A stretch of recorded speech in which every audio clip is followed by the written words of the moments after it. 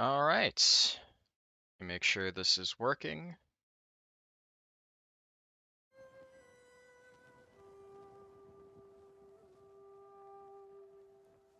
There we go. Okay. YouTube says it's working properly, so I'll take YouTube's word for it. And I am just hopping right into things again. No setup needed. I am already pretty much where I want to be. Just heading to Restless Shore now because that is the next place required in the main story quest. So I'm just gonna keep chipping away at it.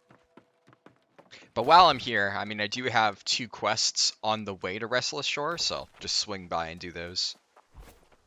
I do kind of need to level up my lumbering. Or leatherwork. What is it called? Wood cutting, lumbering? I keep calling it lumbering, but I'm pretty sure I'm saying that wrong. Okay, I was wrong on both of those. It's logging. I'm stupid, apparently. Alright. Screw it. I'm gonna chop down some trees, because I need to get this up at some point. And just throw it into the storage here at Weaver's Fen. Why not?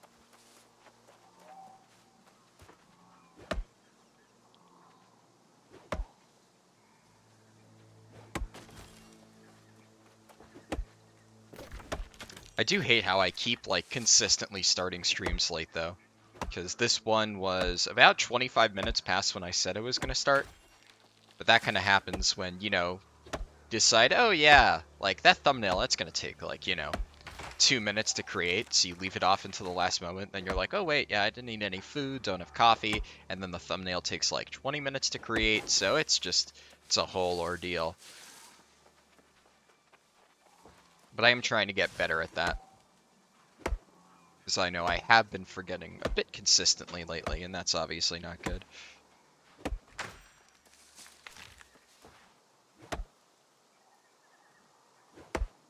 Alright.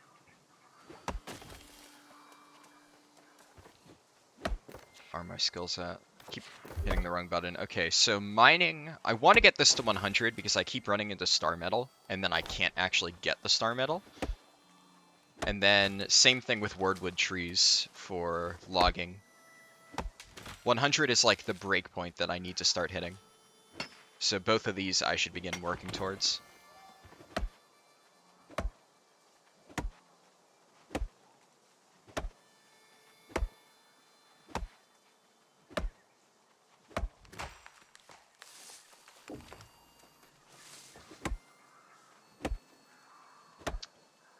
Alright.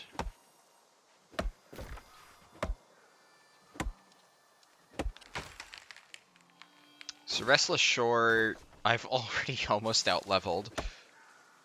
And I haven't even set foot there, and I still have quests there, so that's unfortunate. But I gotta get through the MSQ at some point, so.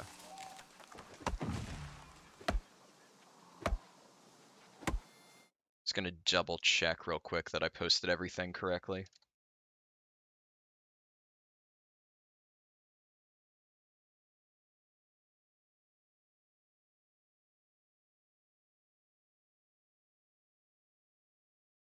Yep. Very strange. Alright.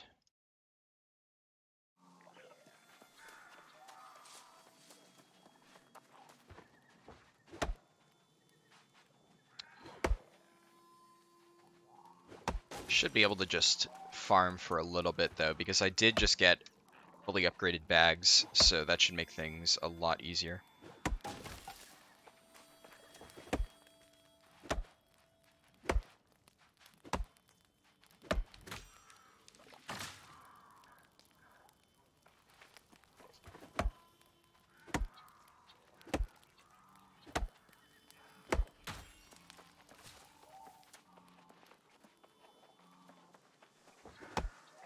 Hello, Ahmed Shanidi. Good to have you here. Just getting started by leveling up my logging and mining, something I've been putting off for a while.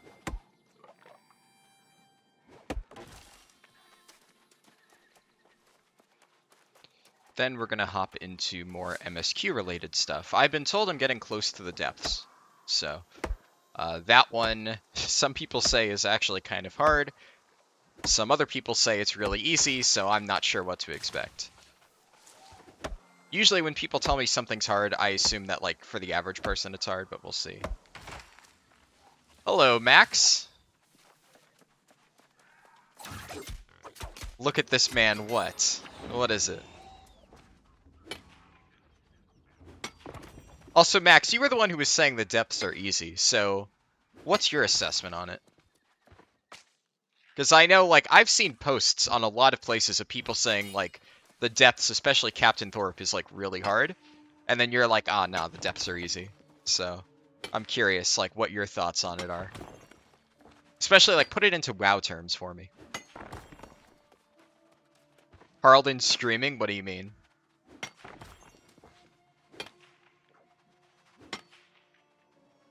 Not sure what you mean by that, Ahmed.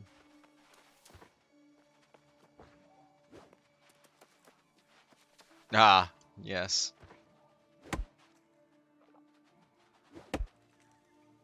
I'm sure Max is, like, giving me shit because I've, like, finally actually started leveling up my professions or something. I don't know. If Max says something, you can assume he's probably giving me shit. That's just what Max does. Let's see. This requires 175. Jeez, I'm not even close.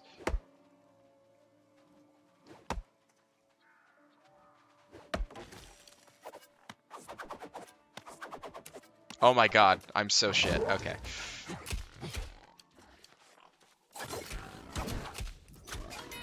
There we go. Ah. The depths requires group coordination. Without with coordination, you're fine. With no coordination, you're absolutely screwed. Okay, so, like, define group coordination.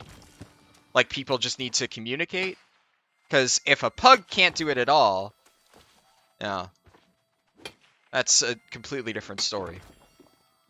Like, obviously, group coordination helps in any dungeon, but there are, like, hard mechanics in World of Warcraft or Final Fantasy that you can kind of just brute force. And it doesn't even require that much difficulty. Mechanics that I say require group coordination would be... did you ever do hard mode Mechagon, Max? I can't remember if we ever brought you to that. I'm pretty sure you did, because I know you're like a mount whore too, so... I'm sure you would have nagged me and Paul to get you the mount at some point. But if you did, then I think, like, final boss of hard mode Mechagon, or, you know, Tazavesh, which you haven't done, but one of the bosses requires group coordination. But it's very rare that dungeons require every single person to know what's going on. It's doable, but you need to know the strats. You can't brute force it. What's so hard about it? Or is there, like, a puzzle or something? You did do hard mode Mechagon. Okay, so when I say something requires group coordination, I usually think more in the realm of, like, hard mode King Mechagon, you know? With the bomb defusal. That you needed to coordinate. So is it something to that degree, or just difficult? Like, people need to be playing properly? Because one is very different than the other.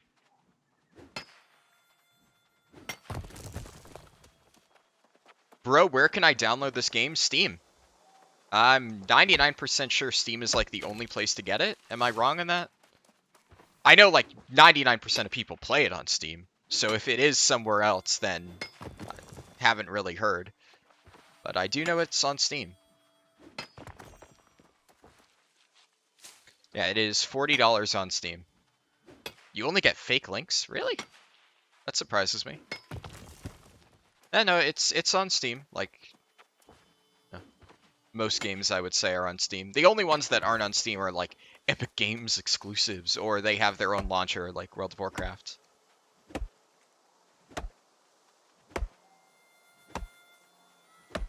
Yep, no problem. Hope you have fun with it. So far, I've been having a lot of fun with this, and I did not initially expect to. You're sick of Lineage 2, looking for a new game where more international people are? Yeah, fair enough. I do know they have servers for like lots of different regions, so that's probably going to be appealing for a lot of people. I don't know what Lineage 2 is though, so I can't like comment on whether it's good or bad compared to that. But, you know, I think it's a good game, and I've mostly played mainstream MMOs, so I'd say that, you know, says something. Do I like New World? Yeah, absolutely. If I didn't like New World, I wouldn't be streaming it right now. I wouldn't have played it for the entire week. Like, every single bit of my free time this last week has gone into playing New World. Because when I started streaming last weekend, I was, I think, like, I might have just barely been level 10. I had played for like an hour off stream, and then if you watch the recordings of last weekend's streams, that was like basically my first few hours playing the game. And I have been playing a lot since then to get to level 45. Holy crap, clip through the ground there a little bit. So I've definitely been having a lot of fun with this. It's an old game like Elder Scrolls? Gotcha.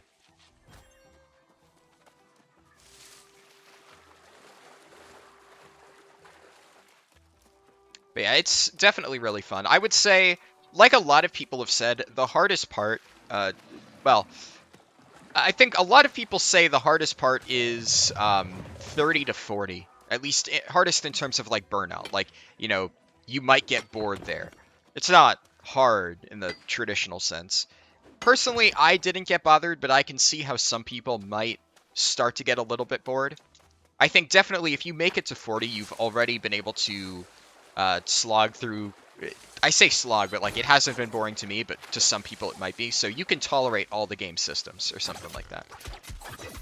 Because it definitely isn't for everybody. It is very, very grindy. And a lot of people don't like that. Me, I don't mind. But I would say if you did not like Classic WoW, you are probably not going to have a lot of fun with this game. That's my general take on it. Because it has a very, very heavy Classic WoW feel. In terms of exploration is encouraged, like professions are highly incentivized. They're actually tied into the game, basically. And you do need to do a lot of just farming, like materials and stuff like that. You got to do a lot of crafting.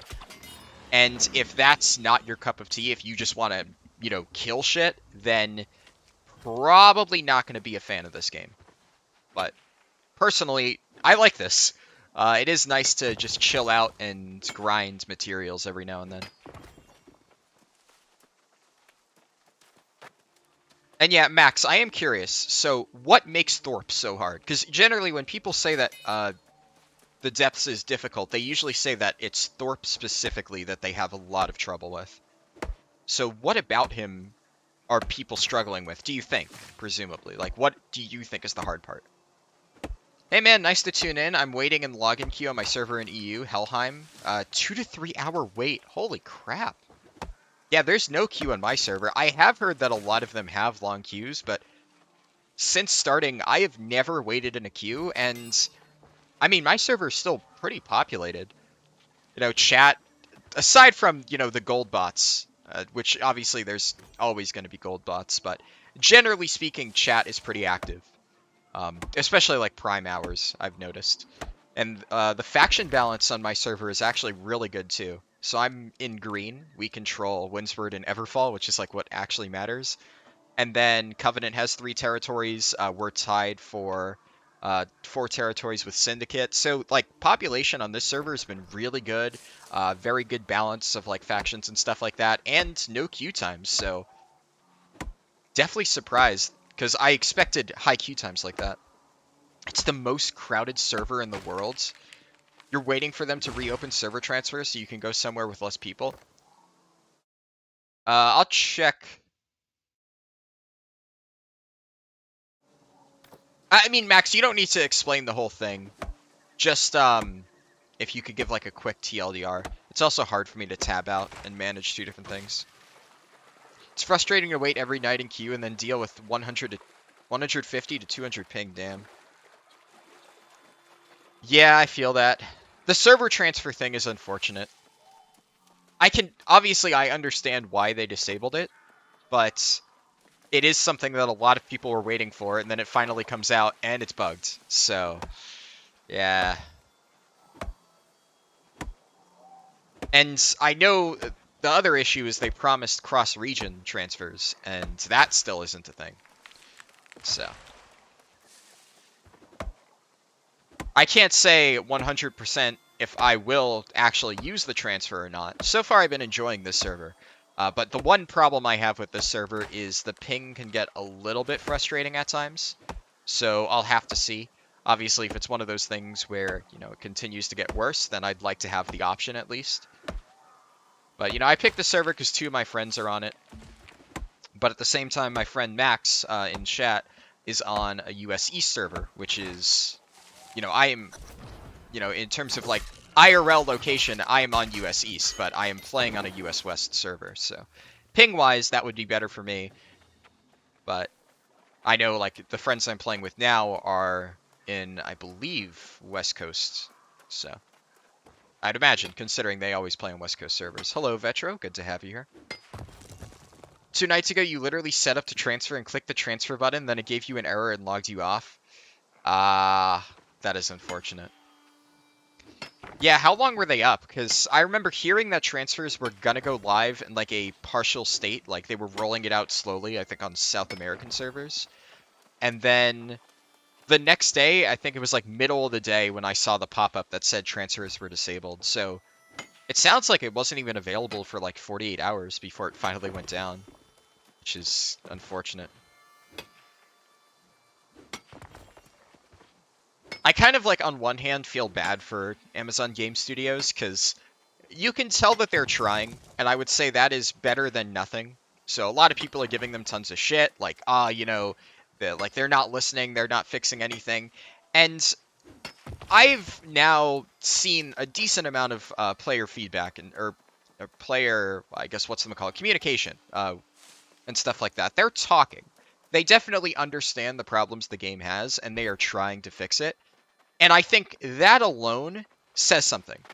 The fact that they are actually trying to make a difference, that they're trying to fix their game and listen to concerns, I think that is worth something. But, on the flip side, the game is kind of broken in many ways. It's still fun, like, don't get me wrong. It's fun, and to be frank, a lot of the ways that New World is bugged don't really affect me. At least not right now. So, I'm not going to sit here and say, oh, I don't care about the bugs, because it doesn't bother me at all. I am aware that a lot of the game-breaking economy bugs are going to affect me at some point down the line. Like, absolutely. But at this moment in time, they don't affect me, so I'm still able to enjoy the game. But there are some pretty bad bugs that long-term could really hurt the game, and they need to get on top of fixing. And it is a little bit embarrassing that they haven't been able to, you know, actually get a handle on all that stuff. You got to give them some benefit of the doubt, but there is obviously a place where you have to draw the line and say, okay, you know, enough is enough. Get your shit together. I hope they can do that. I really do, but, you know, they are, at the end of the day, Amazon. Whether we want to cut them slack or not, they should theoretically have the resources to fix this. There is obviously, you know, a learning curve for any new studio, but they'll need some bowls of fruit in the game. That'll fix everything. Yeah. They were up for about half a day. Damn, that's it. Decided too late. That's unfortunate. Highest wait time is actually Valhalla by a whole lot. I thought Asmund was on Olympus. Or I thought at least he was planning to play on Olympus. Is Valhalla where he decided to play, or something? Thorpe has insta-kill mechanics. Think Trilliax. Like a laser beam? Archdeacon has 2 platforms and a center. It's a DPS check. Huh. Helheim 6-hour wait time. Jeez. How goes it? It goes well, Gamer Unknown. Thank you for stopping by. And yeah, like DPS check, obviously I expect that in most dungeons. If there's cheap tadpoles, I'll just buy it. But if they're really expensive or don't exist, then fuck that. Yeah. So if you say think Trilliax Max, when you say insta-kill mechanics, I assume you're saying Thorpe has like an insta-kill laser beam or something? Because that was the only insta-kill mechanic on Trilliax that I know of.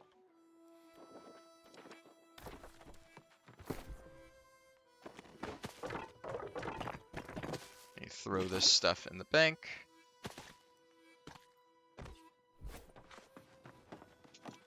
But yeah. Insta-kill mechanics, I mean, that's not group coordination, right? That's like personal responsibility. Like, just don't die. So unless it's one of those things where if you don't do something in time and everybody needs to respond to it, then he insta-kills you, then that's group coordination. That's like King Mechagon, right? But if it's just avoid the giant beam of death, like in, most boss fights ever, this tier would be Eye of the Jailer and stuff, then, that's just literally personal responsibility, don't get hit.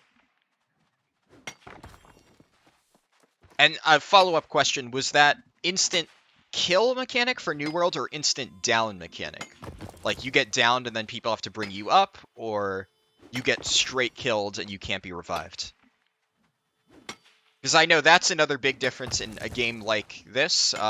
Guild Wars 2 comes to mind, where there's a lot of mechanics in Guild Wars 2 that have a potential to down you, but people can really quickly revive you. So when I was doing raids in Guild Wars 2, it was, in some cases, not as punishing, because if one person fucked up, we could just keep reviving them over and over before they full died. But other mechanics would just instant one-shot them, and then suddenly there's a tight DPS check.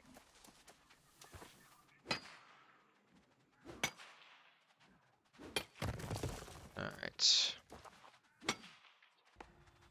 Either way, I mean, I'll try it when I get there. Hopefully it won't be too bad. And now that I'm wearing slightly heavier armor, insta-kill laser beams is annihilation ability, insta-down. Oh, so it's an insta-down, not insta-kill. Okay, well that is actually a lot easier, because then there's still room for error. However, as I said, Thorpe isn't the problem. Archdeacon's last phase is, unless you have god-like DPS, you need certain people on one side. So, okay, explain Archdeacon in terms of, like, what is it, just you need to have people on, you said there's different platforms, and you need to have some people on each platform. I mean, that doesn't sound that hard, right? That's like basic honor system, like the other side with volunteering for portals. So if all you need is for certain people to be on specific portals, then you just say, I volunteer left, I volunteer right, or in this case, platforms, you said. And then as long as you assign people correctly, then it shouldn't be too bad, I would imagine. But you can tell me if I'm wrong on that. You did depths 4 times until level 49, your current level, you found it relatively easy. Yeah, I mean, some people say it's hard, some people say it's easy. That's where I'm like, I guess I'll have to see. Haven't looked into a guide yet. All I know is what, people have told me, mostly max. And I've heard a lot of mixed opinions on it, so I'm definitely curious to try it out myself.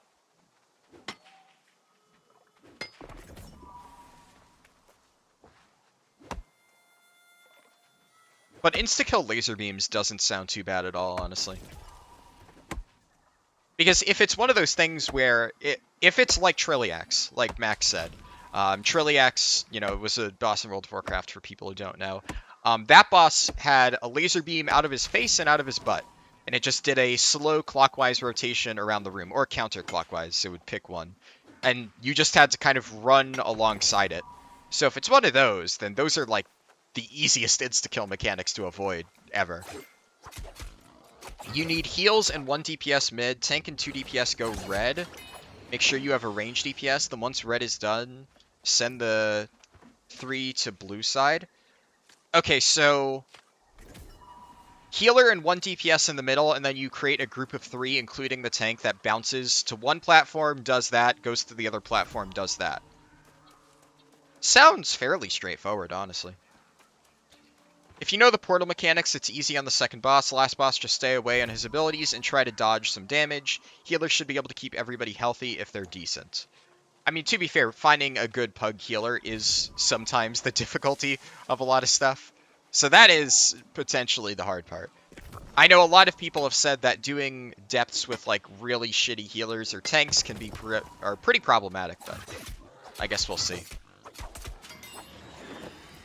At this point in time, I don't feel that I want to tank dungeons yet because I have been building mostly for DPS while leveling.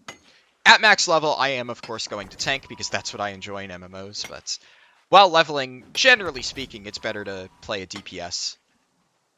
I mean, I do the same thing with most of my WoW classes, right? Like, if I level a monk, I level as Windwalker, I don't level as Brewmaster. Even though I love Brewmaster, it's just bad for leveling. This strat idiot proofs the healer? Okay. I mean, as long as that's like the basic assignments, and that's all you have to do, like healer DPS mid, and then the other DPS go from platform to platform, that doesn't sound too hard. And then the way that you're describing Thorpe, it sounds like it's more just people need to not be stupid and need to avoid the insta-kill mechanics. And then as long as you have decent DPS heals and tanks, you know, it goes down. Cross the bridge when I get to it, of course, but that's the general idea that I'm picking up from what you're saying.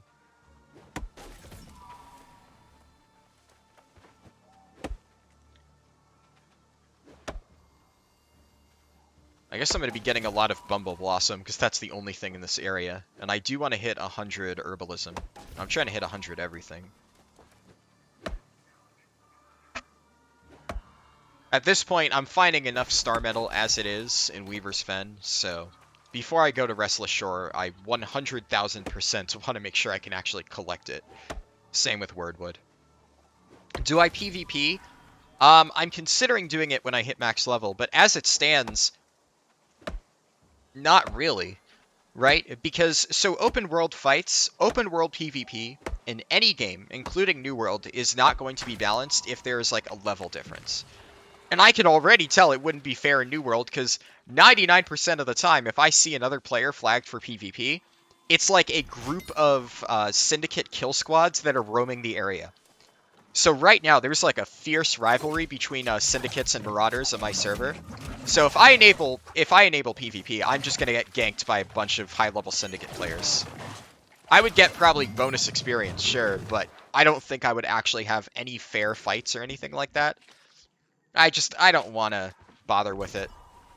It's something I will do eventually, so it's not like I'm going to completely ignore it, but while leveling, it's just hard to make it fair.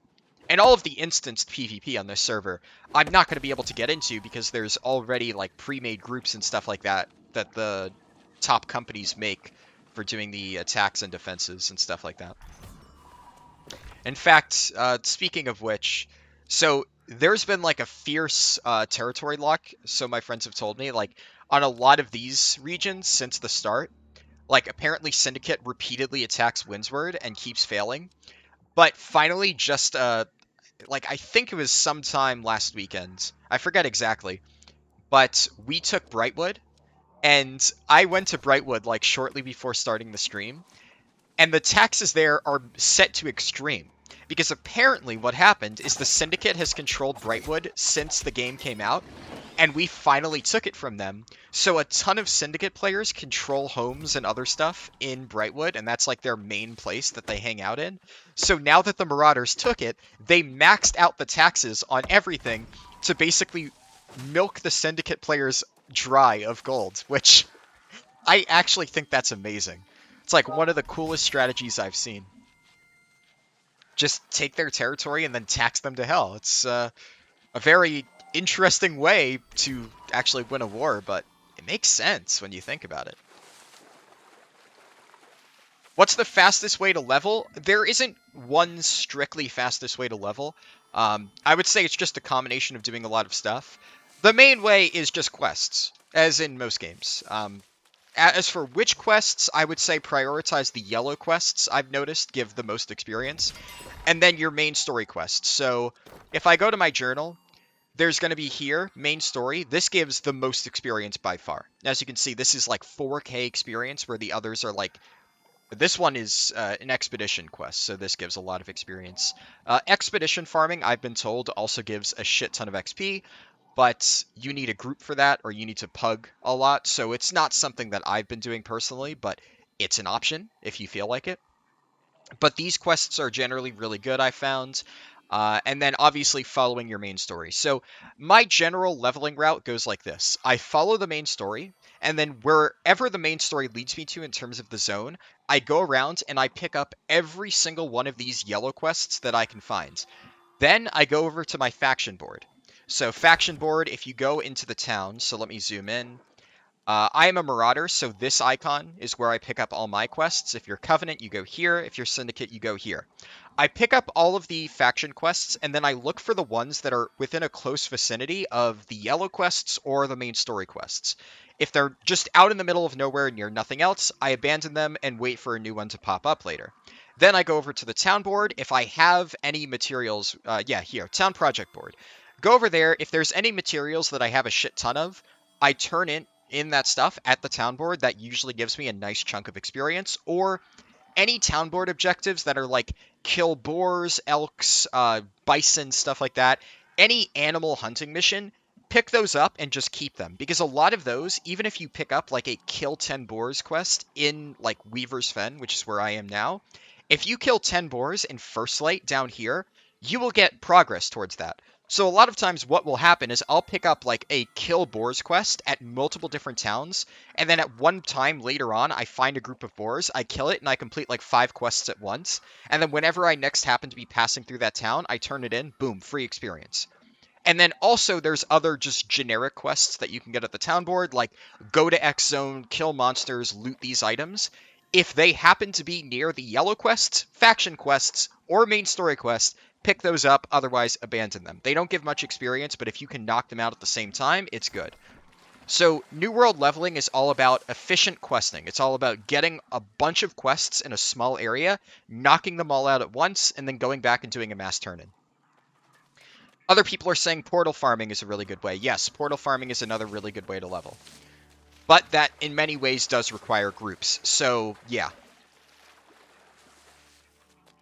So, even once you're 60, you're kind of bad until you have your legendary weapon. Fastest way is to portal spam. And Max, I actually have done a lot of portals, admittedly.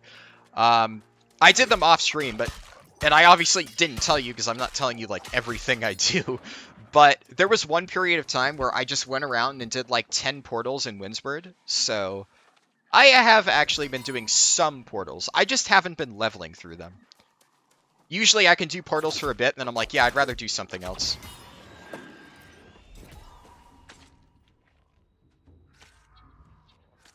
Yeah, okay, so if you can find a group for doing portals, because Max is saying higher level portals, there's usually groups forming for it. So that's fair. Yeah, at higher levels, maybe portal farming is just a better option, but at low levels, I'm pretty sure your best bet is to just do quests, because they can be easily soloed in most cases. Definitely depends on your server. You like 1v2s and 1v3s and you try to win them. You enjoy the small fights most in the game. You're playing bow spear and the skill cap feels pretty high. I've heard that spear is a very high skill cap weapon, same with bow. So yeah, I definitely feel that. I mean, I like 1v2s and stuff in World of Warcraft, but I'm also really familiar with the mechanics of World of Warcraft, right? So generally speaking, when I PvP in World of Warcraft, it's like I have an inherent advantage just because I've been playing that game for so long that I understand the mechanics that well. In this game, I am not super familiar with the mechanics. I'd like to think I'm not bad, but I don't have such a great grasp on the game that I can easily win outnumbered fights like that. Still learning different weapons, trying out new things. Eventually, maybe I'll get there, and maybe I will just level new characters with PvP on. We'll see. Hello, Toth. Good to have you here. In your experience, best way to level is quests and soundboard quests? Yep, perfect. Exactly what I said. Portals can work if your server is a high pop of lower levels. Yeah, that's fair.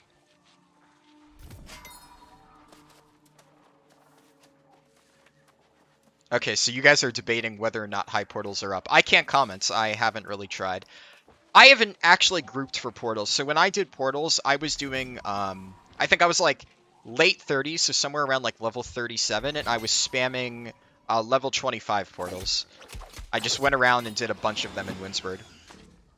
And in that case, I was able to solo all the portals because I was already like 10 levels above it. Still gave decent stuff. I actually did get solid experience even at level 37. So I would imagine if you got like a 5-man group and did portals at your level, it would actually be pretty good for XP. But can't say for sure.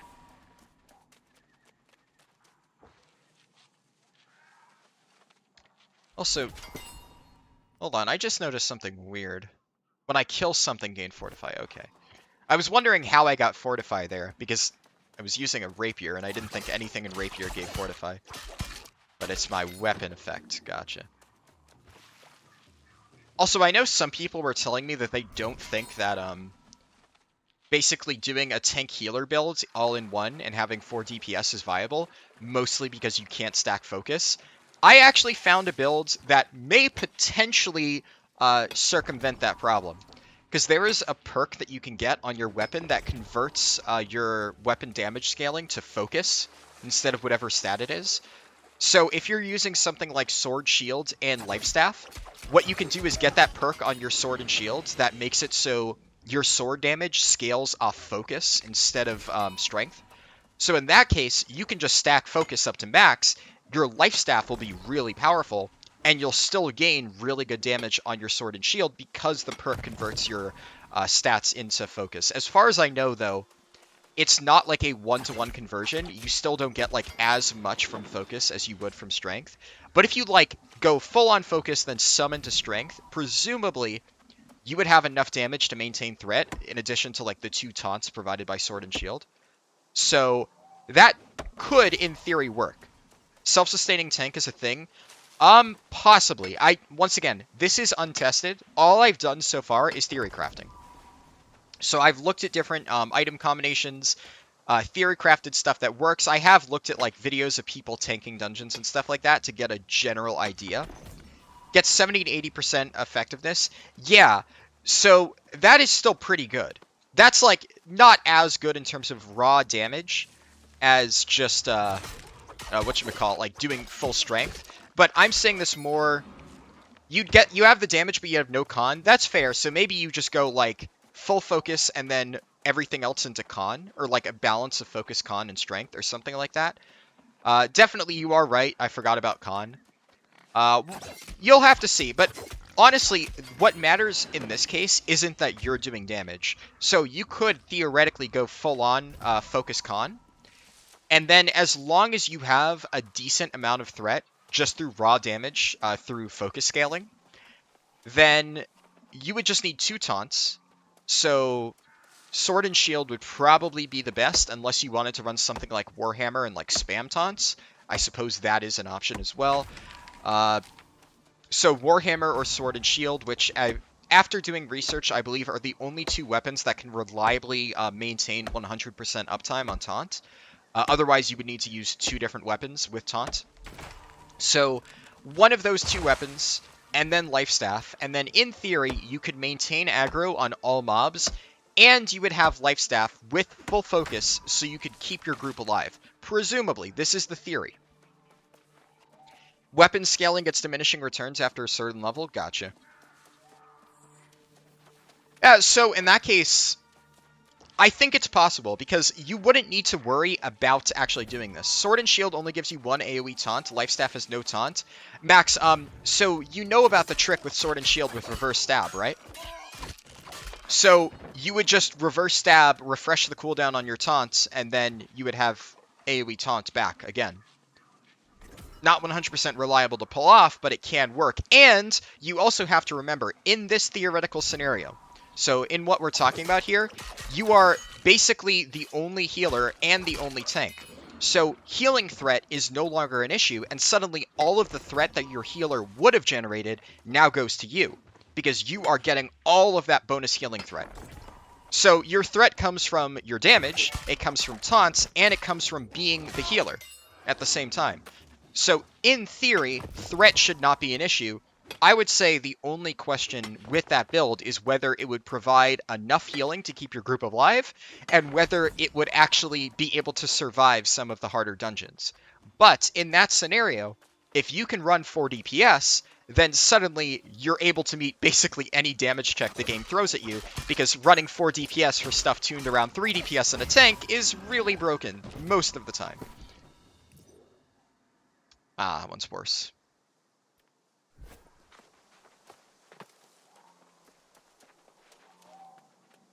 Let's see, weapon scaling. Oh yeah, sword and shield only gives you 1 taunt. After 200 dex, rapier gets diminishing returns, and it's better to use intelligence for damage. That makes sense. I mean, I have noticed that unless there's some really powerful benefit at 250, you mostly only want to go up to 200. So, for instance, Constitution, getting past 200 is worthless. Now, it gives you more health, sure, but these bonuses, so 80% damage reduction when full health, is actually really, really bad. I think a lot of people are going to look at this and say, oh, that's really good. But as somebody who has tanked in many games and seen effects like this and seen like new tanks take it because they think it sounds good, it's never good. I can explain why if people are curious, but most people, I would assume, understand why this is not good at all. And then, you know, I guess increased duration of stun, slow, and root spells. In theory, that might be good, but even in like a World of Warcraft setting, that wouldn't be good. But what I've noticed in this game is any CC effects break the moment you attack the target. So stun effects in this game are actually really bad because every single stun in New World works like a disorient, which is fine. Like, I don't think that's bad design. It just means that you need to take that into consideration when making your build, because you can't perma-stun enemies like you can in World of Warcraft. You can only disorient them. So lockdown builds are no longer as good. If you want to run reverse stab, you'd have to get rid of shield rush. I don't think shield rush is mandatory in the slightest. I mean, let's look at this. Weapon mastery, sword and shields. Shield rush? How is shield rush that good? All you're getting is 10% weaken and slowing enemies. And mind you, the thing with shield rush is it actually displaces you. And forced movement as a tank, I can tell you, Max, is really bad in a lot of scenarios. Generally speaking, as a tank, you want to stand as still as possible. You want to obviously have mobility, but the idea with mobility as a tank is you want to be able to stay ahead of your group and round up mobs. Once you have rounded up the mobs, you want to be standing still. You want to group those mobs up, lock them down, and just stand there. Because if you're moving around, those mobs are moving with you, and DPS are not able to effectively DPS them as well. So anything that forcibly moves you, which is one of the reasons I kind of dislike Rapier's light attack chain, at least in theory for tanking dungeons, is because it moves you. So I've been looking into other stuff. CC effects do not break on damage. Okay, so slows and roots don't break on damage. It's just stuns that break on damage. Because stuns 100% break on damage. I can assure you that. And I assume you've probably noticed that too. Like, if I go up here, and I have this guy hit me, the moment I attack him, the stun wears off. So, stuns break on damage, yeah. But if you're telling me that slows and roots don't break on damage, I can believe that. I don't have anything that reliably slows or roots, so... Wait, did that guy instantly respawn? What? That was the fastest respawn I've ever seen. Holy shit. So what is my harvesting up to? 91. So I still need a bit more. Should probably go back to town and deposit all this stuff.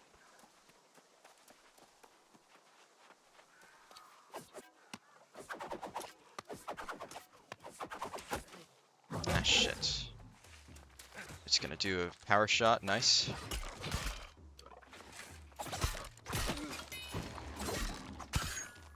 What? That should have parried. I must have done it a millisecond late, or server just lagged, which does happen sometimes. That is one of the problems of playing on a West Coast server when I'm East Coast. Skellies can come back to life? Really? I can't tell if you're memeing me or if you're telling the truth. That's just the problem with you being Max, right? I no longer trust you.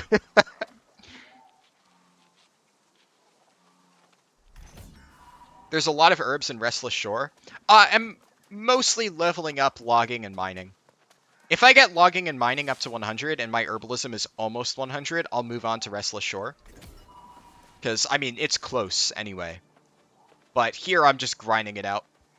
Just because if I run into Star Metal, I really want to be able to hit that. But I am heading to Restless Shore directly after this, so that is good to know.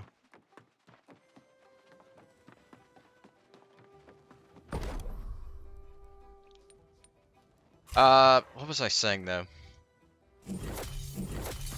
Yeah, I don't think Shield Rush is mandatory, though. I definitely think if you're running the Life Staff, I think your best bet would probably be the Reverse Stab Sword and Shield builds. That sounds like the best option. And just because you would need really reliable survivability outside of having, you know, a healer. Because if you are the healer, one of the main issues is your self-heals wouldn't be 100% reliable. So the problem with tanking and healing is you would need to make sure that you could either in a period of like downtime where you're not getting attacked, you would need to be able to keep the group up, obviously. That probably won't be an issue. But you also need to be able to snap a heal if there's something going on. So an example of that would be... do I have weak mana potions? I have 200 aged wood, definitely. No, I don't have anything for weak mana potions, so I'll throw that out. So looking at Life Staff, right? The builds that I thought of that would work for basically if you're using Life Staff as a tank would be... Sacred Grounds, then Splash of Light, and a Beacon. So the reason for this, obviously passives, there's a lot of different options that you could pick. So I think something like Blissful Touch for light attack spam, I basically picked that. So passives, I went with full, like, buff your light attack so that if nothing's going on and you just need to spam heal people, just go light attack, light attack, light attack. Lots of good stuff for that. This one, too, you can weave heavy and light attack, etc. Then this is just a really good passive. And I'm thinking you would go down this tree mostly in terms of passives and just take some here. So I think that's something like, you're not really going to be giving players buffs, I don't think, too much with this build that I'm talking about. But something like this, if you have casters, you could take mana regen. You're going to be going full down this tree, except not taking the haste because that's not super useful. If you have a buff heal for more, you'll probably have Fortify if you're tanking. And then Life Staff's Light and Heavy grant Fortify for 3 seconds, so perfect. That actually works as a backup tank thing to grant you Fortify. After a dodge, heals are more effective. You could probably keep this up pretty reliably. But the reason that you would pick these 3 abilities if you were healing, it's because this one requires you to kind of target a person. Like, you have to target them and then it heals. This one, you have to shoot out a projectile, and it heals for allies when it hits them. And if you're tanking, allies are probably going to be, like, to the sides, because they're going to be hitting a mob in the flank, and you're going to be directly in front of the mobs. Same thing with this one. Targeted heal for blah, blah, blah. You're targeting a player. This is unreliable if you are the solo healer and also the tank. Sacred Ground, however, you slap down that on the ground, and it heals people. This is an AoE pulse heal. This fires out, hits an enemy, and then pulses an AoE heal around the enemy that it hits. So the idea behind this is that if somebody needs healing, you would swap to your Life Staff, pulse out an AoE heal to hit them, and then swap back to Sword and Shield and continue tanking. If there is constant, like, pulsing AoE damage that is rotting players that requires a dedicated healer to be non-stop healing, this build would inherently not work. It is the reason why this does not work in World of Warcraft most of the time. However, there have been times in World of Warcraft's history where running for DPS was the correct option. And that's usually when there isn't much forced AoE damage, and when pretty much all of the damage can be, like, lightly healed through, split across the entire group. 2 good examples, challenge modes a lot of the times didn't really have a lot of force damage. You could avoid it on some dungeons, not all. So I remember on challenge modes, we would basically run 1 tank and then 4 DPS. The DPS, if they avoided everything, should take no damage, or they would have to immune something. Usually if there was a mechanic that dealt a lot of damage, let me make sure there's no more raw materials that I haven't fixed. Okay, now I'm good. So usually it was just a DPS check for some mechanics. In that case, you could out DPS anything that would require healing, so you just ran for DPS and burned everything down. Another really good, more recent example for World of Warcraft, and where you actually were able to run no healer, would be Blood DK back in Legion. So a lot of groups for some Mythic Plus dungeons, keyword is some, not all of them, ran a Blood DK and then 4 DPS. The reason for this was because a lot of classes in Legion had ways to give themselves survivability, or you would run things like Pride As, which would give you a big absorb shield, and you could basically survive most moderate healing that way. But Blood DK was already a really good tank for Mythic Plus dungeons, and then with Consumption, you gave your group like a lot of leech, so they were able to passively heal through any damage that went out. And there was no like targeted nuke on a single player that had to be like focus healed through, right? Blood DKs obviously were able to keep themselves alive, and any AoE damage was low enough that you were able to just leech and self-heal through it. So in that case, it was better to just run 4 DPS, burn through every single damage check that the dungeon presented, and you were good to go. Now, I forget exactly which dungeons this worked on. It didn't work on all of them, because some dungeons did have one of those things I mentioned, which suddenly you need a healer. It's required. But dungeons that didn't, well, people were able to just kind of cheese them by running 4 DPS. And as far as I can tell in New World, from what people have told me, there is nothing that absolutely requires you to just be, like, spam healed that could not be just, you know, healed up with a tank using a life staff, right? So I'm pretty sure that if you manage to get that build to work correctly, and assuming DPS aren't stupid, right? Assuming you as a tank are playing well and minimizing your damage so that you don't have to, you know, heal yourself and potentially die, and assuming your DPS aren't doing anything colossally stupid, that could work. Note, I'm not saying this is a safe build, I'm saying this is a very risky speed clear build that could potentially get really good results. You see people in Guild Wars 2 doing the same thing. But in Guild Wars 2, for instance, the top speed clear groups will drop everything but one druid healer and stack more DPS. And then they just nuke the bosses before any difficult mechanics come out, and their one druid healer, who mostly DPSs, can heal any remaining damage. And the druid also runs purely utility spells to buff other players' damage. But then if you run like with a progression group in Guild Wars 2, then you actually have like 2 to 3 healers in some cases. So it varies. But all of the top groups who are doing speed clears will try to minimize the number of healers you have to bring. Another reason why I think Guild Wars 2 is a very good comparison for this game is Guild Wars 2 has a roll system, just like New World. So when you're dodging in New World, you have momentary invincibility frames.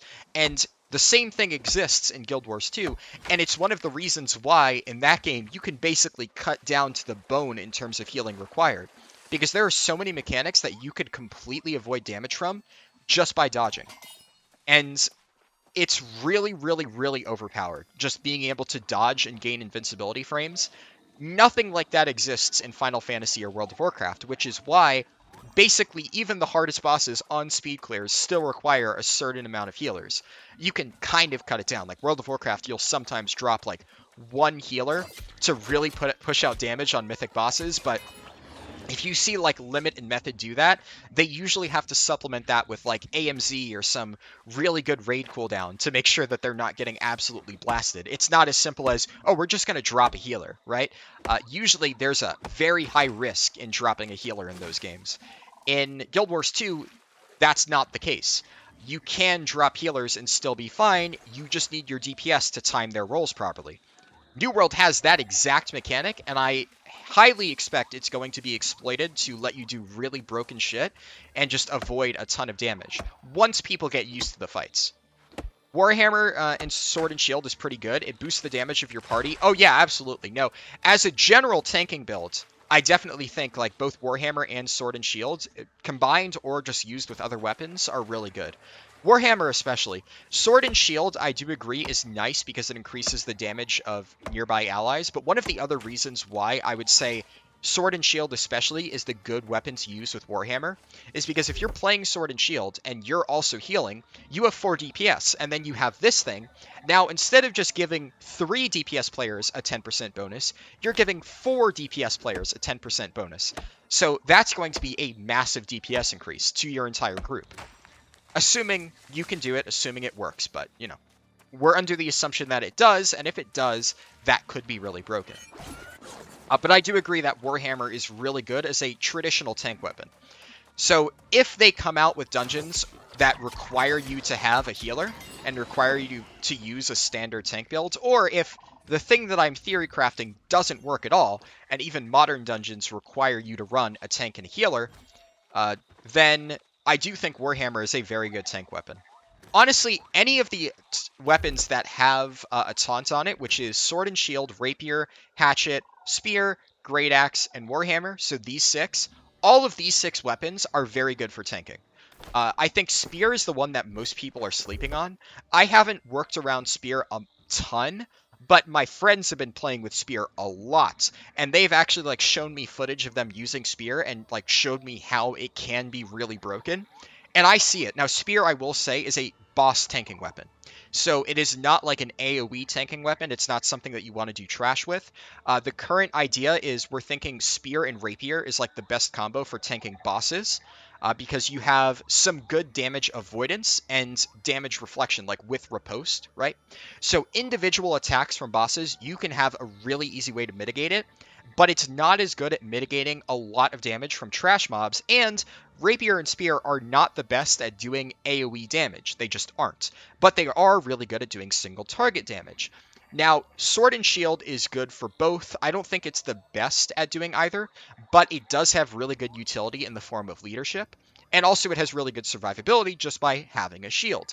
And Hatchet is another really broken one for a variety of reasons. This one definitely seems like more of an AoE tanking weapon. Like on multiple mobs, especially because of this passive, against all odds, is really, really good. So cleaving down large groups of mobs with light and heavy attack weaving is really powerful on Hatchet. And obviously having the only cheat death in the game is pretty nuts. So Hatchet, definitely a good tanking weapon. Great Axe is good for a variety of reasons. One, Reap is a solid taunt. It also heals you if you go further down this tree. So Reap has increased range. Heal yourself for 30% of the damage done. It also has really good damage from what we've tested. And this thing, Gravity Well, is really fucking good. Gravity Well is nuts. So I don't know exactly which build you're going to go further down. It seems, though, like building Great Axe to be like an AoE weapon that cleaves down a lot of mobs could be really good for like pure damage. But then, if we go back, accidentally closed it, Warhammer, as you said, is very powerful as well. One of the other things is, where is it? Acceleration. This is really good. So it reduces cooldowns by 7%, which is a ton, when using light attacks against targets with an active debuff. This is effectively reset all of your cooldowns, because you're always going to have debuffs rolling on a target, and light attacks are really easy to get off, so you can get massive CDR with this thing, and as you said, you can lock down enemies really easily. Like, let's look at all these. So Armor Breaker, Mighty Gavel, where is, Shockwave, yeah. Shockwave, Path of Destiny, you definitely want to run these two. I'm not entirely sure that Clear Out is going to be used. The problem with Clear Out is it's good while leveling, and it's obviously really good in PvP. I've seen a lot of people use it for that. But like I said earlier, the goal of a tank is to round up mobs and then keep them steady. So you don't really want to knock mobs away. You want to gather them up and then knock them down and keep them CC'd in an area. So Shockwave is really good because if you can get this constantly refreshed, even if it is just a disorient because taunts break on hit, you're constantly taunting enemies, you're constantly stunning enemies, they just get locked down.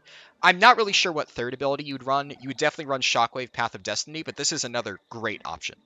There is honestly a viable way to tank with every single one of these weapons. They aren't good for all scenarios, but all of these are very, very powerful. As for other weapons, I've obviously talked about Life Staff already, but Life Staff I think is more of a backup tank weapon. I think if you have a healer, you probably don't need to be running Life Staff. I know some people have been doing that, but if your healer is good, right, you shouldn't need to run it.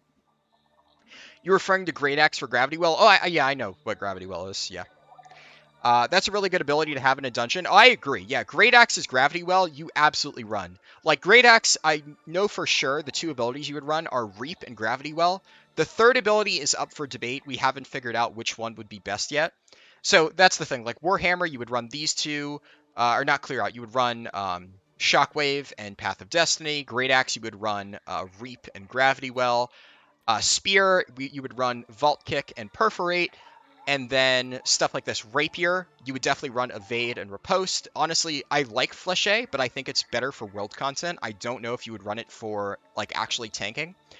Sword and Shields, you would run Reverse Stab, Shield Bash, and Defiant Stance. You can, in theory, drop Shield Bash and run something else.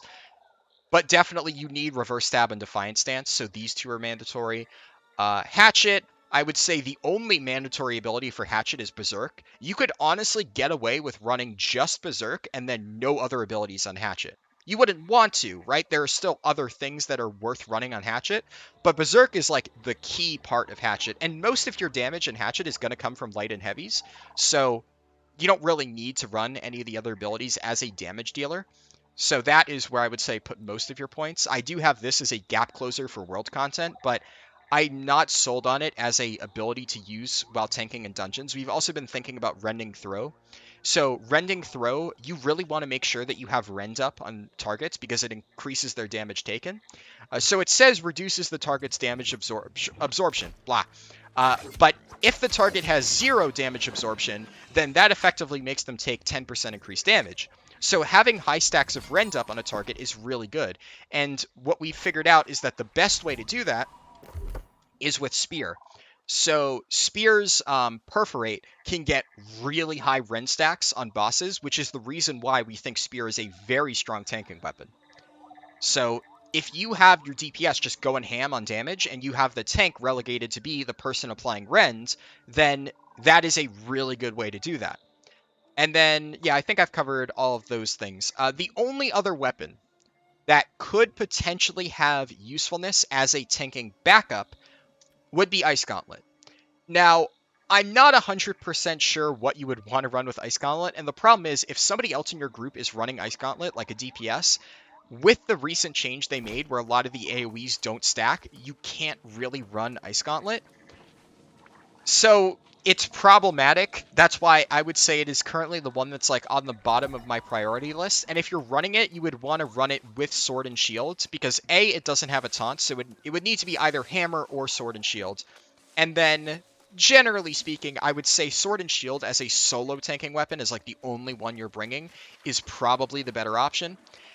But also, the main advantage to Ice Gauntlet, if you're tanking, is it has a passive that makes it so you can convert mana into stamina, and that means that you can basically block for longer periods of time. So that is good, right? That's not bad.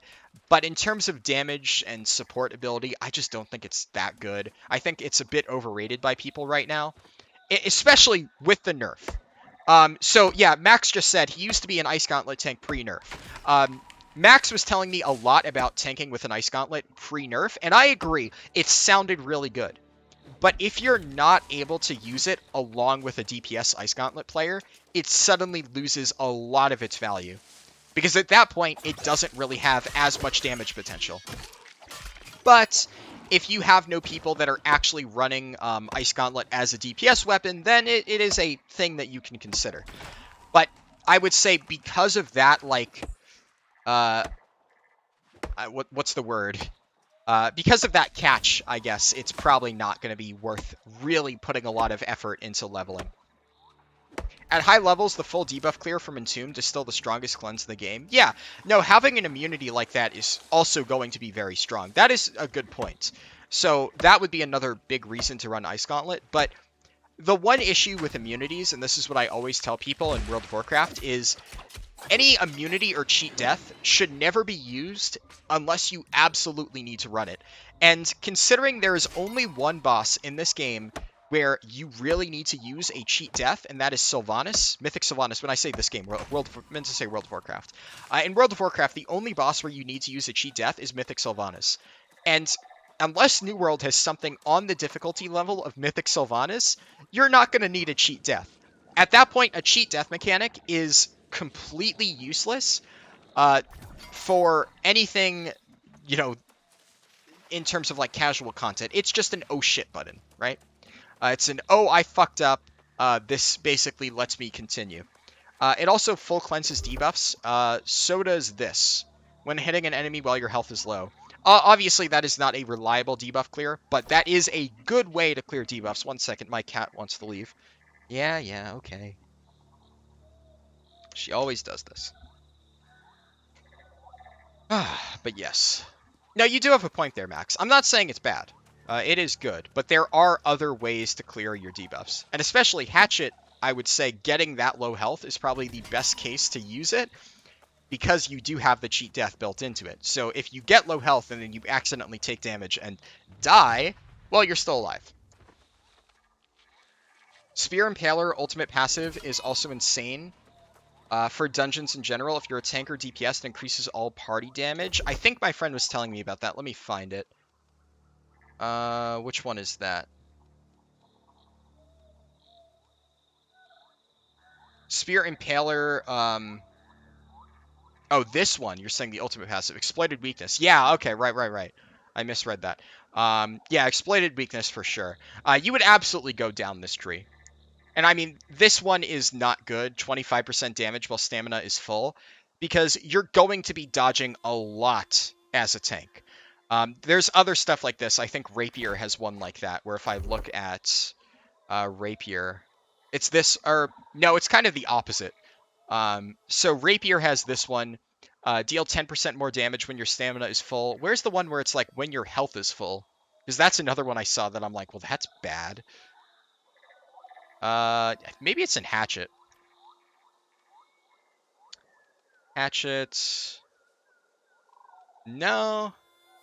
I remember seeing some buff, some passive where it's like, if your health is full, this deals more damage. And I'm like, well, that's shit. Why would anybody ever run that? Sword, maybe? I don't know. Well, yeah, while health is full. There we go. It's on sword. While health is full, deal 15% more damage. I could not think of a worse thing to use as a tank. Like, that's never going to be good. So, yeah, your stamina is always going to be somewhere fluctuating in the middle. So, yeah, this is not good because your stamina, especially with Rapier, will generally speaking be like somewhere in the middle. Not full, but not empty.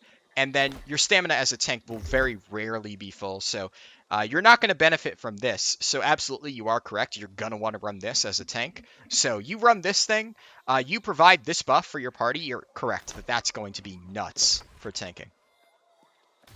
So I do think that Spear will be very powerful. I haven't been working on it yet. I'm planning to level up all my weapons when I get to max level.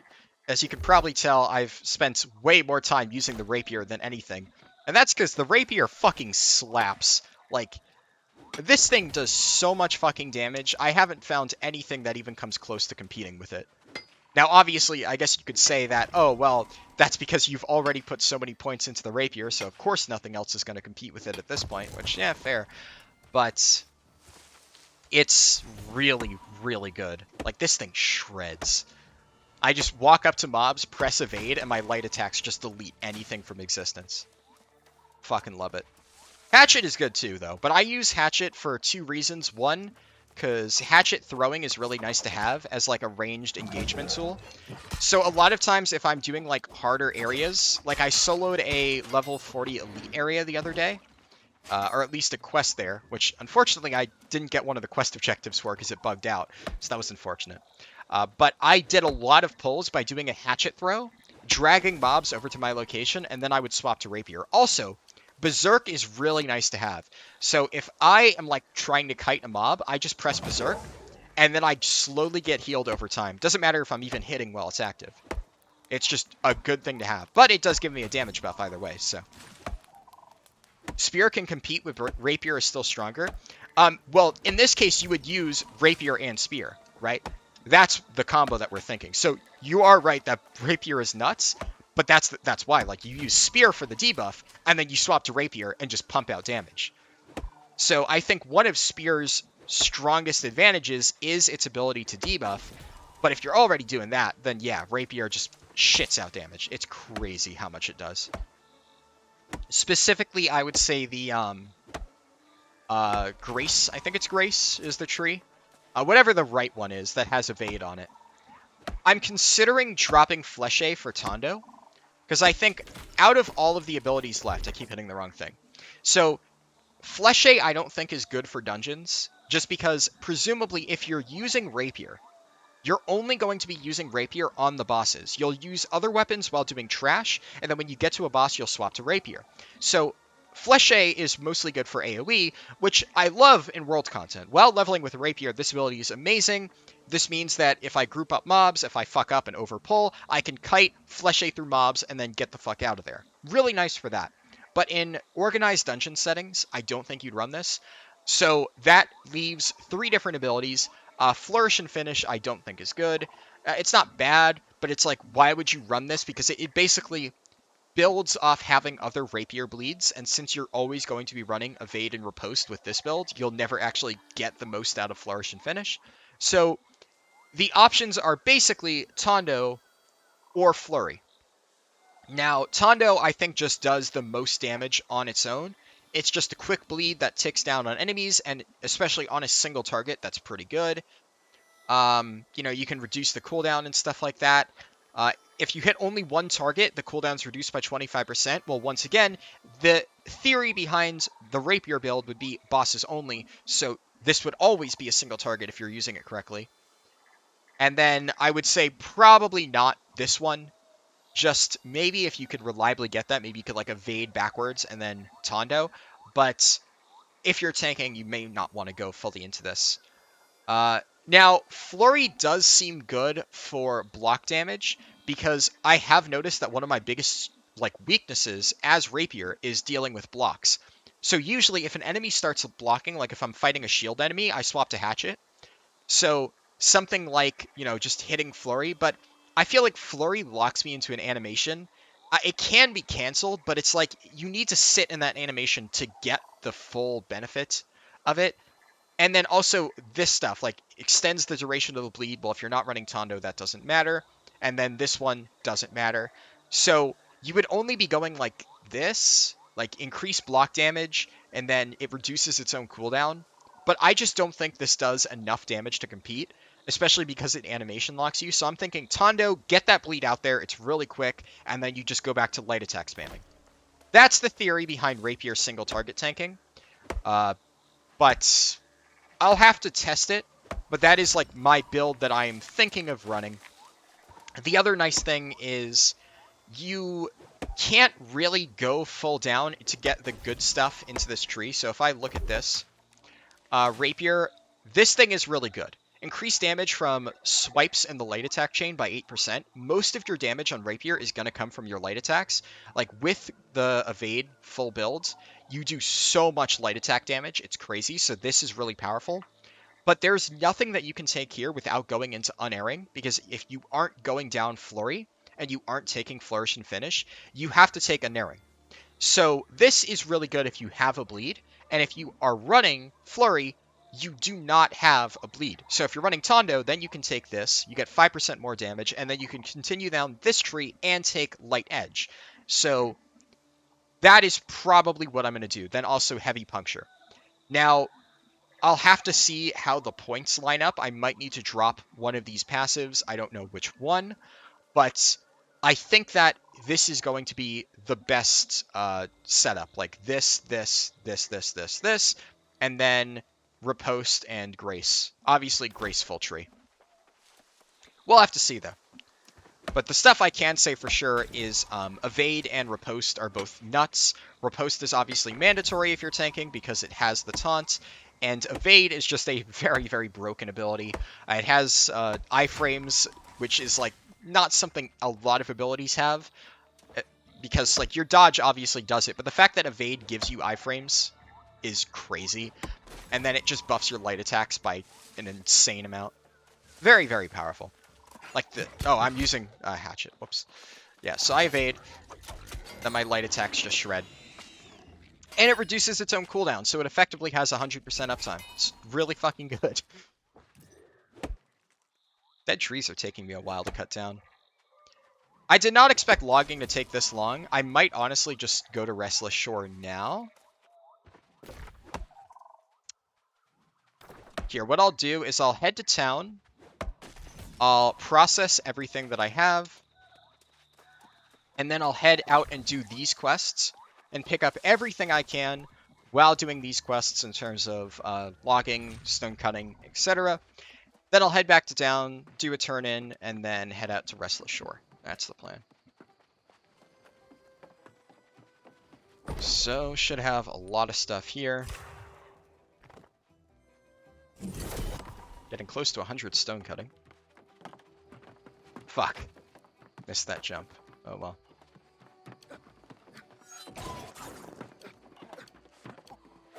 Dead trees give less XP. Really? Okay, that's good to know. I was not aware of that. Thank you for informing me. I would never have known that. Wasn't paying super close attention to the values.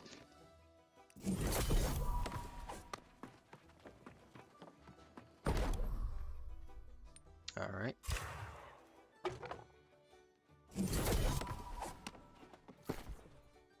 My axe and skinning knife are already almost broken. Holy shit. I should probably salvage lock these.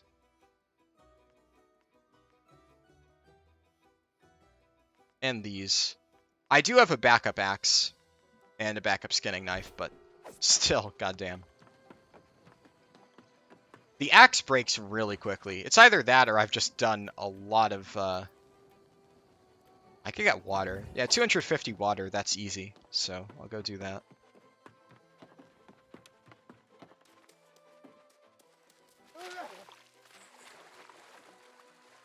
Is this not deep enough? Can I crouch? No, that doesn't help. That just makes me die. Does this not count as fresh water? Oh, I don't think it counts as fresh water. Oh, that sucks. The one time when I'm surrounded by water, I can't get it.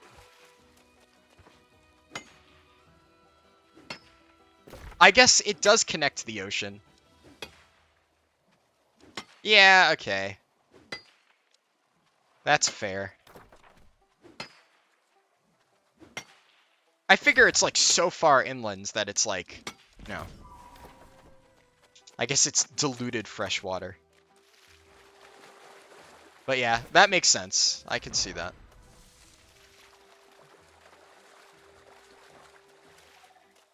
Well, I guess that explains also why I've been getting such little logging XP, because like all this shit is dead trees. More seeping stone is nice though.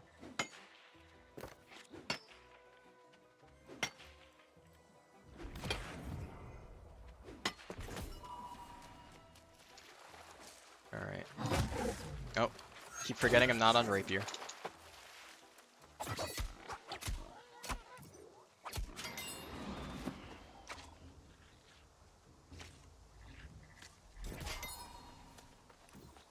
Not the best zone for logging, that's for sure, yeah. I'll definitely try to wrap it up here as soon as possible. So, Restless Shore is soon-ish. Soon TM.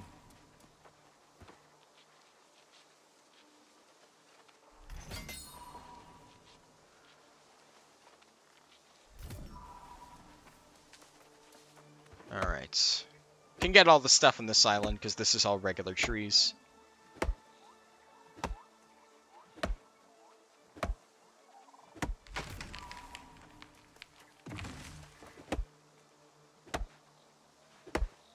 I'd like to get at least like 80 logging before I leave, but that might be a big ask.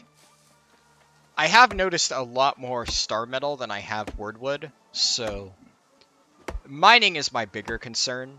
But I also don't want to let my logging fall super far behind, because that's going to be a problem for me later on.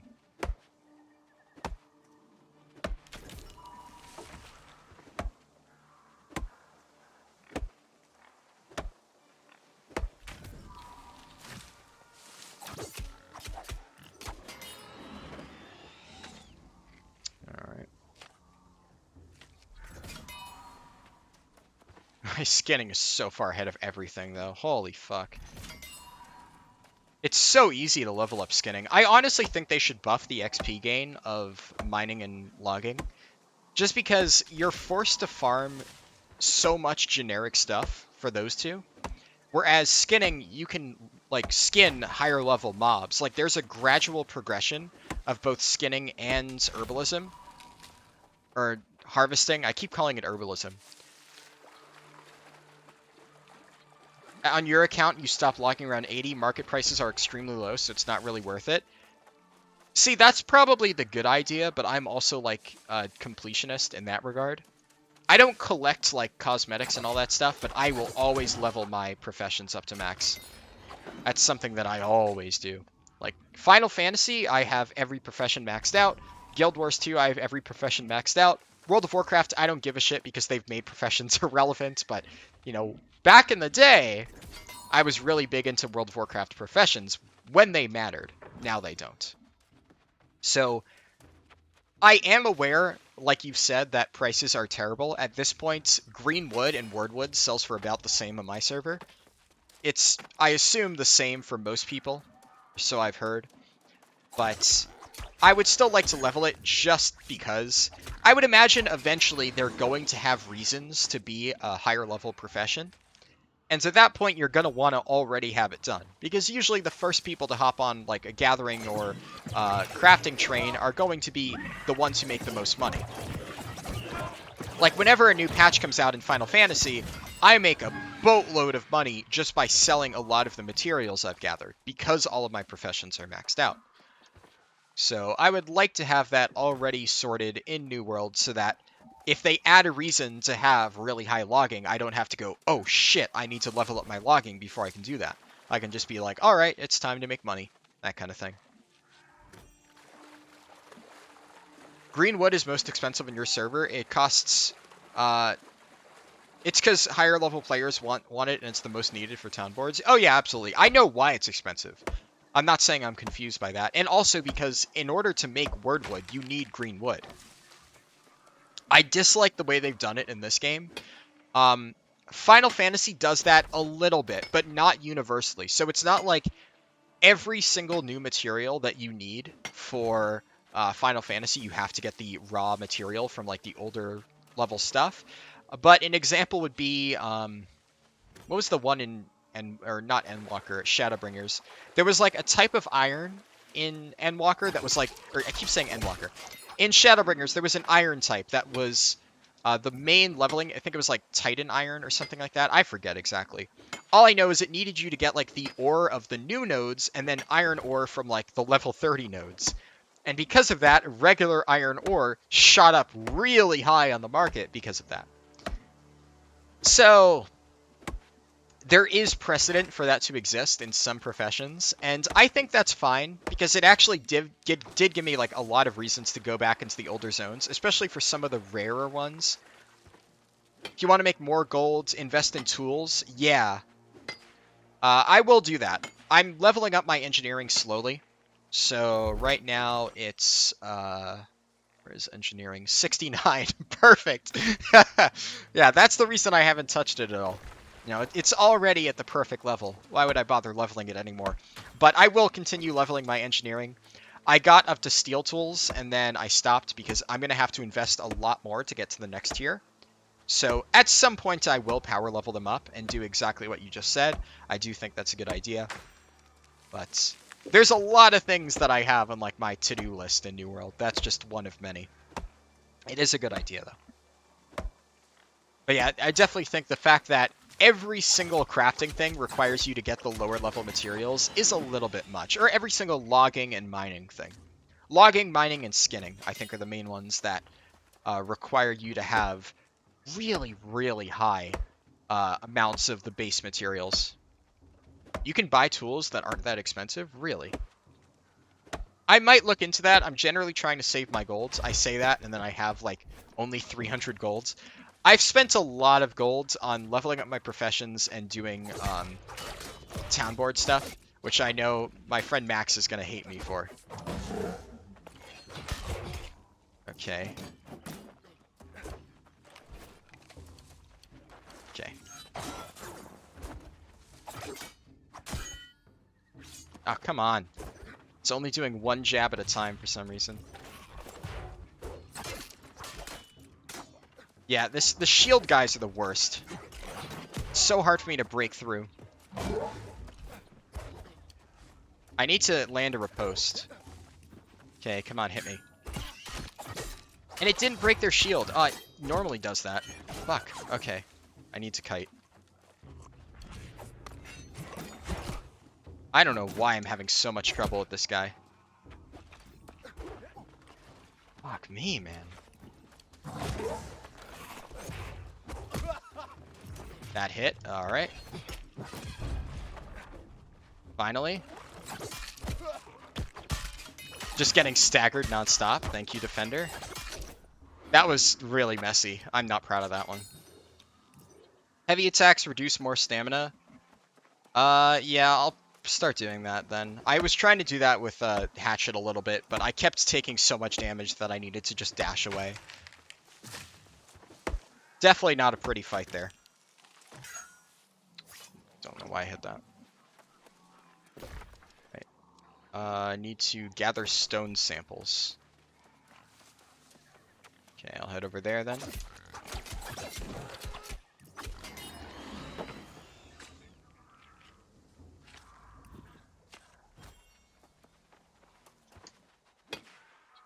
Yeah, at this rate, skinning's gonna be 200 before everything else is even like 120. Holy fuck.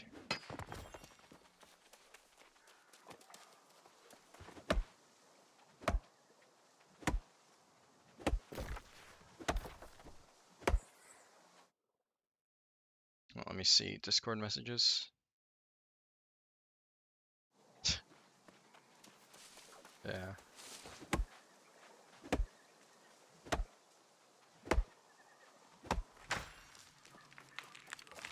Alright.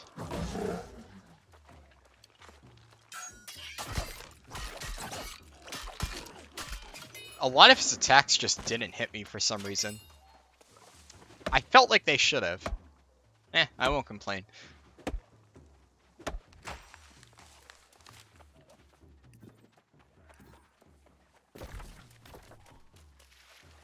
Alright, Bumble Blossom.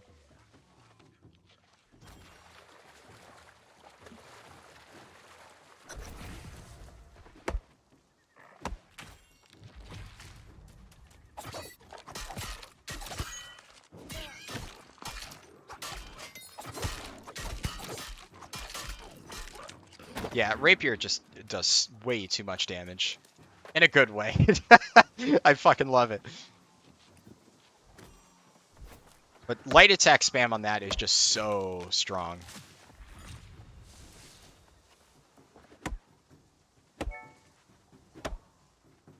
Alright.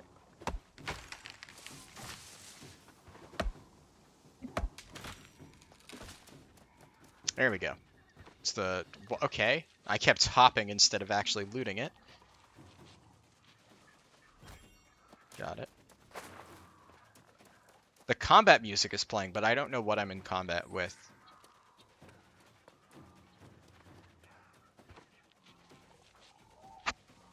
Interesting.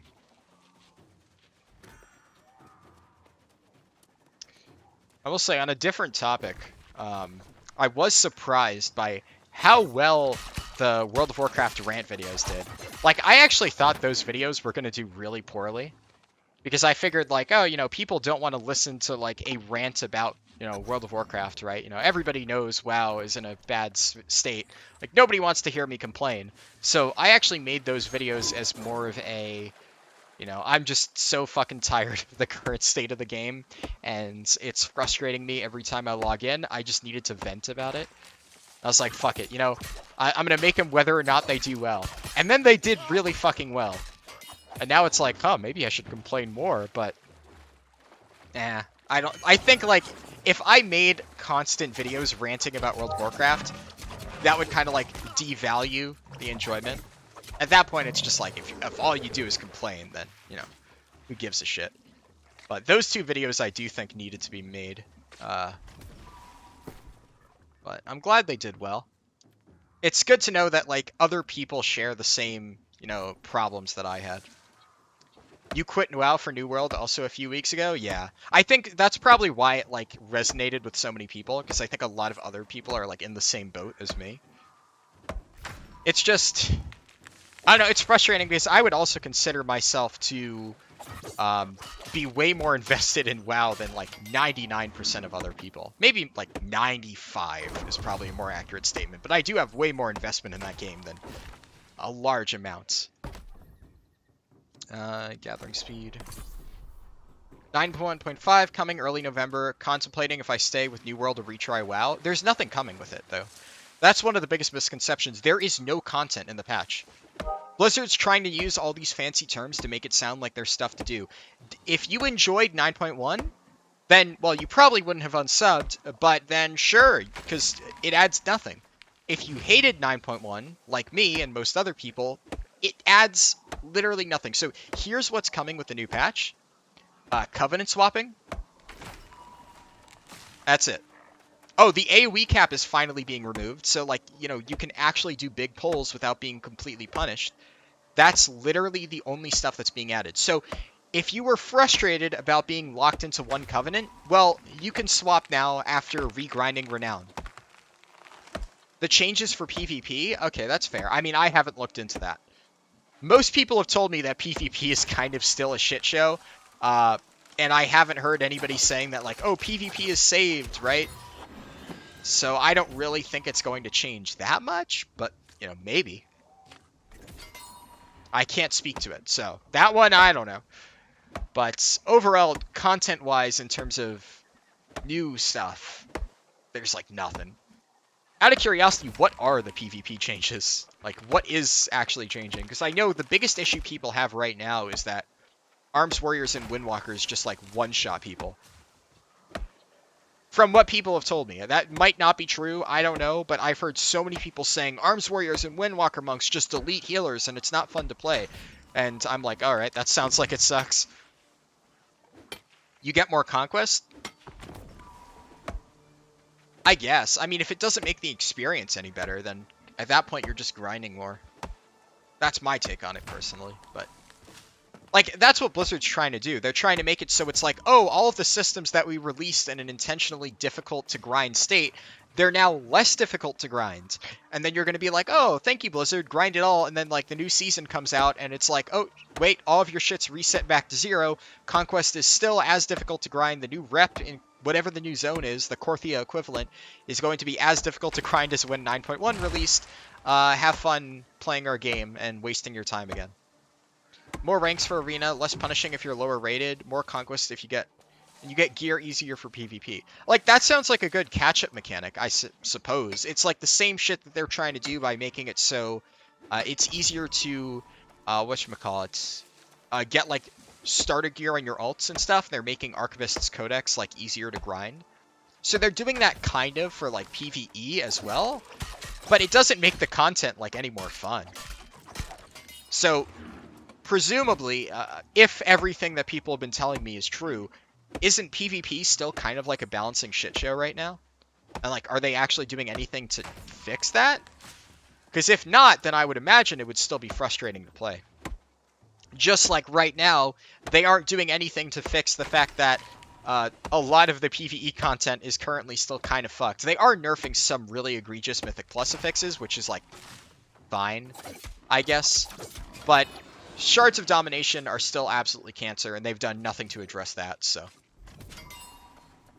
Ooh. Infused Fang. Cool. 52 now, by the way? I thought you were 52 yesterday. Either way, grats.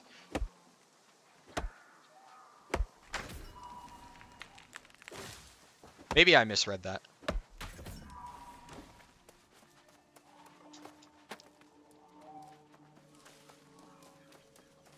Pages are beyond broken? What do you mean, pages?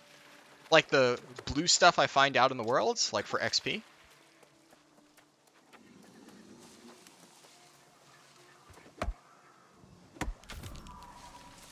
Yeah, like this thing that I'm right next to. Is that what you're saying are broken?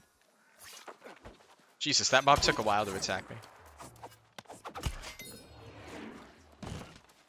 Oh, hey. Brown Prisma Bloom. Yeah, I mean, if you really enjoy, like, PvP, I can't speak to that, so I can't say whether it's worth your time or not. I just have a problem with Blizzard trying to pass 9.1.5 off as, like, a big content patch when they've done the absolute bare minimum, barely listened to feedback, and tried to claim that, like, there's tons of shit coming out, when basically nothing is changing. It's only fixes to the shit that they already fucked up. And then a lot of the content that they are doing is rehashed content from Legion that's not coming out till December. So I think the patch is really bad. But I don't know anything about the PvP side of things, so it's possible that the changes you're describing are, like, really, really good. But I don't know. PvP changes are decent. PvE is 0 new content, yeah. So yeah, who knows? Like, I'll take your word for it that the changes are, like, really, really good for PvP and worth coming back for PvP players, but I could say to anybody interested in PvE in World of Warcraft, I highly do not recommend the patch. I said so as much in my video, that I think it's a fucking shit show. I especially think the most egregious part is they are advertising Legion time locking as, like, a main feature of the patch and then releasing it over a month later, and just over a month to make it so, we can get extra sub money. And there are people who are still trying to defend that. Like, it's hilarious the lengths that people will go to defend Blizzard. Like, I, generally speaking, try to play devil's advocate. I generally like to, you know, give Blizzard the benefit of the doubt in some cases, or used to, right? And would say, okay, you know, it's not as bad as people are making it out to be. I think this was just an honest mistake on their part, etc., etc. But the people trying to say that the reason for the delay in Legion time locking is anything but them trying to get an extra money of sub count stuff out of players is just fucking ridiculous. There are other reasons that you could say might have influenced it, but the main reason that they did it was, hey, can we get money from people for the sub count stuff? And then they might have said, oh, well, is this maybe pushing it a bit too far? How transparent is this? And then maybe they said, oh, well, we can justify it by saying it doesn't interrupt the flow of time locking. Because honestly, the real thing that they could have done is just skipped the time locking schedule and said, well, because Legion time locking is coming out with the patch, it's going to come out with the next time locking, like when it comes out really soon. But, you know, next time we're going to make it follow in line with all the other time locking cycles. Also, I think the fact that literally everybody has asked for time locking to come out at a faster rate and they still haven't done that is really stupid. At this point, literally everybody has asked Blizzard, please make time locking be a more frequent thing. And then they addressed it by saying, okay, now instead of random every 3 to 4 weeks, it'll always be every 3 weeks, as if that means anything. It still takes months for one time locking to come back. It's still fucking ridiculous. It's 100% FOMO garbage that they're trying to force on players, and I really hate it. It makes me so mad.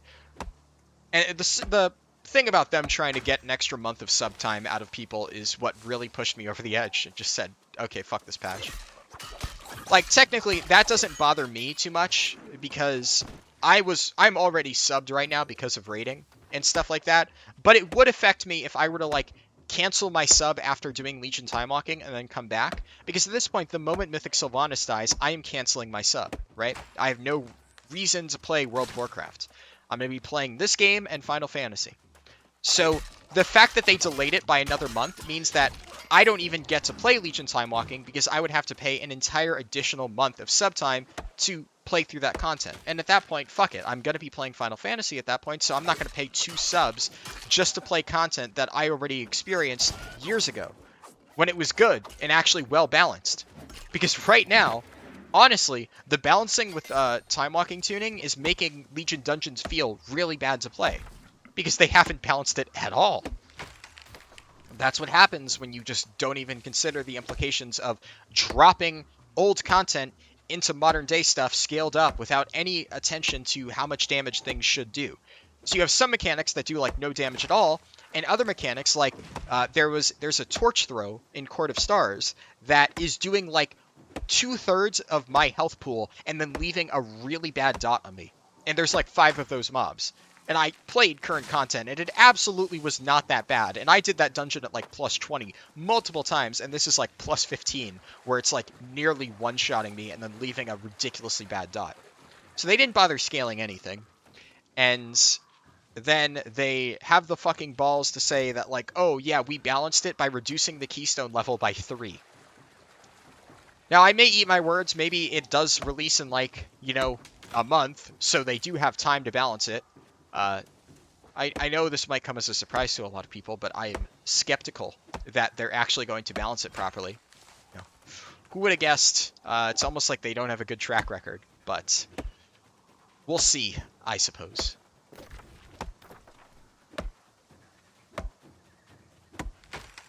Jesus, I've like cut down so many trees and my logging is barely advanced. This is really slow.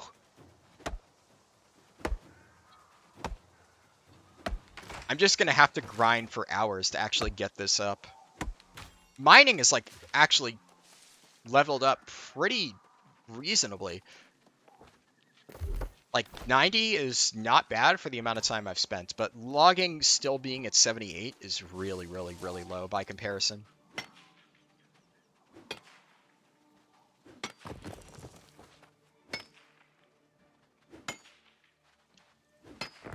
I'll hit these boulders and then head in. My axe is already almost broken. Fuck.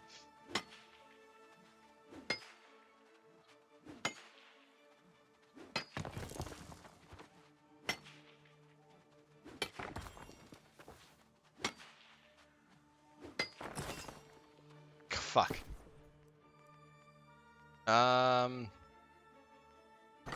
Flint is useless. At least in this moment in time.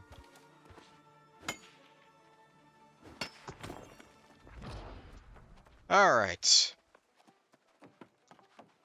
Hand in my quest here, and then I will finally head to Restless Shore.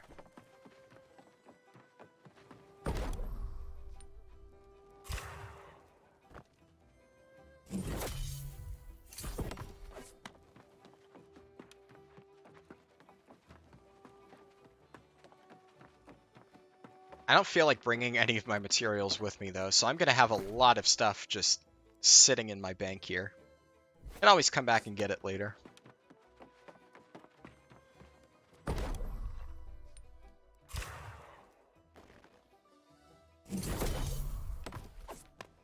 Alright. I just realized I missed a message from Max. 51 yesterday, you're doing pages and exploration for the moment to never have to go back to those zones. Those documents can't be completed at all in some areas? Oh. I thought you were saying pages are broken in a good way, like they're really overpowered, like for XP gain. So you're saying they're broken in the way that they just don't work. Well, that's interesting. Do documents give like XP, or is it more just like for completionist's sake?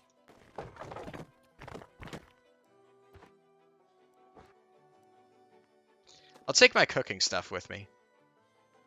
And craft mods, and refining reagents. Yeah, this I'll just leave here. I can pick it up another time. Yeah, that sucks to hear about the pages, Max. So if I look in my journal, so you said documents. That's a poor place to stop my camera. Fire was like right in the middle of it.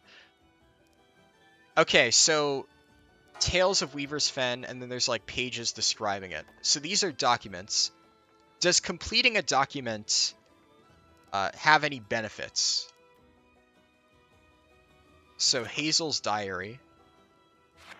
Some don't even exist. Documents do give XP, and you know me.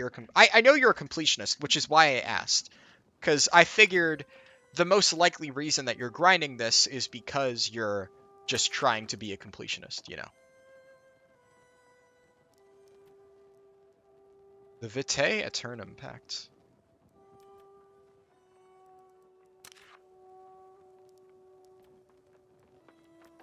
Tales of an Island Divided? Huh. So I found all of these. I'm guessing they were in like MSQ areas. Tales of Windsward. Ichabod's Journal. Oh yeah, so Ichabod's Journal. This is really cool. If anybody hasn't read through this or hasn't seen it, my friends Zug and Bug actually made a really cool video about this. So if you look up Zug and Bug on YouTube and you find their video, I also posted it in my Discord. But they put out like an insanely good video going over the lore of Windsward. And basically, it's the lore of Windsward as told through Ichabod's Journal and other lore books. And they basically, like, they didn't just read through it. They, like, pieced together the entire story and told it as a story. It's such a good video. Like, honestly, obviously I'm going to say it's a good video because they're my friends. But holy shit, I was, like, watching this thing like, god damn, this is so cool. I'm really excited because I think that, the place my head immediately goes to is I'm like, oh, this would be a sick raid boss. So one of, like, the characters discussed in the Windsward lore, I think has, like, mega raid boss energy. And could be really cool if, like, they turned him into, like, a standalone, like, raid encounter. So that's immediately where my head goes to. I think that would be super sick. And I'm really excited to see more of that. So yeah, I would absolutely recommend checking out my friend's video. It was really fucking good. And they said they're going to make more. In fact, one thing I told them is, I asked them, could they make a video on the Azoth tree? Because I was questing the other day and I found the Azoth tree. And I'm like, this place looks sick. Like, I want to know the backstory behind this thing. So I think that's like one of the things on their to-do list, but they have a lot of other zones that they're going to go through the lore of. So I'm really excited about that. Each page gives you XP info on lore, and there's achievements for completing entire tomes. I know the pages give you XP. So I know that part. I'm wondering if completing a document gives you, like, bonus experience. Like, now that you've completed the whole document, you get, like, a bonus chunk or something like that. Like, is that a thing? There's a new quest over here. No idea about pages, documents, XP, but I do know you can press T instead of E when you come across a page so it doesn't open it. Ah! I see. Okay. That's good to know. You mean, well, now that you say that. Interesting.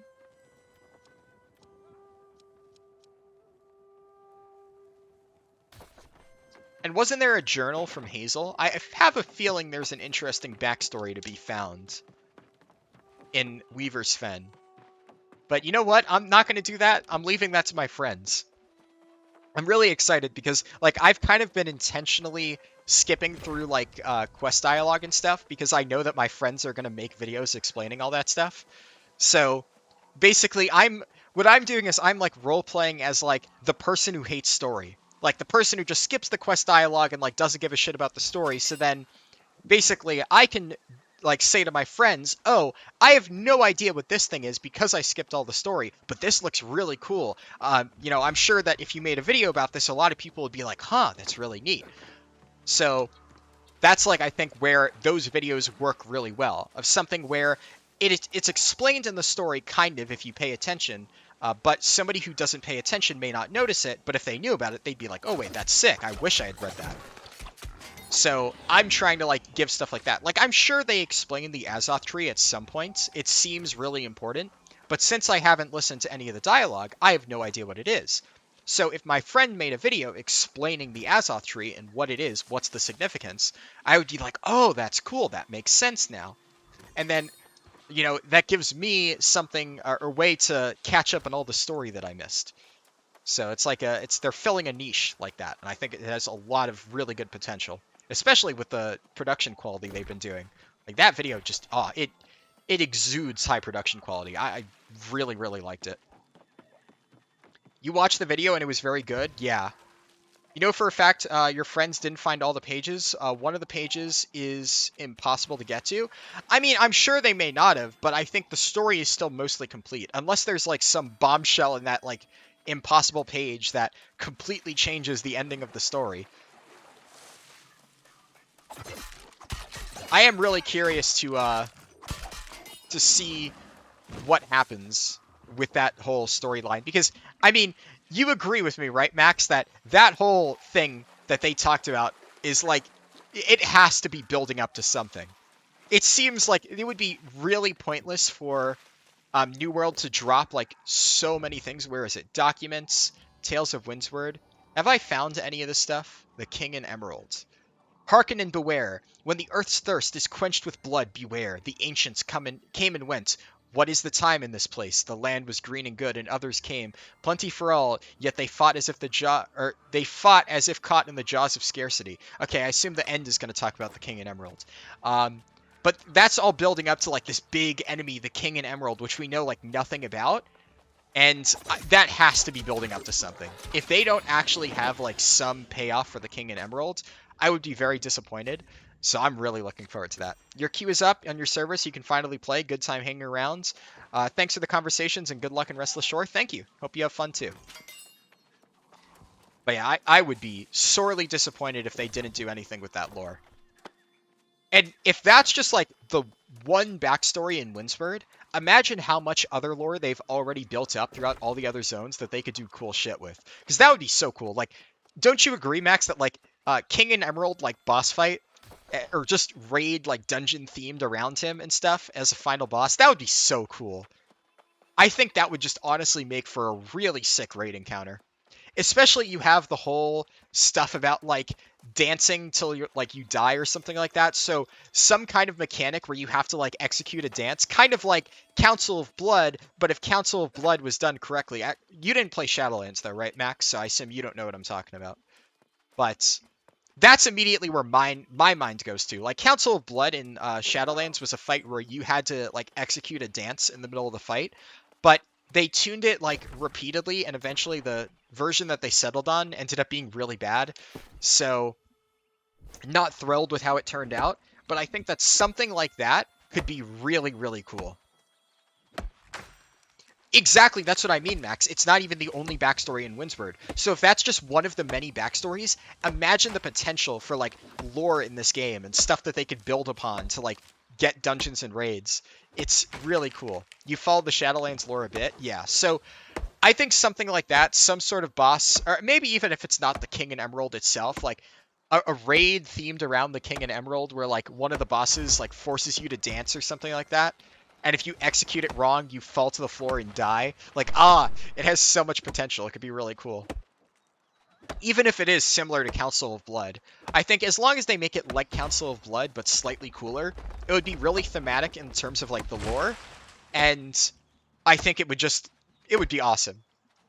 I honestly thought it wasn't a bad mechanic in terms of Council, but it could have been done so much better. So I was more frustrated by the missed potential than anything. Just because it was so simplistic. But yeah, I think there's tons of possibilities there. I'm really curious to see what they do, though, going forward with content. Because presumably, I would imagine that the new zones and stuff like that aren't going to be until, like, a full expansion. So if they have those desert zones, like you said, and I looked into it more. I assume you told me about the desert zones, but you didn't mention that there's a YouTube video exploring those desert zones. So I assume you've seen it. But my friends linked me that video where, you know, some guy clips out of bounds and like explores around all of like those zones outside the map and stuff like that. And it looks really cool. So that seems like it's going to be like the first expansion of New World whenever they do that. But I would imagine in the meantime, they're still going to want to add new content. So presumably what they'll do is add more like dungeons and raids to the existing zones. So they could add like stuff to, you know, Shattered Mountain and these areas, which are like, you know, the max level zones, Eden Grove, etc. I think also Reekwater, yeah, is a 60 zone. So they could do that. But I think they could also do stuff just like, you know, adding little snippets of high level areas to Windsward. Like if I go to Windsward, right? A Windsward is a starting area, right? But I don't know. I feel like they could just say, like, fuck this little, like, Inkwell Cave. I don't know, or something. Just remove this, add, like, a little level 60 area in here, and make it so there's, like, little invasions that pop up. Kind of like the Corrupted invasions, but it could be, like, themed to the King and Emerald, or something like that. They already have the framework with Corrupted invasions, or, like, the little Corrupted portals. So they could do something like that, but it's like the King of Emerald is, like, attacking Windsward. And you have to go to that, like, little lair and stop him. I think that's, like, a really good patch idea, honestly. You know, it's thematic, it uses already existing zones, and it shouldn't be too hard to implement because all they're doing is adding, like, you know, one dungeon and stuff like that. They don't need to recreate an entire zone. And I just think that any type of content that requires you to engage with the entire world, not just the highest level zones, is really cool. So something like that, you know, Windsward is already a really popular zone. That would give people a reason to, you know, go back there. Aside from, obviously, there is reasons to be in Windsward. It is a very expensive zone in terms of, like, or very rich zone, I would say is the better word. A very rich zone, so, like, the market is usually good. So people spend a lot of time there. But there's not as much of a reason to do content in Windsward. So Windsward at this point is more of like a trading hub for most people. But if there was like a level 60 hub in Windsward, then you would have new players doing, you know, the beginning leveling stuff, and then level 60 players could do like that one little hub or, you know, close portals and stuff like that. I just think that's a good way to add content. But we'll see where they go. If anything, I wish they had a roadmap. I would really like to just have a general understanding on where they plan on taking New Worlds. Just because, you know, once I hit 60, I'm going to have a lot of content to do. I know that. People have been kind of saying, oh, there's nothing to do. But I already know there's plenty of stuff to do that I'll probably have fun with. But once I'm done with that, I would like to know what's going to be next. Claw Point Ruins. Interesting.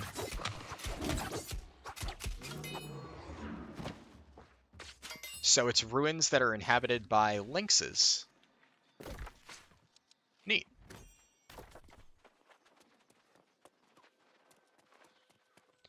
Yeah, well, I already explored it. Probably don't need to do anything else here. I have to run a bit to actually get here, though. Oh, so the depths is near this area. Huh. Wait, am I going to have to do the depths the moment I get there? I was expecting I'd have more time to prepare, but it looks like I may actually be on the quest just before the depths. Sandhoof Bison. Ah, fuck.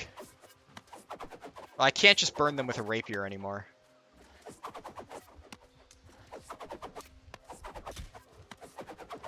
Oh, it stopped short. Yeah!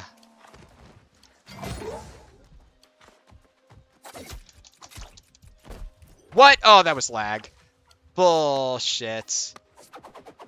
My attack chain just, like, kind of stopped.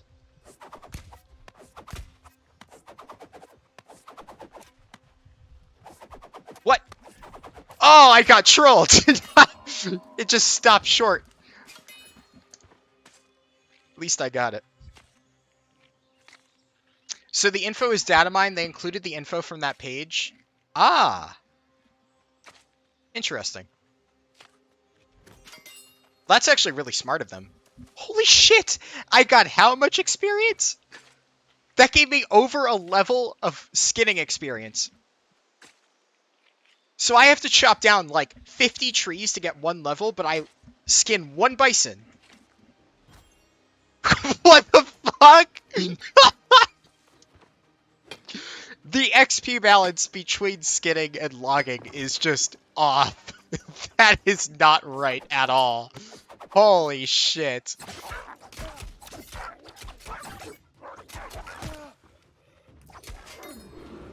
Fucking hell.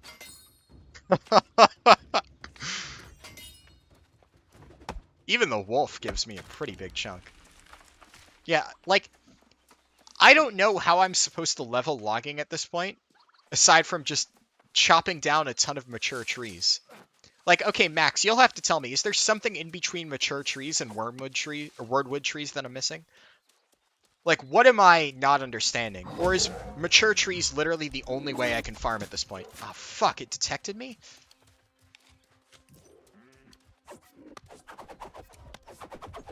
Fuck, it just charged straight into me, okay.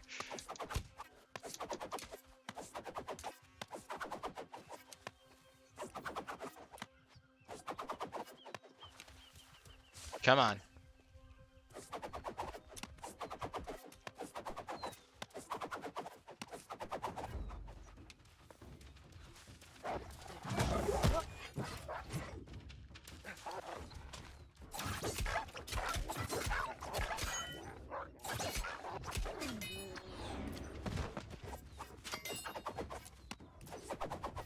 fuck?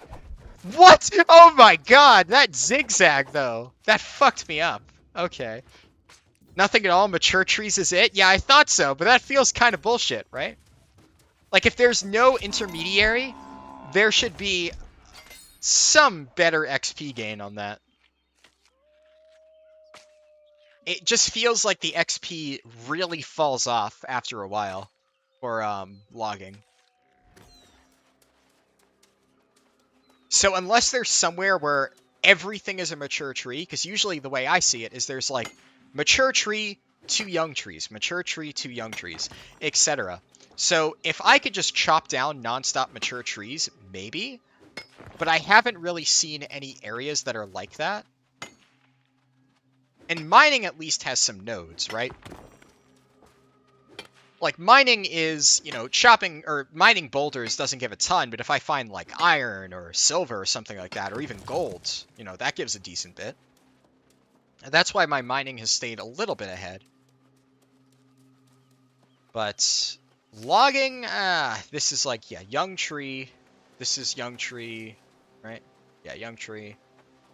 It's like I get fucking nothing. At least it's good to know that I'm not doing something wrong and that I'm not, like, being inefficient. How is that? How is this a young tree? Press K and go to trade skills? What about it?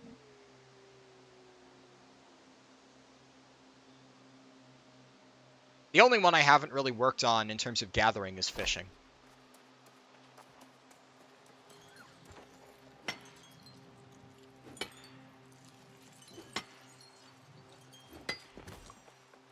Yeah, like, stuff like that gives decent mining XP, and I find those pretty commonly. So mining feels like it's not too bad to level up. The only reason it's not super high is because I've been kind of neglecting it a little bit, same with harvesting. But logging, I've actually been doing a ton of logging, and it's still falling behind. Now click on logging. Oh, shit, you're right. Yeah, there's so much more for mining. What the fuck?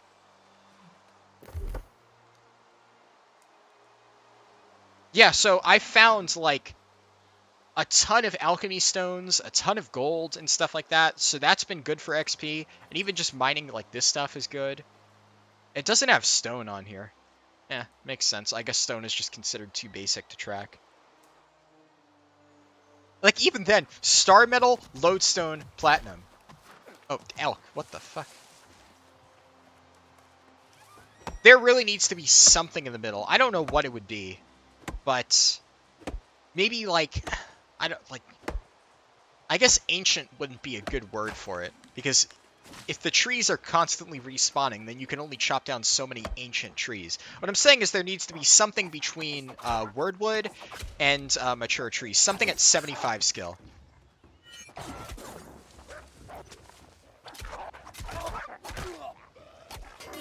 And then it looks like there's a huge gap. Yeah, like, you see? Wow, I found wordwood trees. Can't chop them down, though.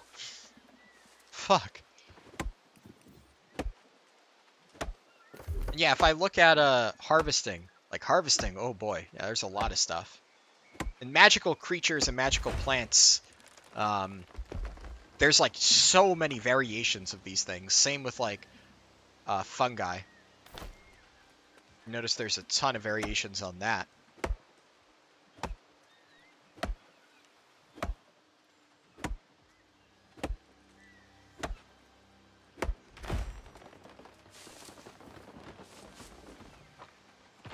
I do like logging, though, as a profession. I think it's so much fun to, like, hear the tree crack and fall down. It's really satisfying. I think, okay, so if anything, they should make different types of trees. So, you know, make it so there's, like, you know, elm trees or birch trees, and then redwood trees or something like that. Where it's, like, you could chop, maybe even make it so it's, like, there's tiers within that. So, like, you know, chopping down, like, a young birch tree or something like that. I don't know my tree types, so maybe I'm going to say something stupid here related to trees, but you get what I'm saying. Like, young birch tree is, like, the basic one, and then there's, like, you know, mature palm tree, and mature palm tree requires, like, you know, not that much skill. Something, you know? Like, you could see visually this mature tree is a different type of tree than the last tree. So this should be different. This should give a different number of skill points. What the fuck? And I feel like that would be a really easy change because they wouldn't even need to make new models. Like, the trees in the beach areas are like kind of palm tree-esque trees or something like that. I don't know what the exact name of them are like, but they're different. I assume people know what I'm talking about. And these trees are obviously like a different type of tree. And then the tree that I was just mining before is like, you know, a pretty normal type of tree. So you have all the different tree models already in the game. All you need to do is just give them different names and classifications outside of young and mature. And then suddenly you can smooth out the level progression of logging without actually having to put in any new modeling work. That would just be like back-end coding work on making sure the new systems work. So I feel like that's a change that would require less designer effort than other ones that would potentially need to be added. But I do think that logging could probably use something like that, because it's definitely one of the harder ones to keep up.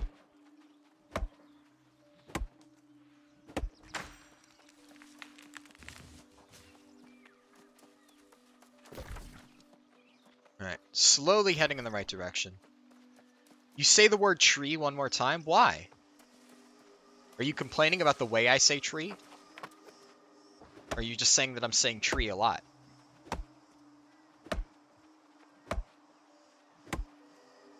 Also, rip your headset.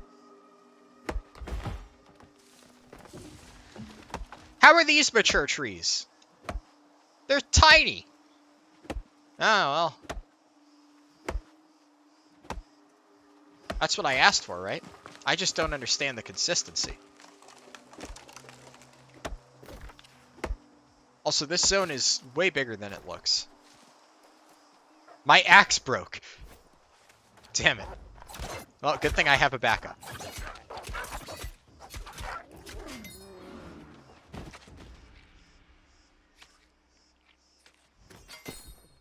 Unfortunately, this axe is the one that... oh wait, no, this is the bad one. I meant to... Oh. Why have I been using this one? Oh well. Problem solved.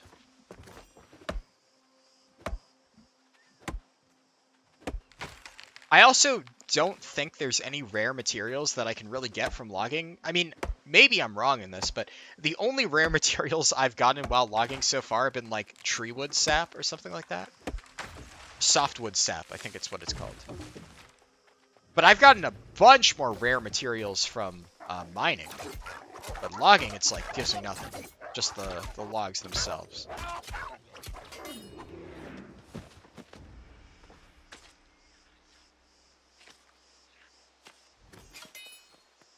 Young tree. Young tree. There we go. I don't know why this one's mature and the others are young. But alright. You can get rare materials. They're usually from Wordwood. Oh, okay. I mean, I could see rare stuff coming from Wordwood, right? But I haven't noticed anything rare coming from normal ones.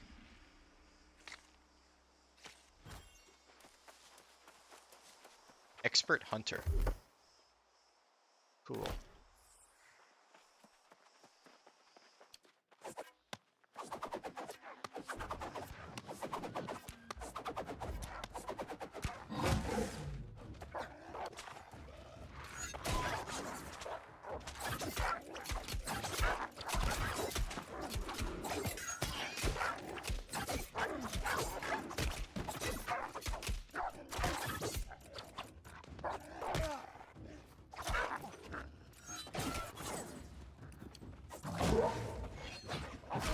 Ah, Fang Snap got me there.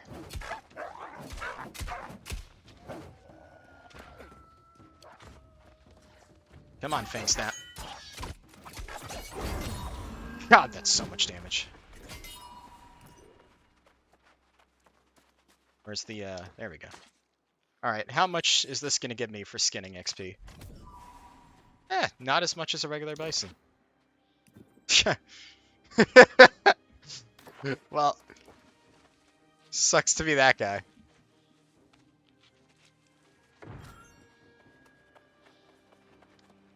Oh, is there the second page of his hunt for Fang Snap?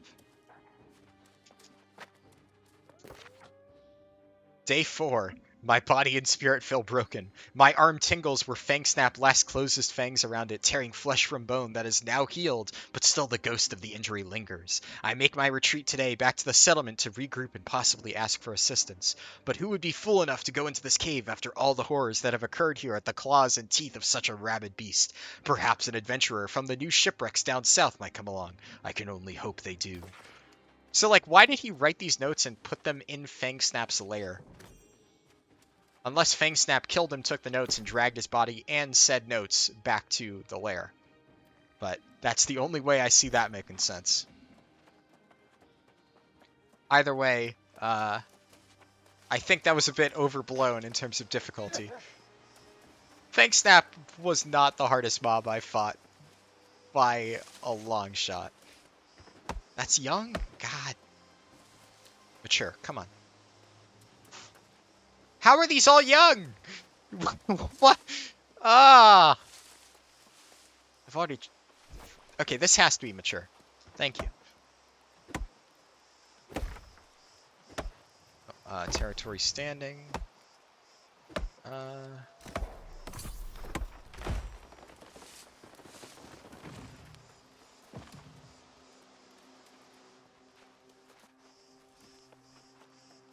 Are these mature?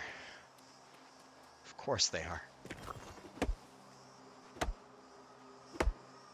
Alright. There's a lot of portals in this area.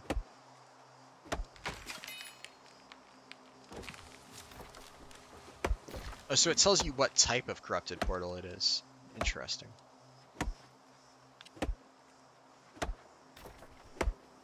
Also, question. Max, I'm sure you probably know this. Can an invasion from the corrupted and an attack from another faction happen at the same time? Or are they mutually exclusive? I haven't really paid attention to see if that's possible. I would imagine it wouldn't be like the exact same time slot, but like, can they both be scheduled at the same time against the town?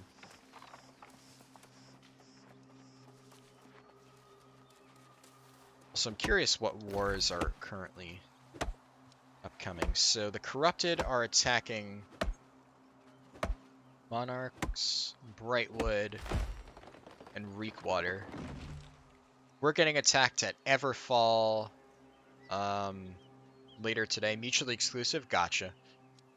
So I guess if you get attacked by the corrupted, you're basically safe from getting attacked by other players until that invasion finishes. That's actually kind of nice. It almost gives you an incentive to not deal with like corrupted portals, because the longer you're under attack by the corrupted, the more immunity periods you have where people can't attack you. I would imagine. You know, I could be wrong in that. But that sounds like a mechanic that you could potentially exploit. How is this young? What? So this requires 100. Okay.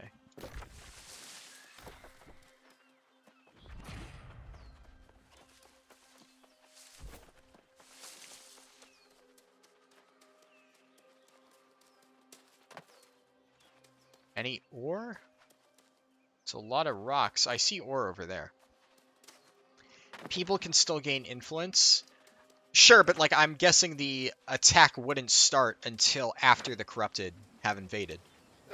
So it would give you at least a grace period where people couldn't attack you. Right? I would assume that's how it works if they are mutually exclusive.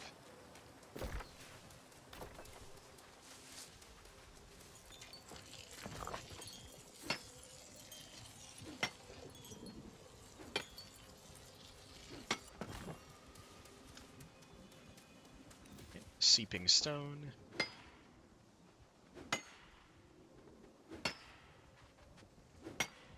Indeed, gotcha.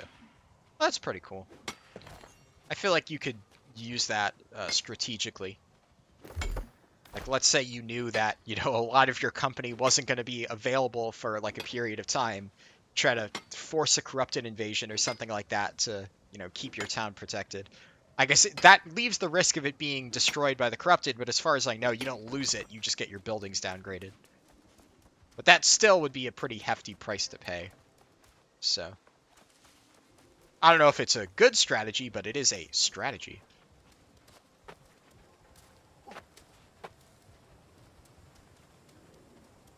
Is that a rare mob down there? Platinum.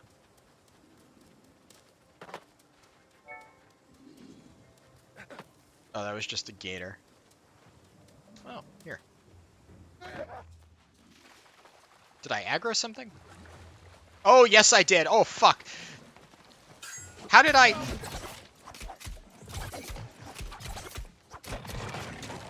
Oh, somehow my iframes carried me through that.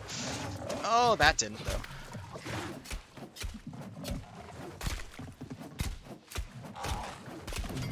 Okay, that actually was a lot easier than I expected.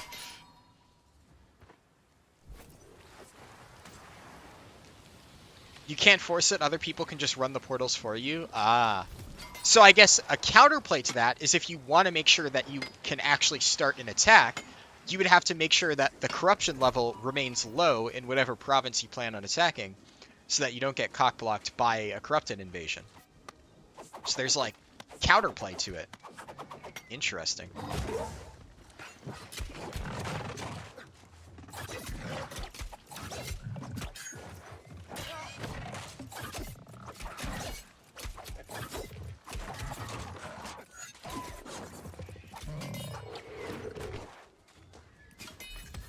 Powerful regen potion. Cool.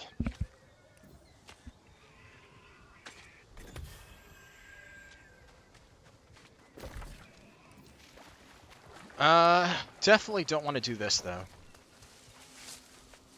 I don't think I'd be able to solo that. You know what? Actually, this one I can. I cannot solo the tendril, though. That tendril fucks my shit up.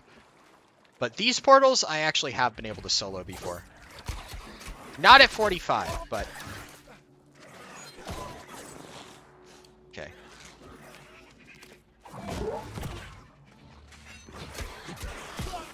Holy shit, that's a lot of damage.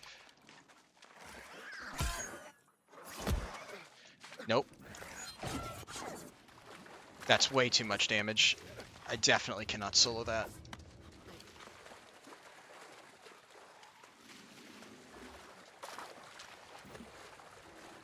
Ooh, okay. That was brutal.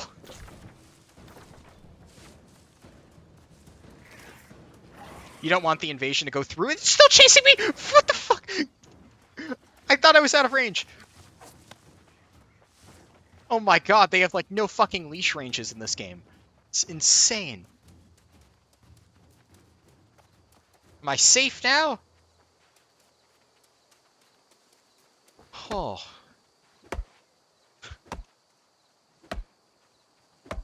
Well, that was scary. Every single auto just fucking deleted me.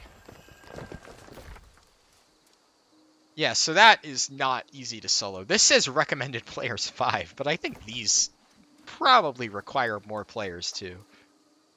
Unless you overlevel it.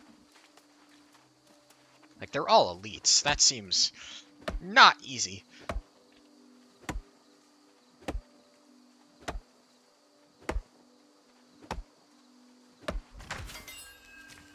Nice, 80 logging.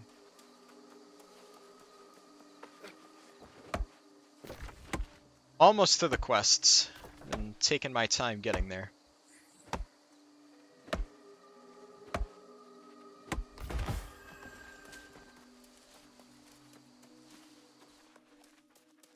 I should probably start working on a ranged weapon, just because for solo content, having the ability to kite and do range stuff is really powerful. Like, hatchet throws are really nice, but they're not enough to carry me through every encounter. Weird game? Do you not like New Worlds? That's unfortunate. Is it worth starting to grind it? Yeah, I think it's fun. I started 2 weeks late, and I'm still having a lot of fun with it. It's not for everybody. You know, it's entirely possible that you won't enjoy it, but I still think it's a fun game to play.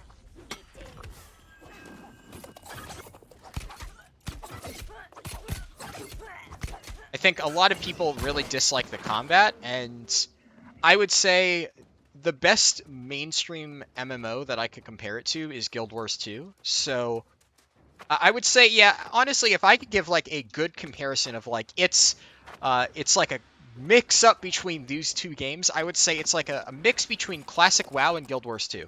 Is probably the best comparison that I could think of. So if you've played both of those and you liked both of those, you would like this. Some parts are more classic WoW-esque, and some parts are more Guild Wars 2-esque. Not much of a PvPer. I am not either. I am still not a PvPer. That has never been my main thing in games. It is definitely a PvP-heavy game, but that doesn't mean it's a PvP game. There's just a lot of stuff to do for PvP players, but that doesn't mean there's nothing to do for PvE players like me.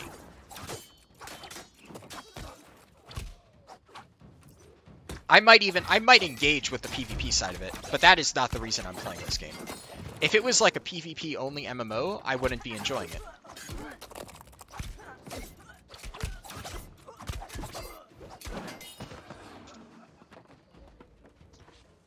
Loved Vanilla WoW, but never tried Guild Wars 2.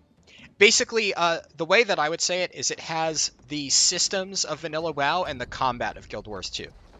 So the systems in terms of like world exploration, yeah, I am not enabled in PvP. PvP is an opt-in thing. So you absolutely do not need to engage in PvP if you do not want to. Definitely not required. So I don't have PvP enabled right now. Nobody can attack me. It's kind of like war mode. It is a good comparison. Mark is a PvPer in training. I saw Mark with his PvP body pillow last week. It had the words PvP all over it. He told me when he grows up he wants to be a multi-clad. When the fuck did I say that? I feel like you're putting words into my mouth here, Max. Yeah, so all the stuff that most people enjoy from classic WoW, which is like the emphasis on world exploration, gathering, crafting, grouping up with people to do hard quests. And quests are relatively simple, but that's why I would say it's like Vanilla WoW. Questing in Vanilla WoW is relatively simple. You just kind of wander around, explore the world, kill shit, gather shit, go back to town. So in Vanilla WoW, quests were very much just a vehicle to get you out into the world, and New World is the exact same way in that regard. Quests are a vehicle to get you out into the world, and then in the world you get to explore, gather, craft, etc. So that is where I would say it's similar. What? The quest giver is a crocodile? I guess the quest giver was a dog for the last one, Amrian. So this is the depths, huh? BRB 10 minutes, no problem, Max.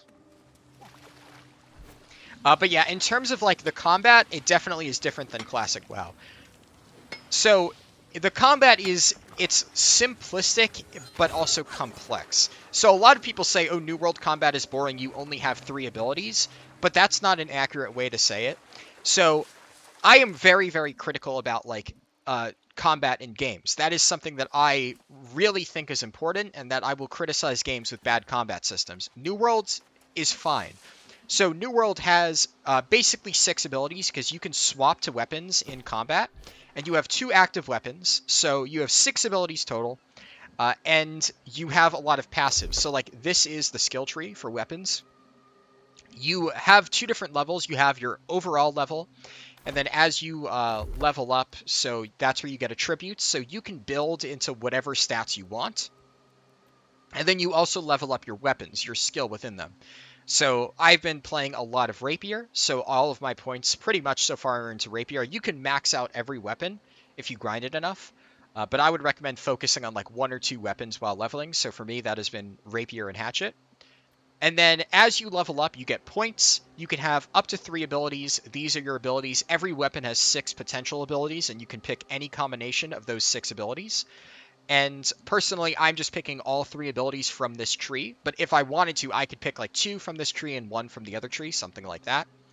And then you can pick passives in any tree. You do have to level it up. So like, I can't just put a point into this. So I have to put in a point into the previous row, and then to get to this row, I need to put a point in here, etc. So you get 3 abilities. You can enhance those abilities with points. You get a capstone ability. So here I have momentum. This is, I need to spend 10 points in this tree to get this. You can only have one of these two because you get 19 total points. So it's physically impossible to get the end ability on both trees. So usually what you want to do is you want to put a lot of points into one tree, get this ability, and then take some of the good passives, or maybe like one ability from the other tree. There are ranged weapons. There are multiple. So Hatchet is actually kind of a ranged weapon.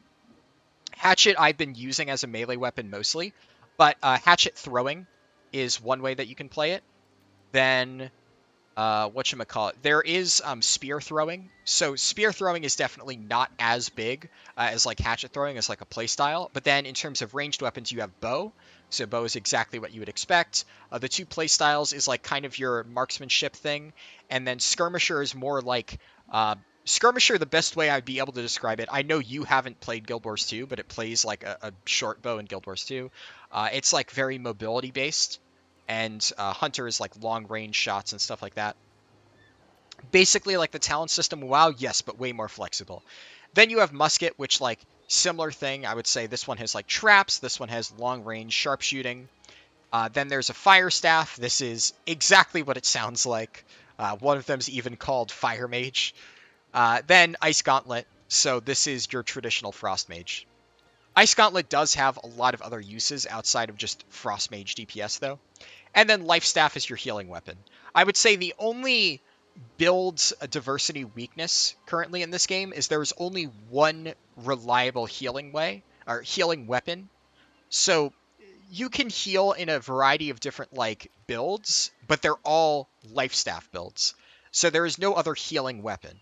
Now, there are 6 abilities in Life Staff. Some people will pick different Life Staff abilities than others, even though some are almost universally taken. Like, pretty much every single person picks this ability, Sacred Grounds. But I've seen people argue for, like, different builds within Life Staff.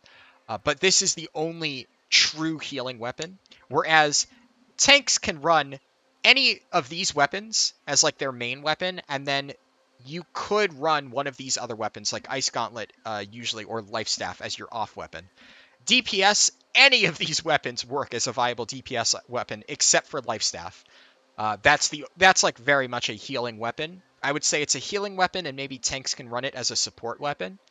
But DPS have shit tons of options. Tanks have a good amount of options, like 6 weapons as main ones, and 2 weapons as backup ones. And then healers have Life Staff.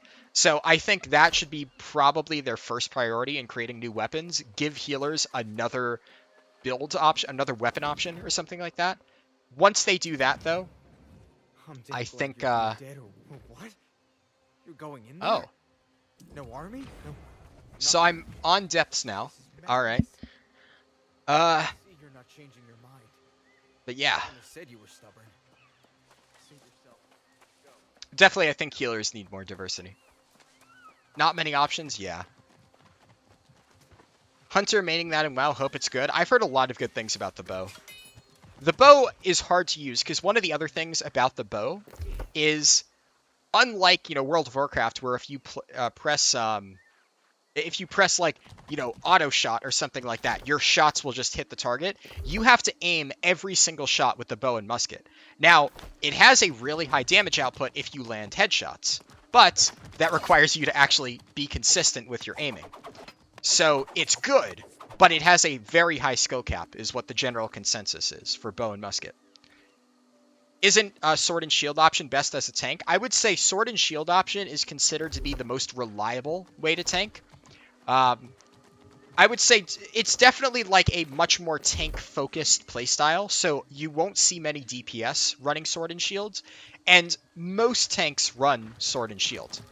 there are a lot of people who think Sword and Shield is the only way to play a tank or the best way to play a tank, and that is what I dispute, though. Sword and Shield is the traditional safe tank playstyle of I'm just going to hold up my shield, mitigate damage, and that's it.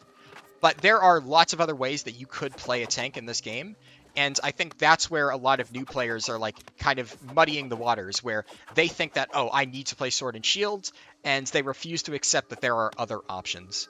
But absolutely, it's not the only way to play a tank, or from what I've seen, the best. Oh, come on. Fuck me. Okay, there we go. Finally hit it.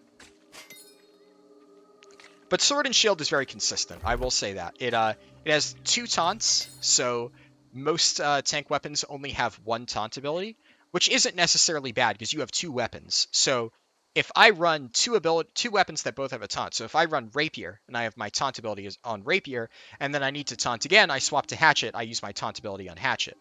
But Sword and Shield, you have Shield Bash as a taunt and Defiant Stance as a taunt. And there's a lot of other good abilities. Also, in terms of pure like mitigation for auto attacks and stuff like that, holding up your shield is like second to none. I will say that. Aiming system is kind of weird. Hatchet is especially weird because Hatchet has like an arc, right? Where you have to like aim it up. Bow and musket is more straightforward. It's just more like point and click. But I will say hatchet throwing definitely does feel a little bit janky. Because I have to aim above where I'm trying to hit. The bigger problem with aiming, though, is the hitboxes on the enemies and the degrees at which they turn. Like, I've noticed that some enemies just, like, turn on a dime, and that makes it really hard to actually hit them. Because you're basically trying to anticipate where they're going to move, and then suddenly they just immediately switch directions, and it's like, well, how the fuck could I have known that? But otherwise, it's perfectly fine. How are dungeons and raids? There are no raids yet, which I think is fair. A lot of people are criticizing it for that. I think it's acceptable that, you know, the game launches without any raids. I would have hoped that they could have added a basic, like, Molten Core-esque raid at the start, but there is dungeons. There are dungeons. And from what I've heard, the dungeons are good. I did one, but the beginning dungeon was, like, relatively simplistic. Think of it as, like, you know, the Ragefire Chasms. A bit harder than Ragefire Chasms, admittedly. So it was definitely harder than your traditional, like, first dungeon. There was, like, an intermediate dungeon that I skipped because I just didn't feel like finding a group for it, and it wasn't mandatory in the MSQ. And now I am on the 3rd dungeon, which is a level 45 dungeon, and people have said this one is really good and also kind of difficult, depending on who you ask, so I'm curious to see how it's going to go. At this point, I'm just kind of wandering around and gathering stuff. And I'm going to wait and see if people in chat look for more players for it. So, Starstone is the one I skipped. Amrine is the one that I did. Amrine is the first dungeon. And the one I'm about to do is called the Depths. And, like, Blackrock Depths, basically. So, I'm going to do that when people look for a group. I don't feel like forming my own group. I formed a group for the first dungeon I did. And it was really annoying because I kept asking people what their role was and nobody would tell me. So I had a bunch of people whispering me, can I join? And I'm like, sure, what are you playing? Because I needed to find a healer. And then nobody would respond to my questions. And I'm just like, God damn it. Looks nice. You'll try it since there isn't much to do in WoW. Yeah. If you liked WoW Classic, which you said you did, you will like this game, plain and simple. Like, that's what I've been saying. Anybody who enjoys just the playstyle of WoW Classic will love this game. If you don't like WoW Classic, you may still enjoy it, but it might frustrate you at points. But 100% I can say anybody who liked WoW Classic will like this. Especially because in WoW Classic, there was less of an emphasis on raiding. You could raid, but I think most people didn't play WoW Classic for the raids. Like, I am a raider in World of Warcraft, so ultimately I'm looking for a game to fill that niche for me. So I know eventually New World will have raids, and I hope that they, you know, implement those raids in an interesting way. But for now, I can still enjoy the game for what it is, because I'm playing it like a polished WoW Classic, and with that mindset, I've been enjoying it a lot.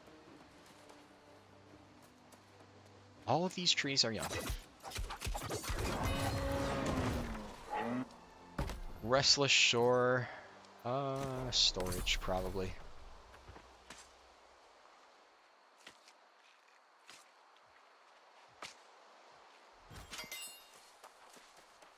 God, that gives me so much XP.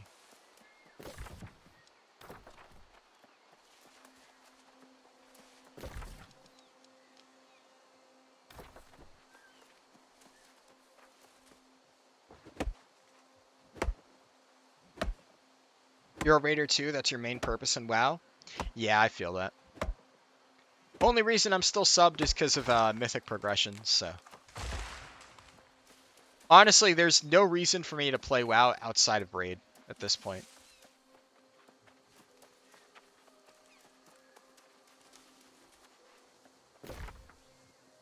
Kind of want to go up there and get that node. I don't know if I can climb this, though. I try. Haven't done Mythic for a while, too old for that shit. I mean, this tier, I would say if you haven't done Mythic Terragru, I would say at least do that. It's a fun boss, and it's really, really easy. Like, you can pug Mythic Terragru. Eye of the Jailer is like, it requires a little bit of coordination, but overall, it's also pretty easy. Same with the 9. Mythic this tier only really gets like challenging when you get to Ner'zhul and Soulrender Dormazane. They require you to have like an organized group that knows what it's doing. You're in a nice heroic raiding guild that's been alive since vanilla? Nice. Yeah, I mean heroic this tier is fun too. Any tier that has a fun heroic end boss, which I would say Sylvanas is like a fun boss, but really annoying to progress on. Aw, no, that was kind of annoying. Oh, well.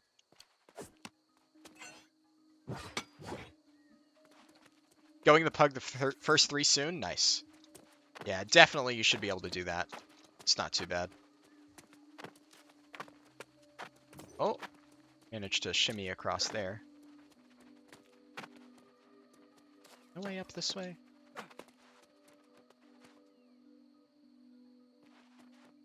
I feel like I should be able to get up that way. Nah. I think I just tried that.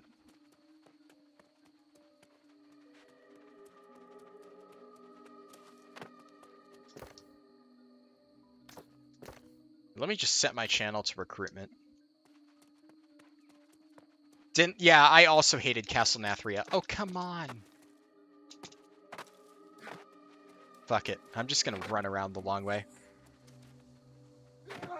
Yeah, Castle Nathria had some alright bosses, but mostly it was just a really piece of garbage raid that I had a lot of frustration with. Was not a fan at all. So I feel you there.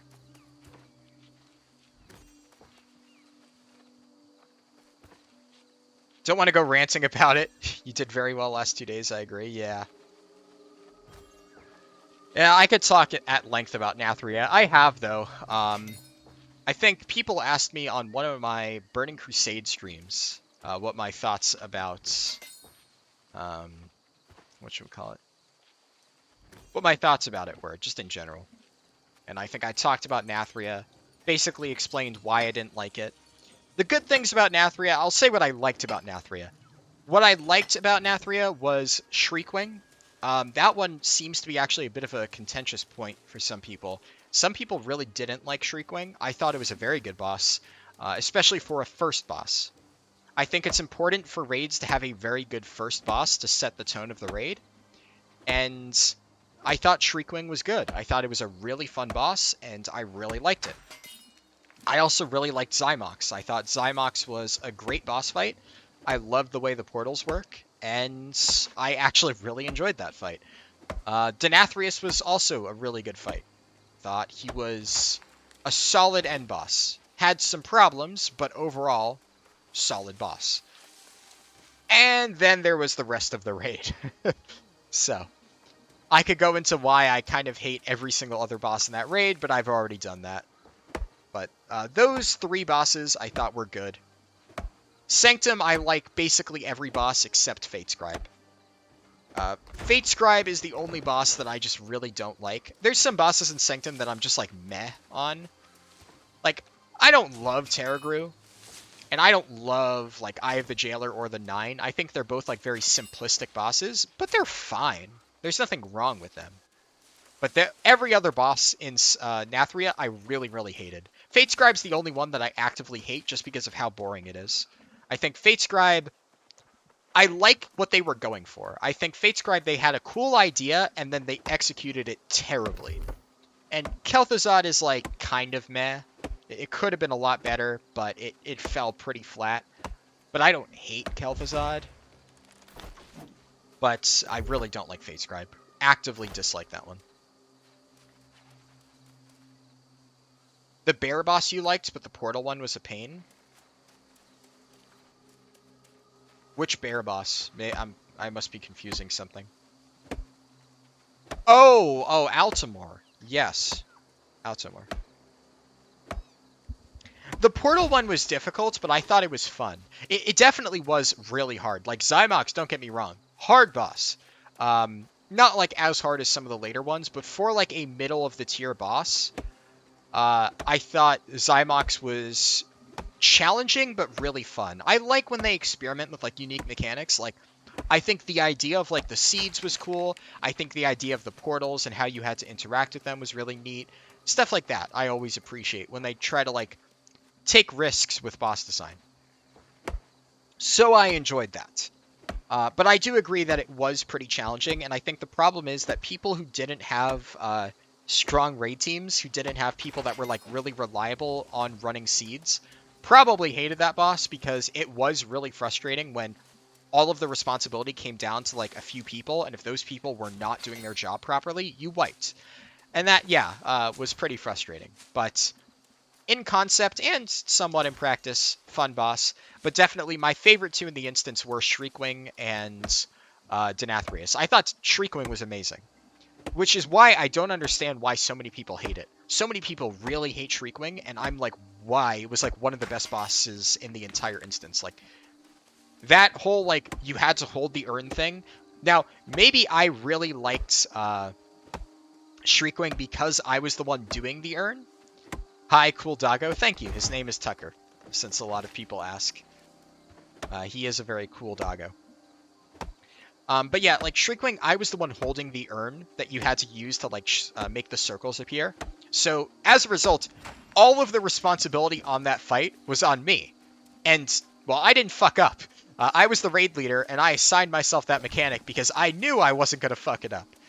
And as a result, you know, I thought it was a fun boss because I had, like, this extra thing that I had to do, and it was really unique, and you had to, like, coordinate and hide around the pillars, and I thought that was just kind of awesome. But I could kind of understand how if people had somebody doing that urn who was, like, really unreliable, and you kept wiping over and over, maybe that would be really frustrating. I could kind of see that.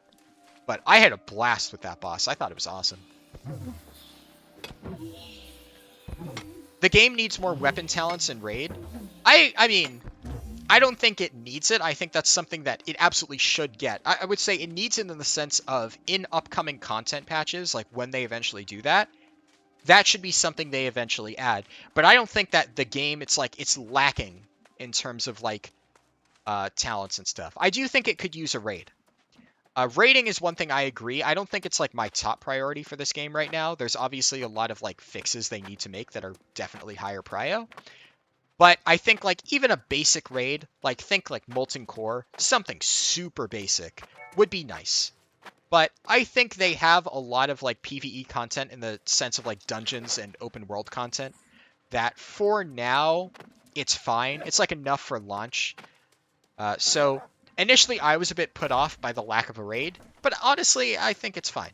I don't think it's, like, something they absolutely need right now. Weapons, the only thing I would say they need to add, like, soon for weapons is another healing weapon. I think the fact that healers only have Life Staff as a viable weapon option is kind of a problem. I wish there was more diversity there. But DPS, I mean, come on, you have so much to work with. There's so much build variety within here. Even tanks. Tanks have tons of build variety. So I don't think that's, like, a huge problem at the moment. But I would obviously love more weapons, but there are so many things in this game that I would want before new weapons, is what I'm trying to say. It would be nice, but more content before new weapons, in my opinion. I say good luck to you in your journey. Gonna take a dinner break here in Iceland. Guess it's lunch where you are? Yeah, definitely. Still relatively early for me. I mean, it's 3 p.m., so I guess that is, like, not super early, but yeah. Either way, thank you for stopping by, George. Enjoy your dinner.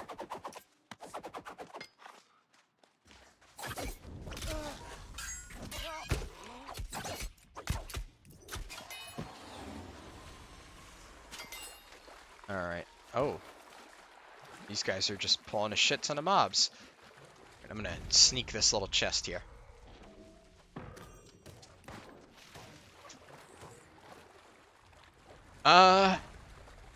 I just realized somebody said they were looking for 1 DPS for the last boss of Depths.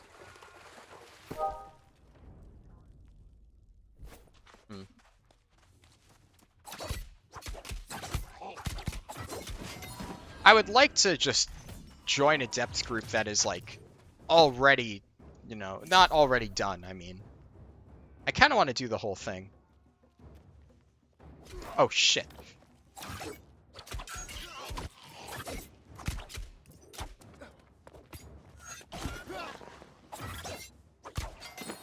There we go. Okay. If there would be 5 weapon talents and much lower CDs, that would also be great. I mean, depends on the weapon. I would say a lot of weapons you can get CDR to be really high. Some weapons don't really have a lot of built-in CDR, but I mean, it depends, because you can also get a lot of perks on your items that reduce cooldowns. So if you want to lower cooldowns, then that is like a build option.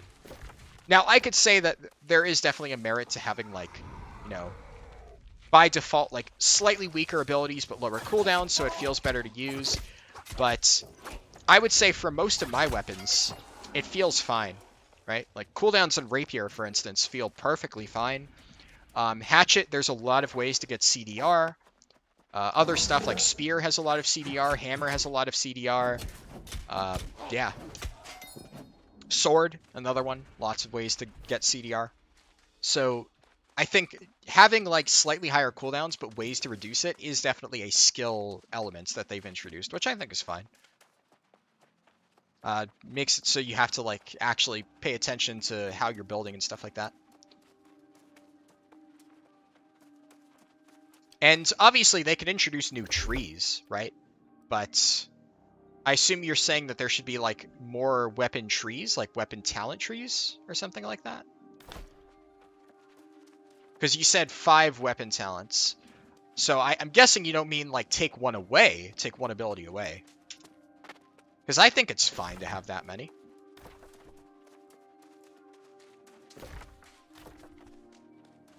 Where am I from? I'm from the East Coast. Of the United States, but usually, you know, East Coast, it's like, there is no East Coast of Europe, right? So I guess that wouldn't make sense.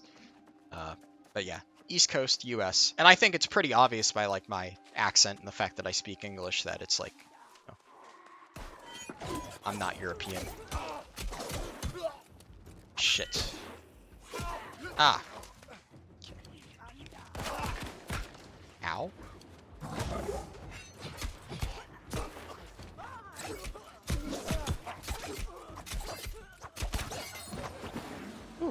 Alright. I somehow aggroed that mob. Where's it going?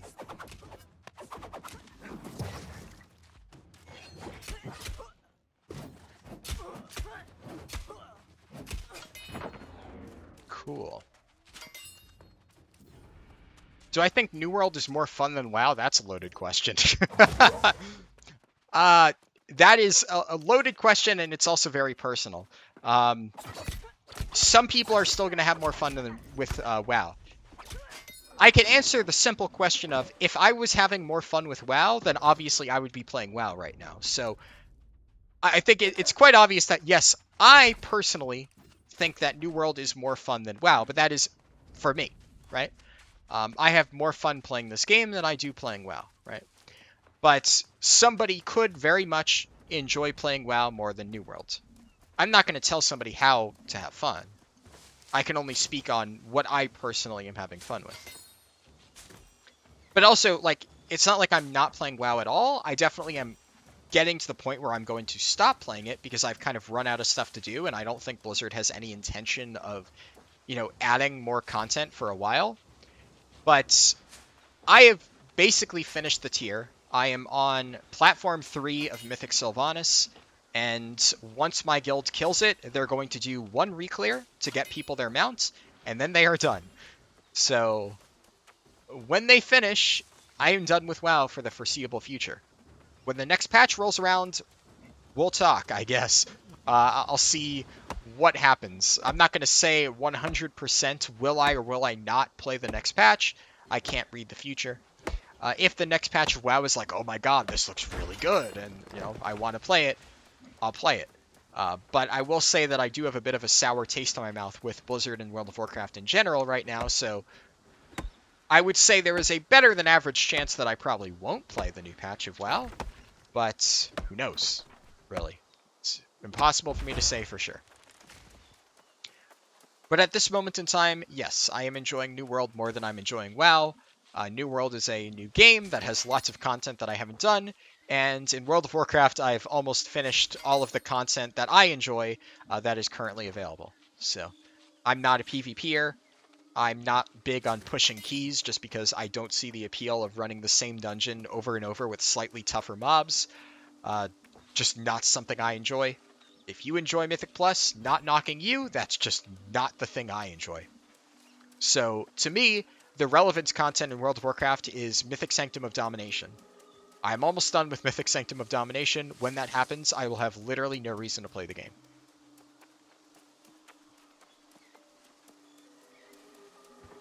I wish I could say I had fun up until then, though, but that would be kind of lying. I have fun for the 3 hours that I'm in Raid, whenever that happens. Outside of Raid, though, this patch has been absolute garbage. Korthia is a terrible zone. The process of actually farming materials and stuff to stay raid ready is just stupid. Legendary costs, because I had to recraft my legendary, was dumb. Every single second that I spend in Torghast makes me want to kill myself, so having to run Torghast for Soul Cinders at the start of the tier, and then again on all of my alts was really awful. And once again, Korthia is terrible, so I absolutely hated that. But the raids were fun, at least. Like, I just got done saying that I do enjoy Sanctum.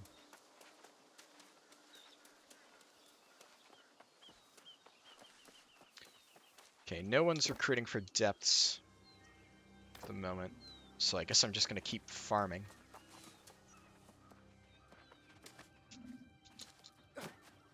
I found one of the teleport points.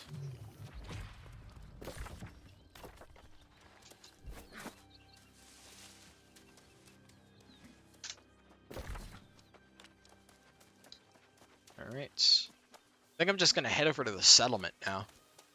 I kind of need to store all these materials that I've been gathering. So, probably should do that. It's going to take me a while to get there, though.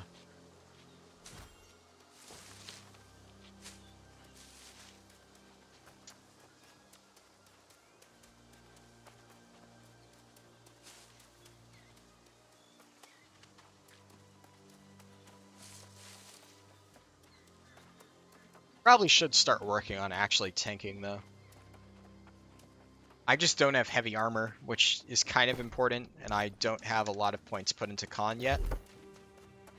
So that's going to make it a bit difficult. When I get to max level, I'll worry about that.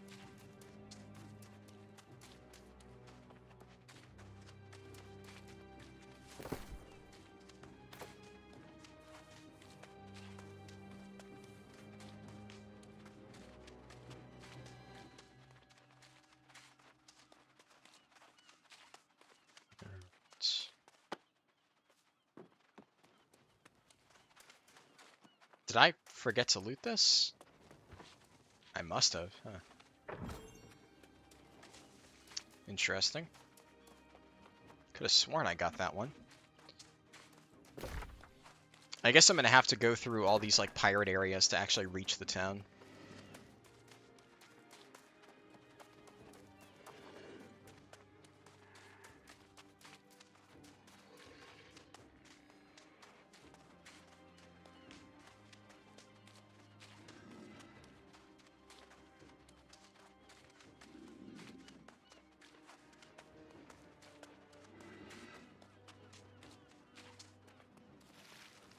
Don't really feel like fighting anything. I'm just gonna see if I can run around all of them to bypass it.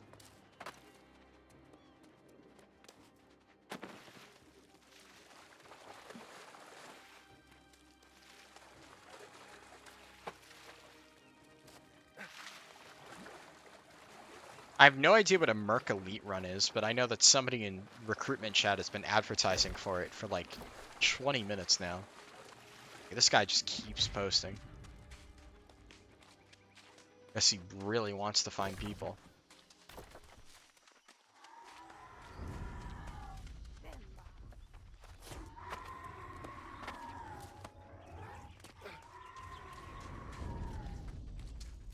Was that a rare?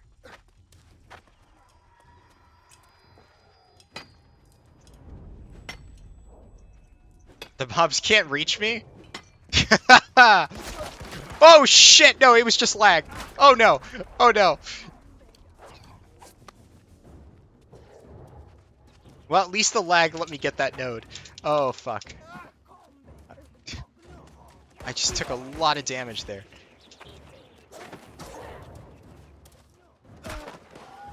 Jesus, that thing hit me while I was falling. Holy shit.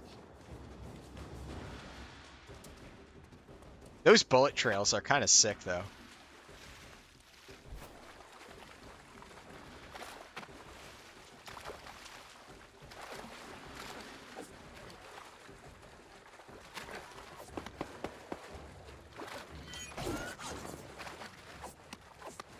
All right.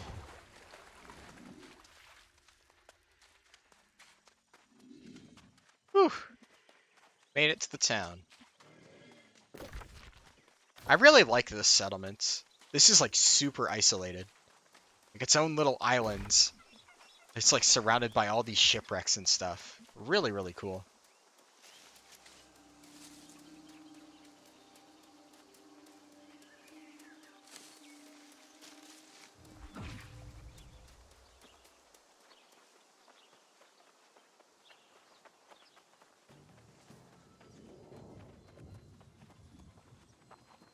Alright.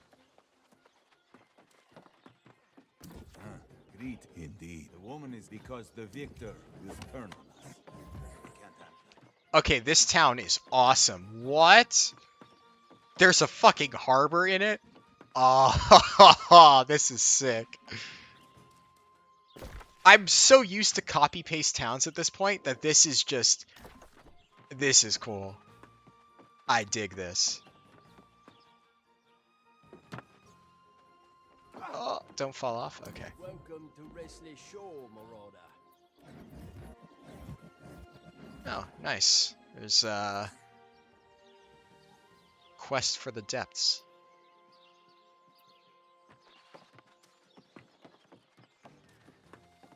Now, I am noticing that some of the profession stuff is... The smelter is there and the tannery is here. Oh, that's a terrible layout choice. That's going to make my life hell. Visually, it looks insane, but the, you know, actual efficiency of using stuff here does not seem very nice.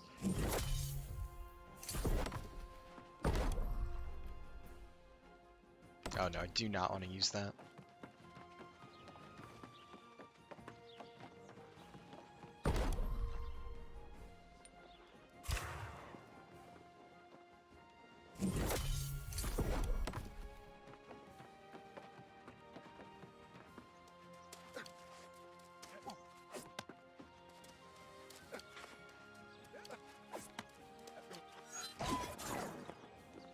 Alright.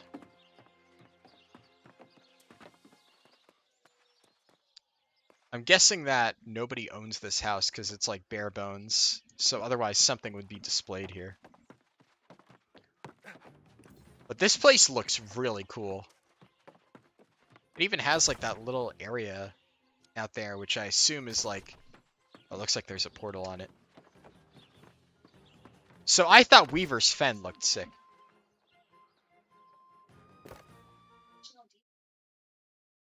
My Alexa is, Alexa, stop. What the fuck? I swear, she just randomly turns on sometimes. It's so annoying. In fact, actually, Alexa, do not disturb. There we go. Welcome to Roulette. Oh, I started unplugging that thing because it just keeps doing dumb shit like that. Especially, you know, it's annoying when I'm in the middle of streaming. And then my dad's like, oh, well, you know, I can't send you announcements and stuff. So he always just goes back, plugs it back in. And it's frustrating. All right. Store all this stuff.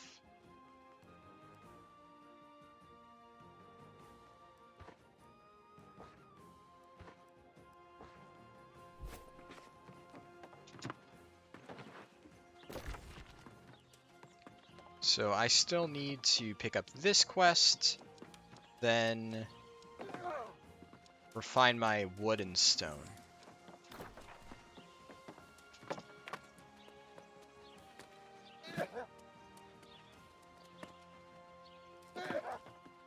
So people are looking for the final boss of depths, but I want to do the actual thing.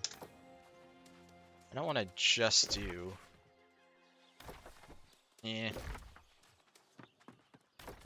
If I can't find any groups, I'll just form my own. I don't want to join, like, a group that's already in progress. At least not for my first one. Matilda? Alright. Cool. now I've seen more like wolf eye. It's the only choice we have. I can unlock tier 4 camping. I should probably actually start using my camp because I haven't been doing that. Yeah, the layout of this town is kind of a mess, but visually, very, very cool.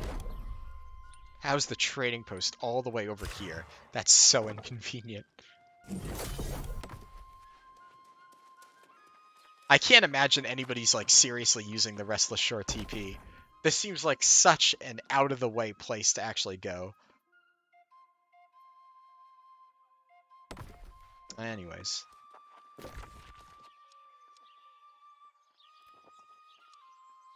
These quests are both nearby. The other one is all the way up there. Oh! That quest was actually to defeat Fangsnap. So I've technically already done that, huh? Oh well.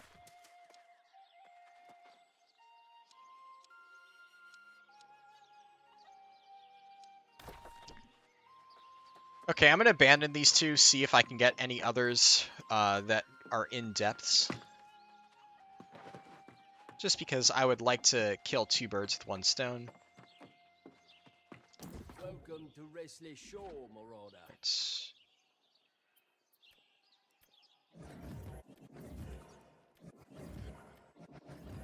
Okay, 2 quests at Jetsam Isle. Okay, that's really nice.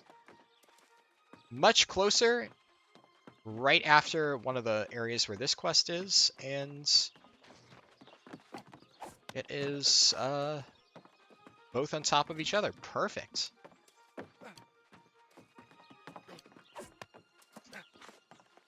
Well, I'll just keep doing this until I find a group for depths.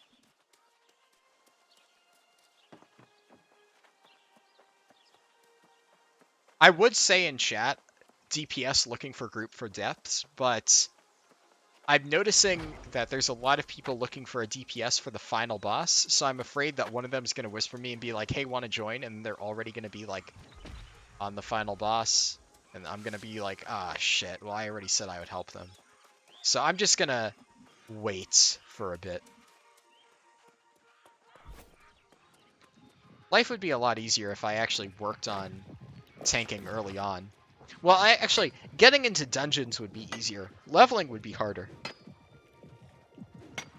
If anything, I should have focused on getting heavy armor sooner. And maybe put a few more points into condition. Or constitution. Keep saying condition. I keep hearing con and thinking it stands for condition, because in Guild Wars 2 it does, but...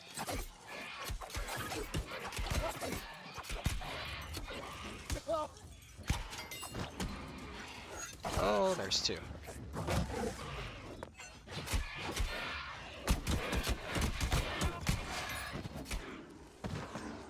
Nice.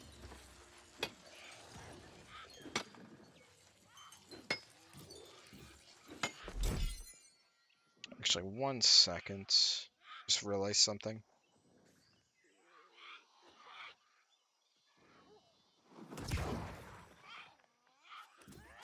Is that thing shooting at me? Or, no, it's just randomly... Why? Alexa, stop! Oh my god. This thing is relentless today. I don't know why it just keeps turning on. I even set it to do not disturb just like 2 minutes ago.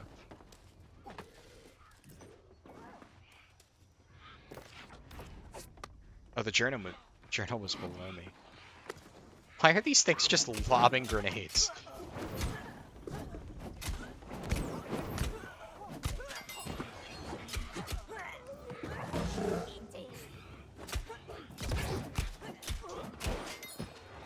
Cool. Hey, 46. Alright, put more points into con.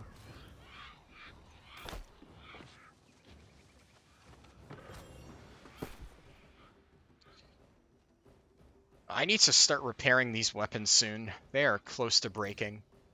I do have repair kits, so I can actually afford to do that. But definitely not going to actually spend money to repair them. That's for sure.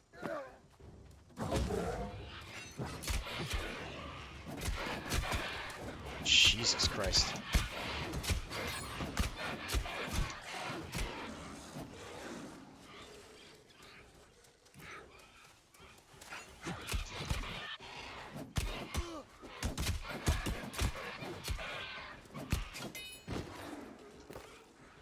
Here, I'll message this guy.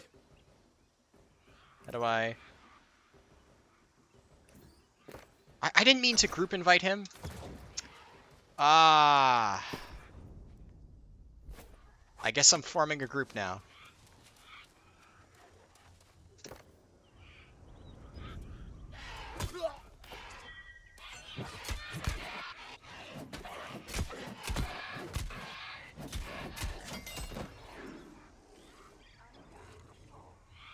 Also, I'll give him...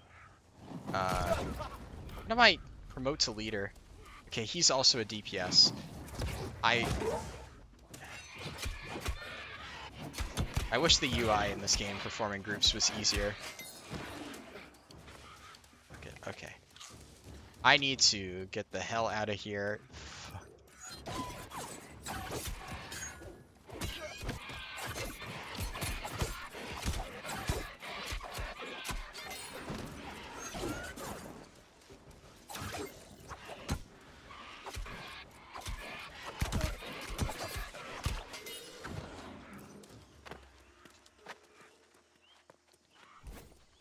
Here, I will... Okay, is there no, like, group leader?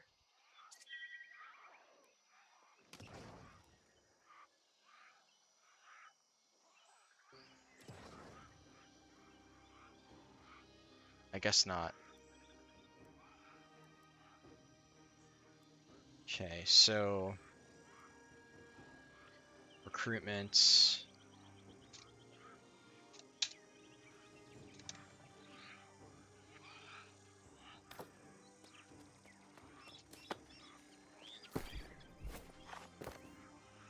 I'll go back into feed, just so I could see if he messages.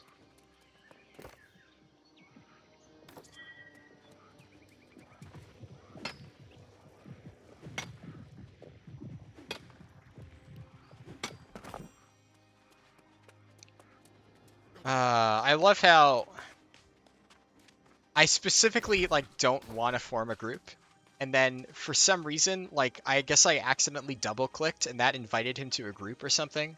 So I guess I'm forming a depths group now. Yay! Did I? It's still showing up on my radar even though I just mined that thing.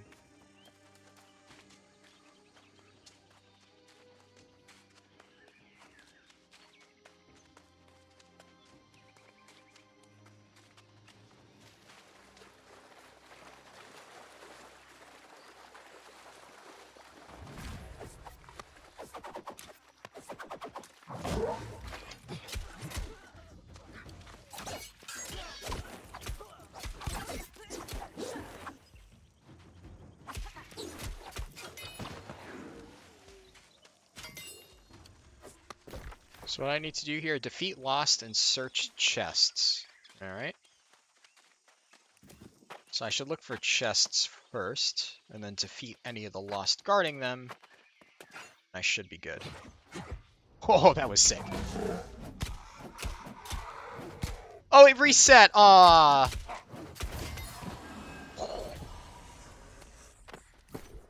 Okay.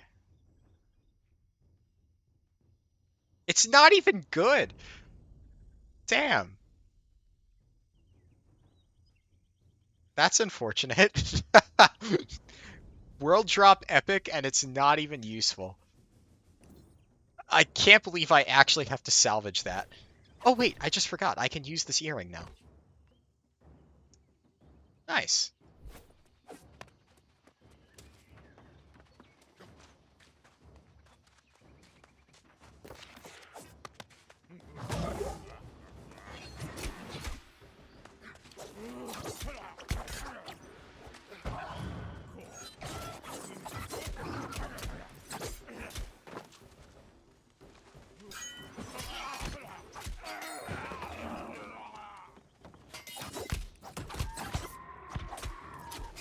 Alright.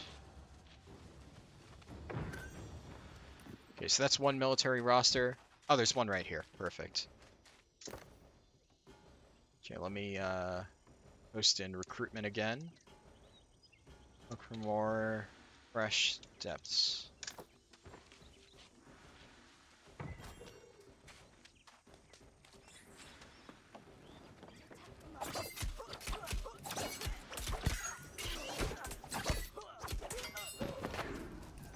Surprisingly, there's nothing in that building. Maybe this one.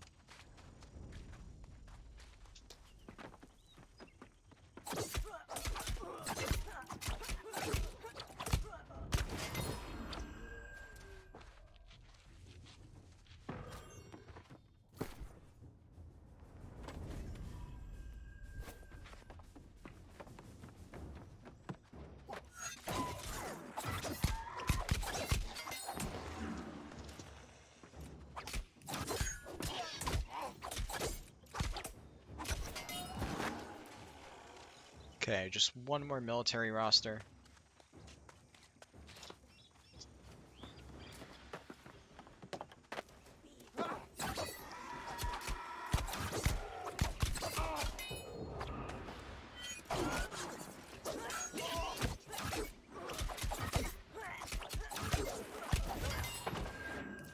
Nice.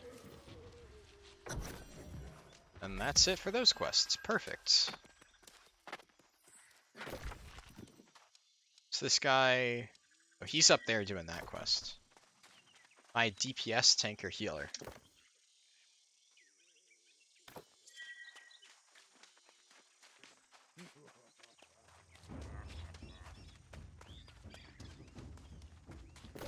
So he's asking me.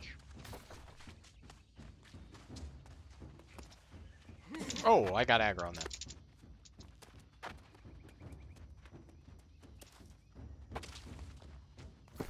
Oh wait, this guy, he's a healer.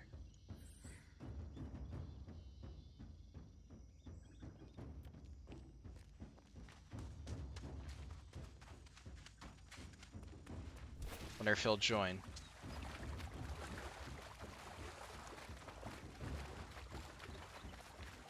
Because he's looking for, basically, he should say healer looking for group. Yeah, he joined. Okay, fuck yeah. Well, we have a healer.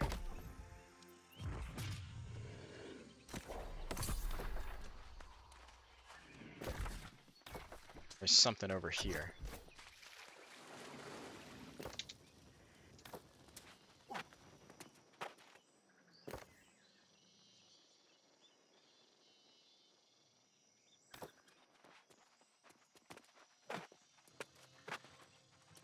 Oh. Well, this guy just joined.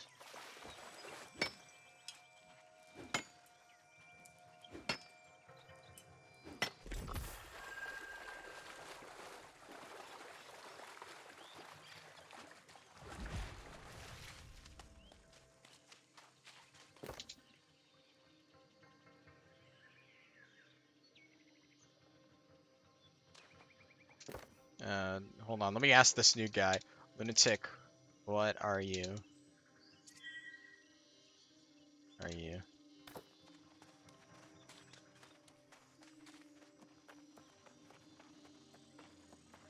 Healer. Oh yeah, we did get 2 healers. Oh yeah.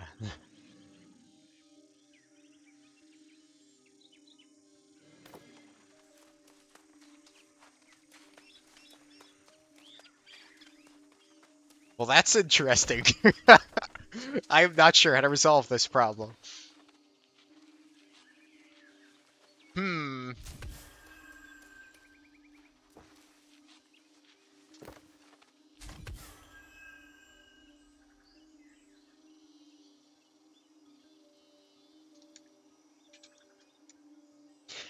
I would normally say, like, just DPS, but I don't know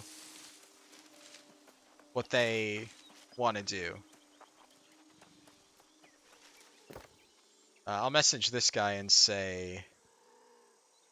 One moment.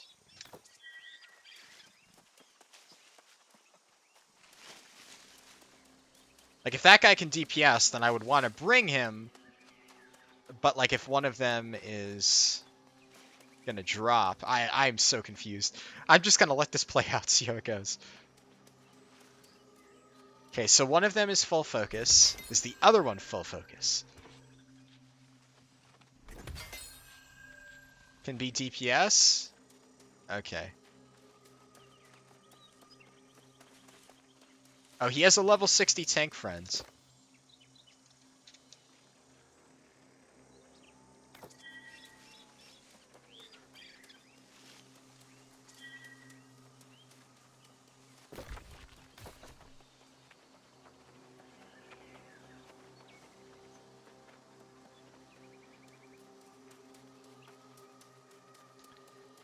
Well, if this guy has a tank friend, that would be nice.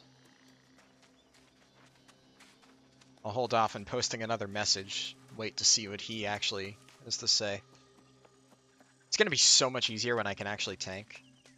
Looks like it's going to be like a free ticket into most groups. I have noticed that healer seems to be the role that most people have trouble finding, but unfortunately healing is not something I'm very interested in doing, so...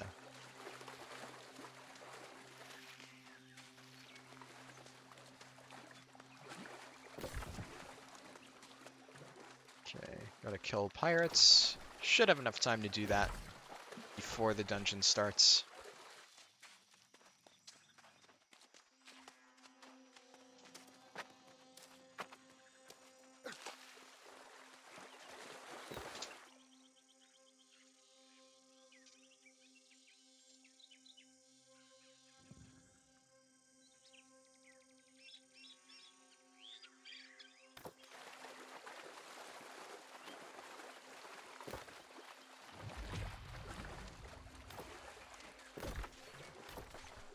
So do I just need to kill mobs here?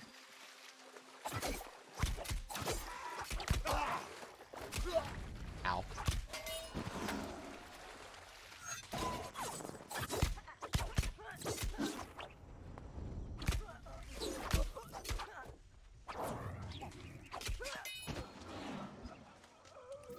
I don't know what that mob was doing.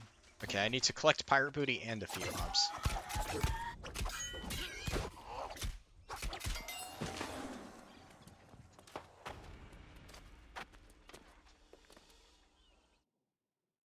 Interesting.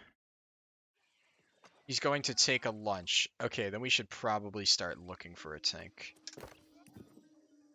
Gotcha. Okay, recruitment for a tank. Fresh steps.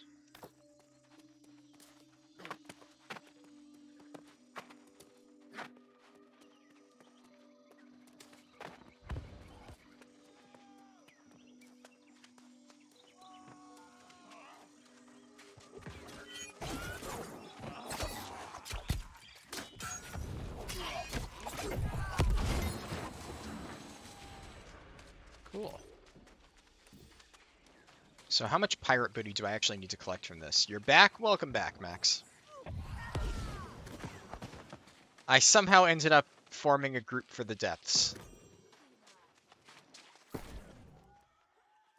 Even though I said I wasn't going to. So, you know, that's fun. Huh.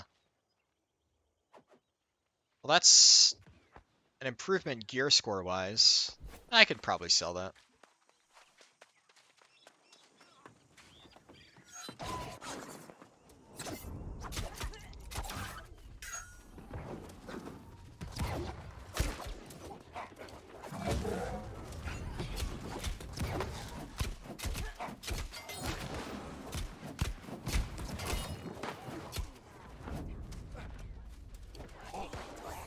How did I pull everything?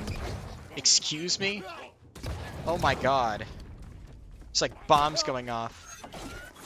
Every single direction. Jesus. Yikes. Nope. Don't want to have anything to do with that.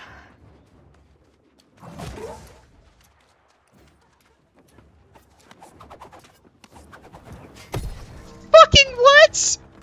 Oh my god. Wow. That's great.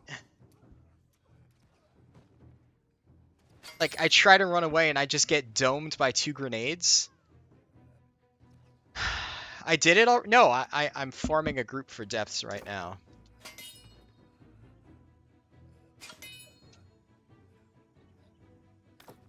If this guy could revive me, he would be my hero.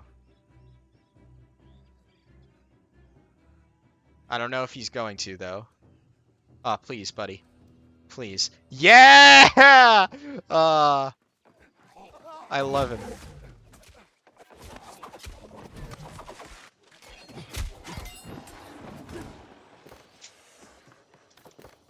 Slash say. How do I type?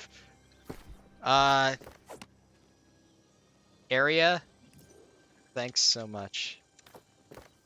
All good, man. Appreciate it.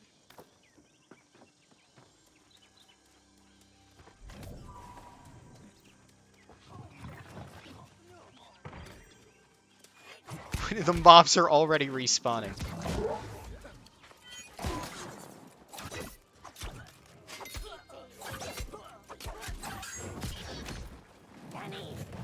They're all respawned already. What is this respawn rate?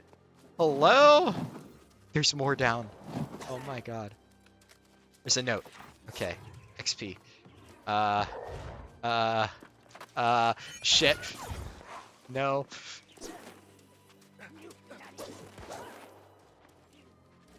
Oh fuck.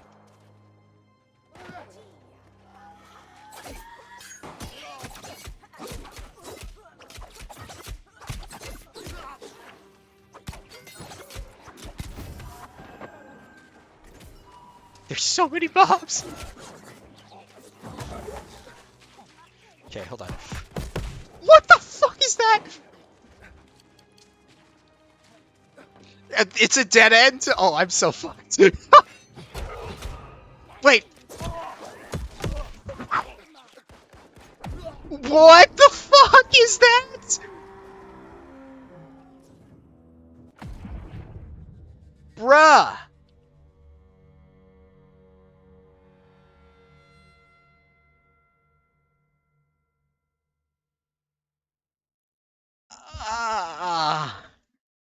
That was a little bit bullshit. I slip on a little ledge, immediately get hit like 5 times by all the mobs around me, and then get chain shot. Okay.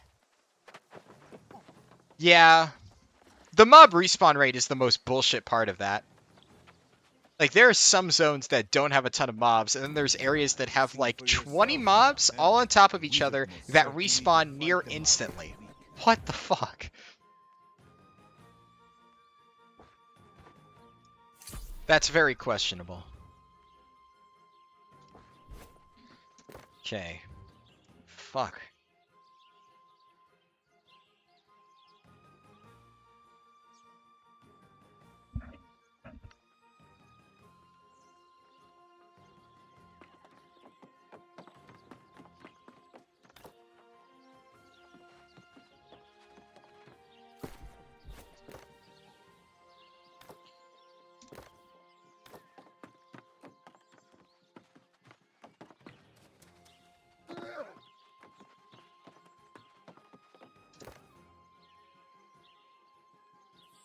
I've been looking at recruitment chat. Apparently this guy's talking about how he lost his girlfriend.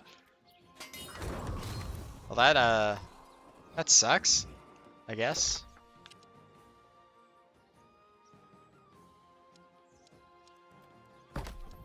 I wonder if it was because he was playing New World, though. Oh, apparently it was mutual.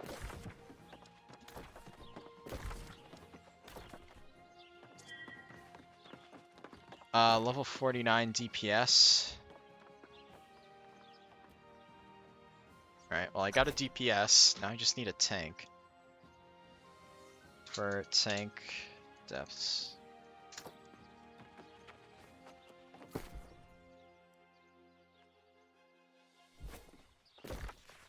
Ah.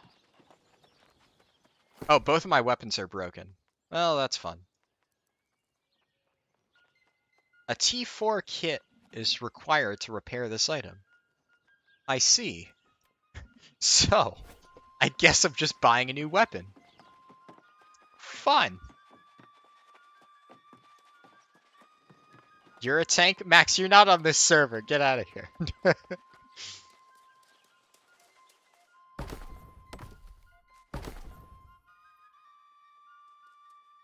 Weapons.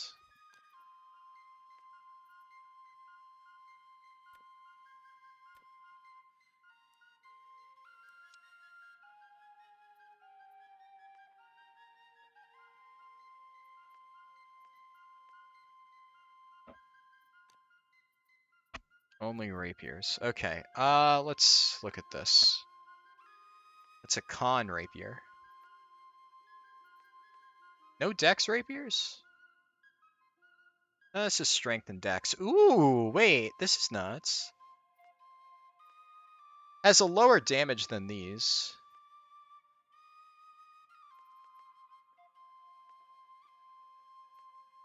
Okay, so this one is... It's also cheap. No, I'm looking... Okay, no, this one is not cheap.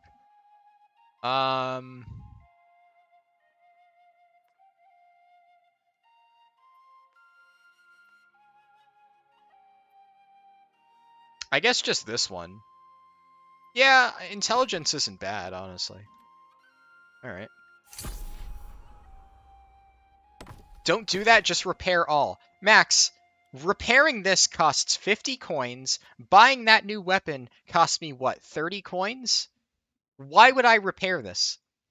There's literally no reason for me to repair my weapon. Like, that is such a waste of my money.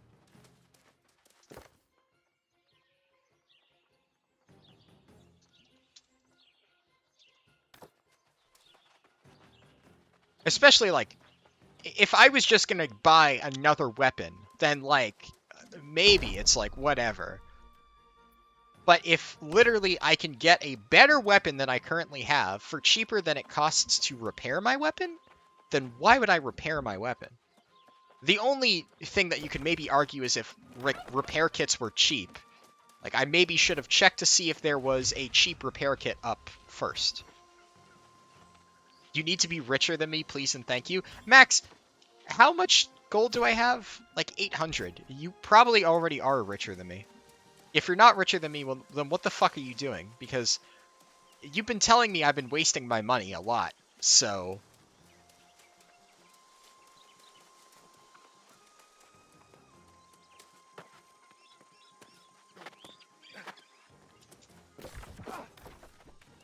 No, I'm going the wrong way.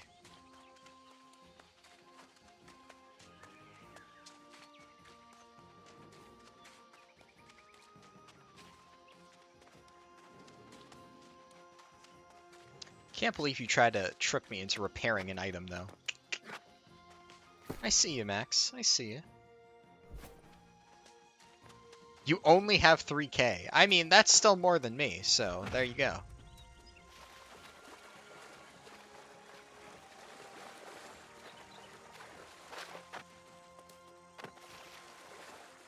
Ooh, life jewel.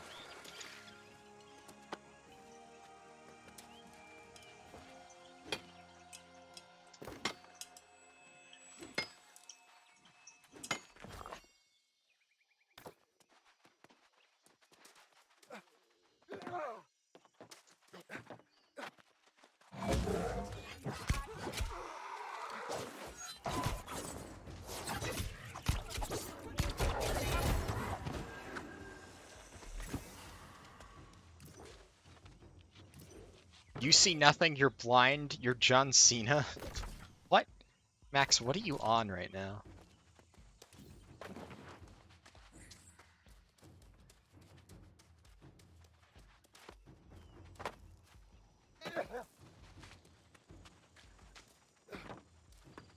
Is that? That is a supply chest, nice.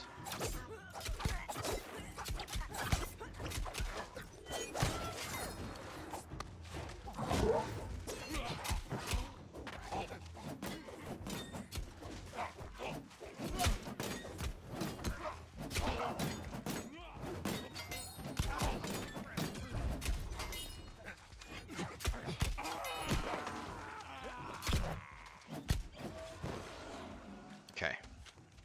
That worked decently. Can I be done with this quest? There we go. Okay, I got all I needed. Mark, you don't understand. All I see is lore, page after page, going on forever, endless lore stretching into oblivion. Why? If you're bored, then, like, why not do something else?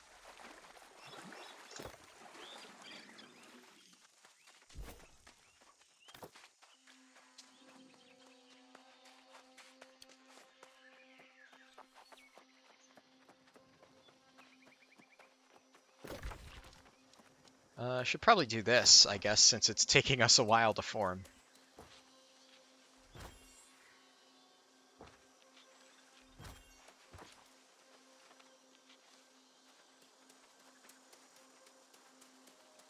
You will go north and never come south again? I mean, don't you PvP? Like, aren't you gonna have to go south to do, like, invasions and stuff? Isn't that a thing?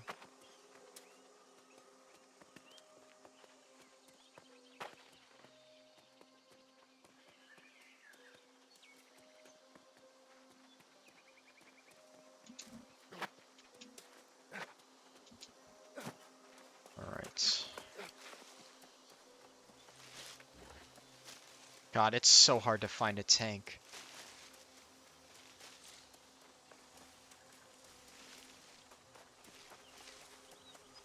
Tempted to just buy a set of heavy armor with full con and just tank and say fuck it. But, eh. Wait, really? Oh, you actually don't need to head south outside of signing up with the board? Interesting.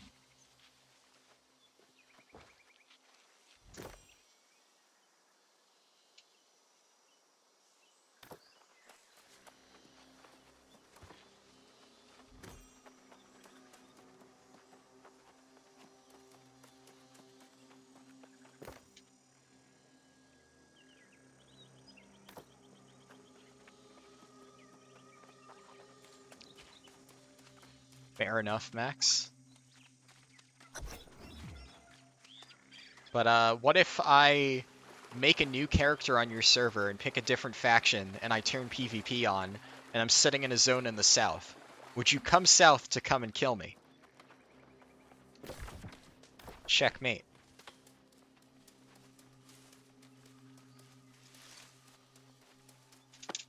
I know that's an oddly specific scenario, but I picked it because I know you'd fucking go down there to kill me. So, there are some things that would get you to go south. Just maybe not very likely things.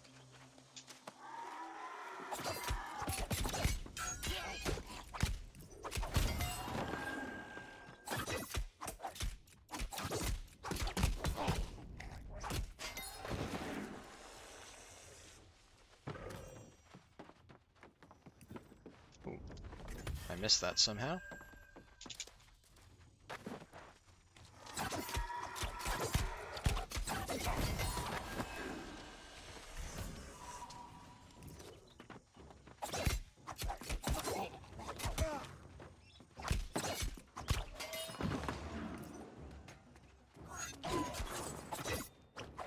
What the hell? Evade, like, spun me around. Weird.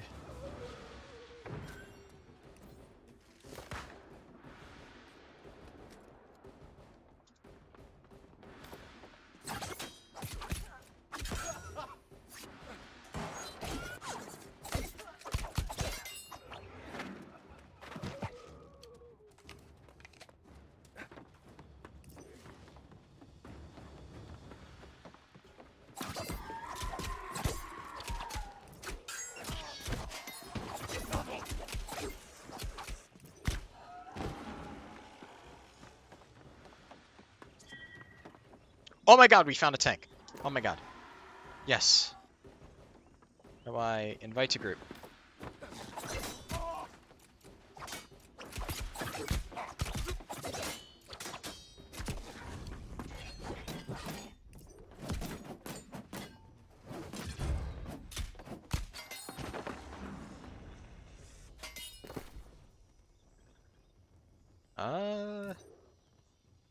Everybody here seems to be a pretty good level. One person is slightly low level, but it's like whatever. And then I'm the second lowest level, so that's usually a good sign. That mob instantly respawned. What the hell?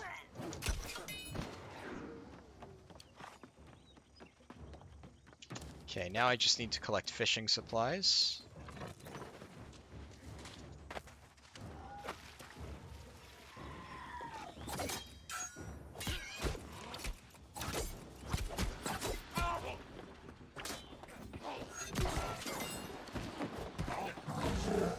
I am stuck in a corner, and now I fell through the floor. This is the only part of New World I'm not a huge fan of.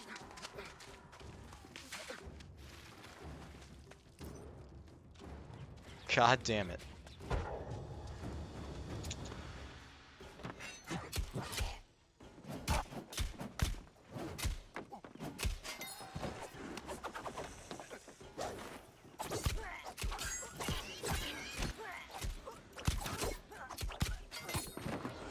Whew, alright.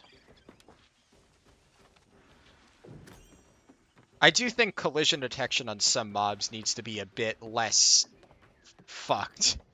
I don't know how else to put it, because goddamn, some of the stuff is frustrating.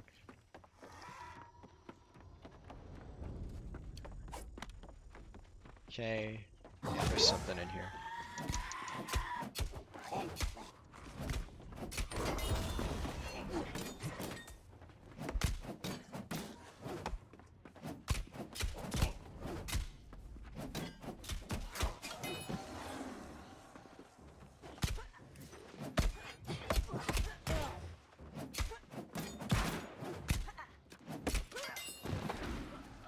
Okay.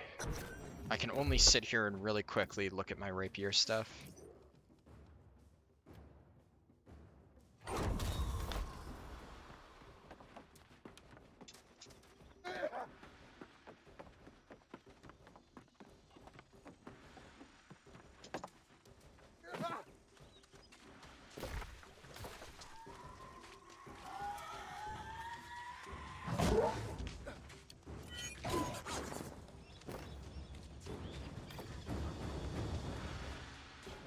Okay, so it looks like we're just waiting on Yodong of Udong.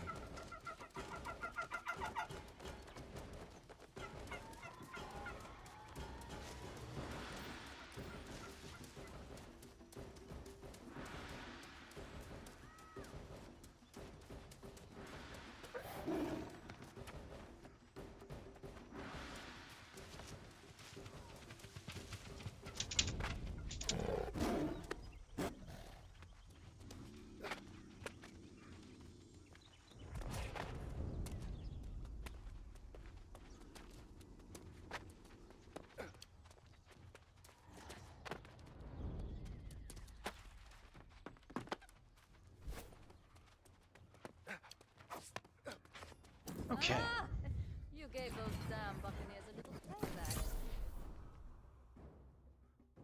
Oh, well, higher gear score, higher armor, but shit stats for me.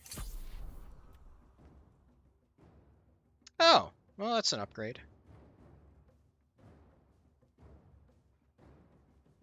I mean, it's only green, but I don't need that bonus effect, so yeah, I'll take this.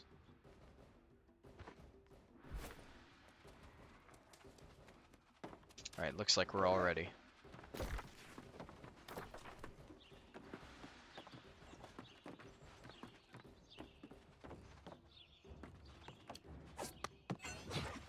What? No! That could have been so cool. That's what I was trying to do. Wait, it's my first time too. Ah, fuck me. I was really hoping that I could, like, just leap off and land on the ship, but... Darn.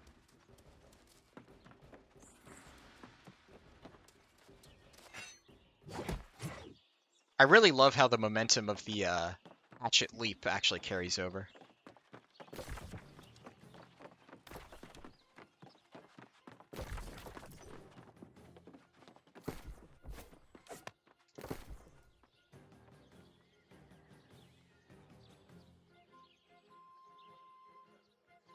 Do I have to go there?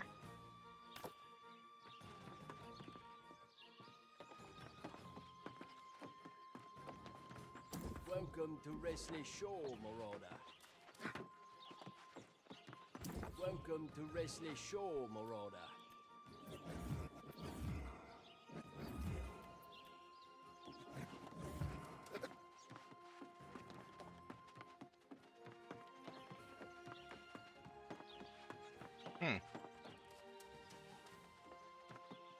Ha ha!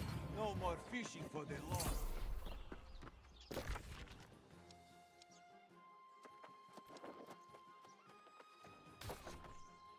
I'm so confused. Hold on. Did they all get teleported there and I didn't? It looks like that's exactly what happened, which, that sucks. I guess I need to run.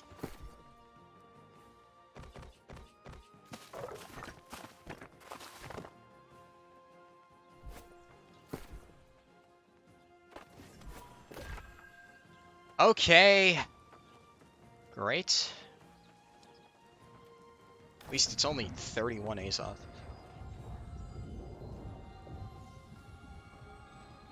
Let me ask. Did you all enter?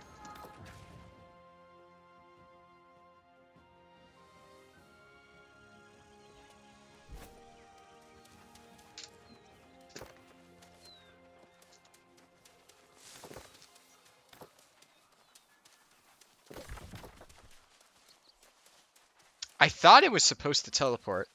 Like, maybe I'm wrong in that, but I'm running the wrong fucking way. Okay. Oh, it should have TP'd you.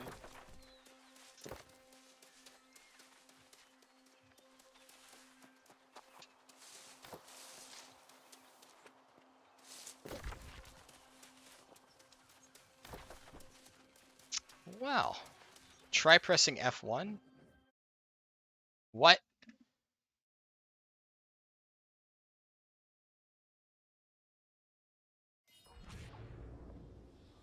All right. That worked.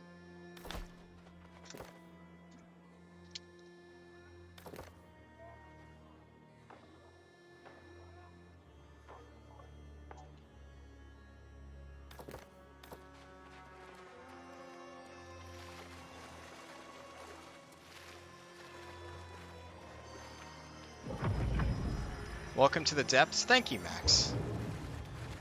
I hope I haven't missed anything. Should probably open this box. And this time, Max, as you can see, my inventory is very empty, so... I expect there's going to be nothing that will actually fuck me over.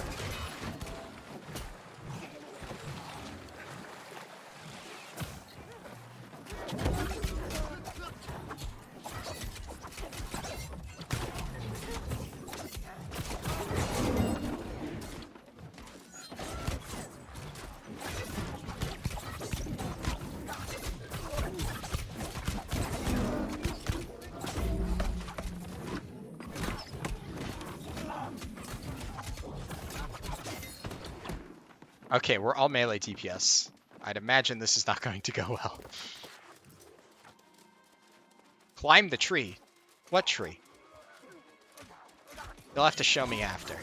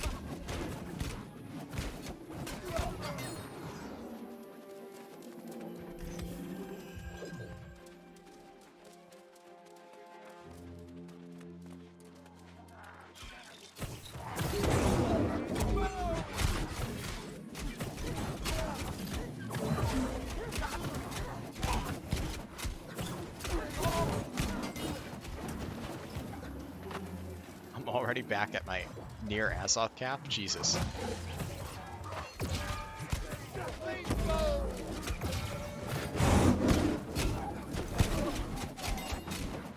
Oh yeah, that's really nice for grouping up mobs. I don't know what ability that guy used, but that was nuts.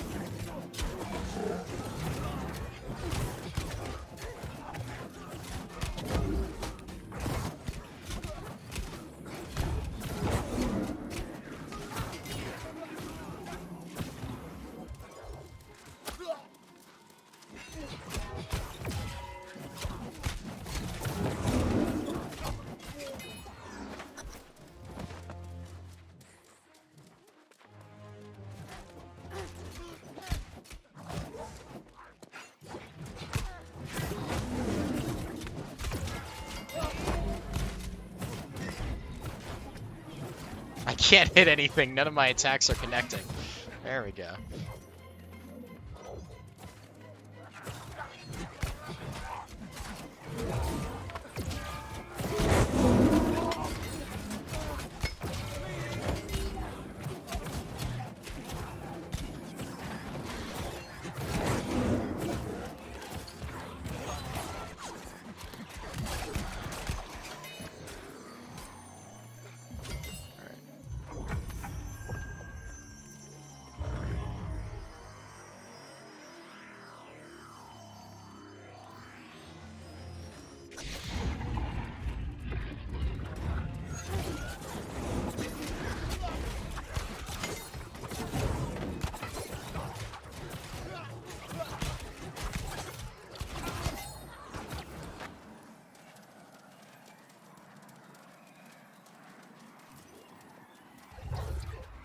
Mine.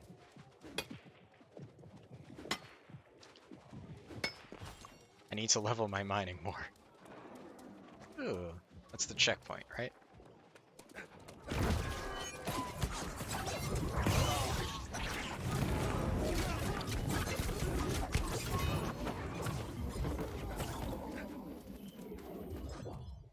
Is this the first boss? Is this just a mini boss?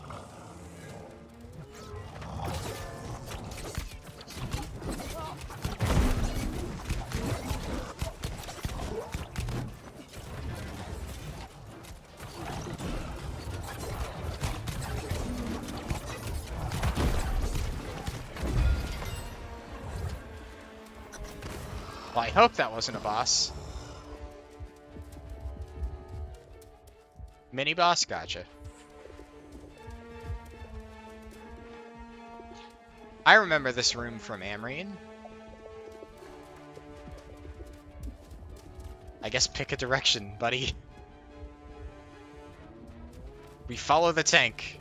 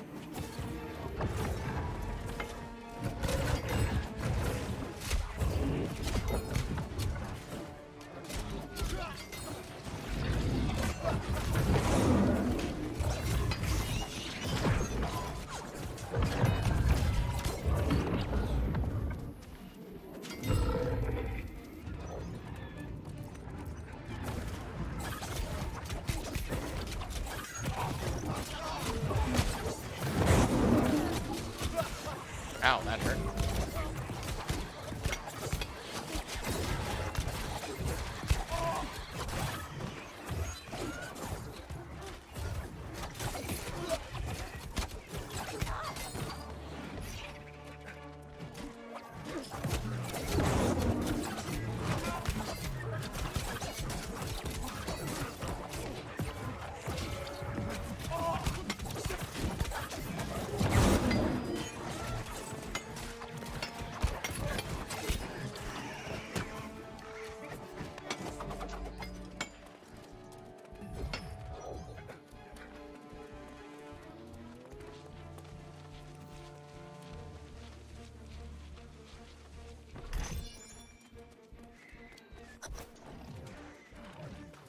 Explore the portal.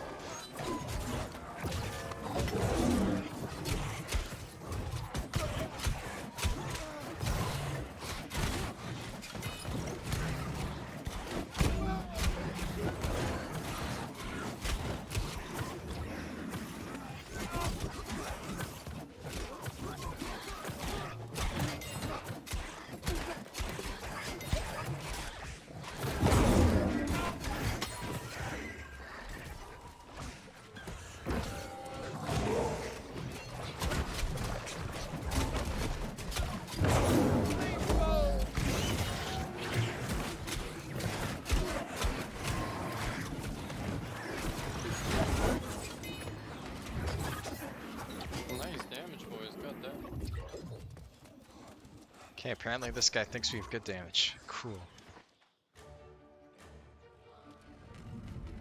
The core.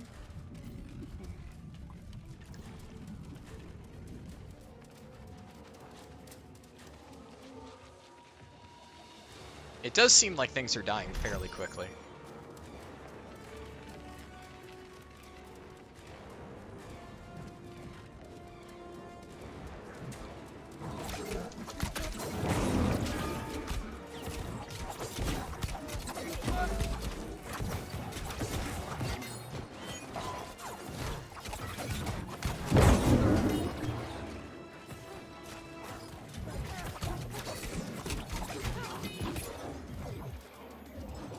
I don't have a frame of reference though, so Max, you'll have to tell me if the damage in this group actually is really good or not. Oh fuck, I fucked that up.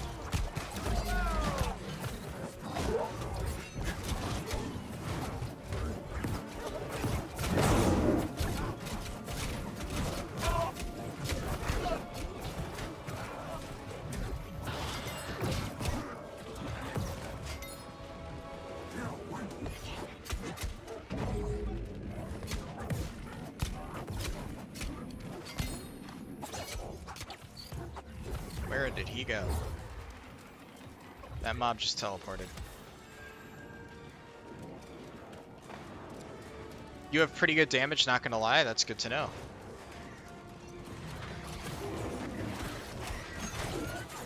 Oh, they gripped it out of my fucking dash.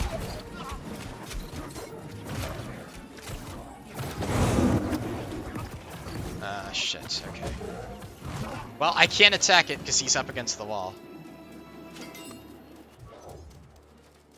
Oh well. How high is this dungeon on a scale from Ragefire Chasm to Blackrock Depths? Maradon. I think this is... yeah, I would definitely say this is the Maradon of New World. Because you do Maradon at what, like... late 30s, mid 40s, right? And this is like right around there. The irony is it's actually called the Depths, so you would think it would be the BRD equivalent, but it's not.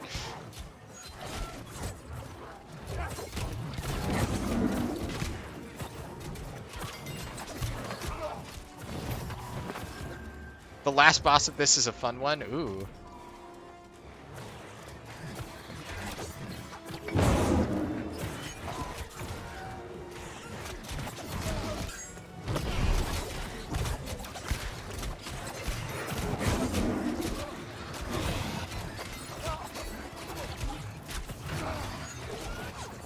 I feel like a lot of times these big AoE pulls, I'm just mashing, and it's like, you know, seems to work, so...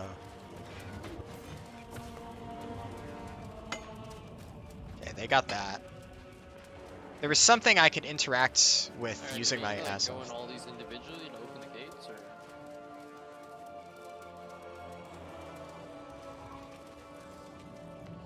The excitement of doing an instance for the first time? Yeah.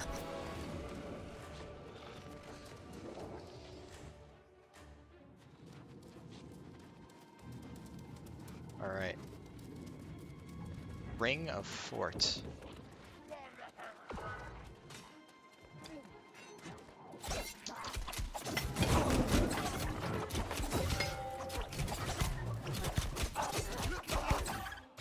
Whoa! Game held still for a little bit there.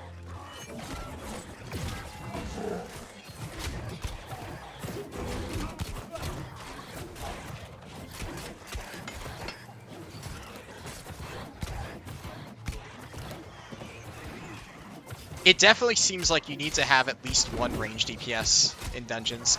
More than 2 people, it's tricky to actually auto-attack most mobs.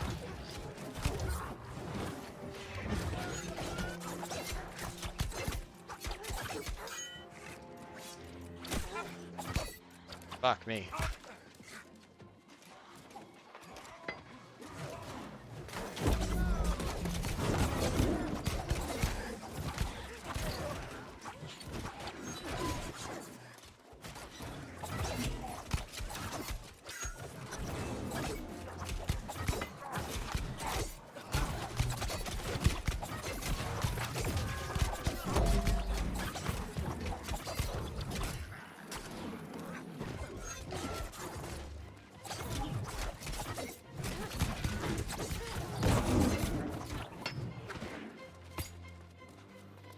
I do know, Max, you've been telling me that like you need a ranged for a lot of dungeons, and I'm guessing this is why, just because of like being able to hit mobs is really hard with more than 2 melee.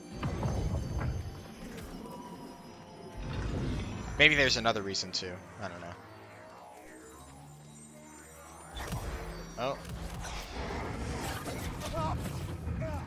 Whoa.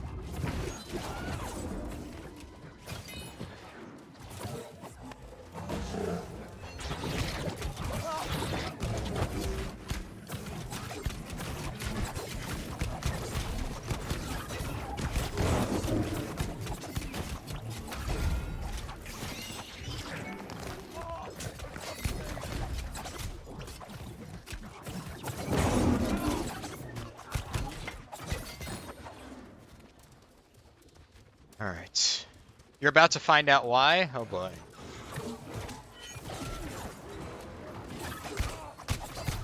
You really love giving those ominous statements, don't you, Max?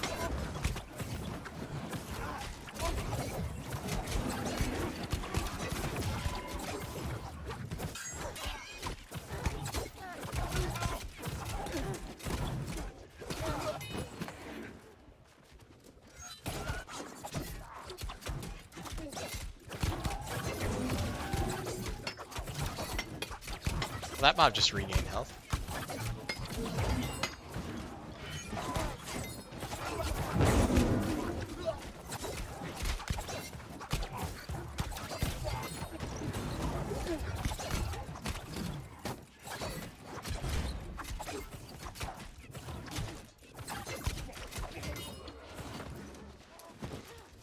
I'll say, this game kills my arm. The amount of times I need to click is, like, ridiculous. Whew. Jumping from foot to foot like a goblin with a sudden need to pee. You're that excited to watch this? Alright. Fuck. That's probably not good, huh?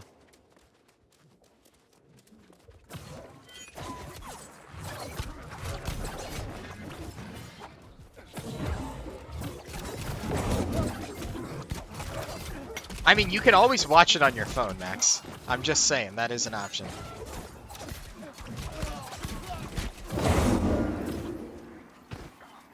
Okay.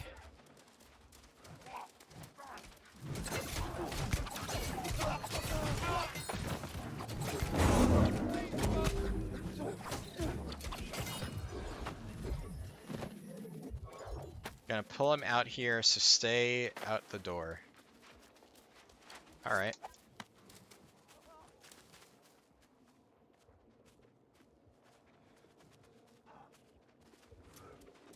I assume he's pulling him into this room, so there's more space. Makes sense.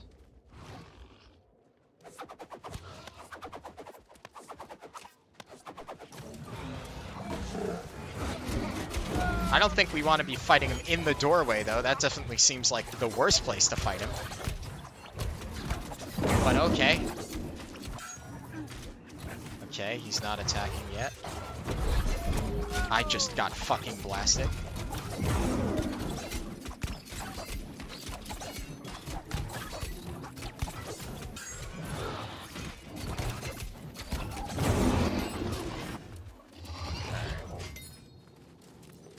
Yeah, I feel like if you're gonna drag him into a doorway, you might as well just fight him where he spawns, unless you're talking about the tendrils.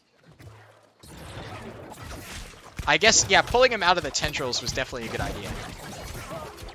But you could have pulled him into, like, you know, not the doorway.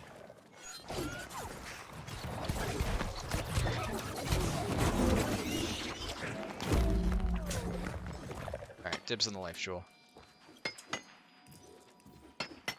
Hello, Mutated. Good to see you.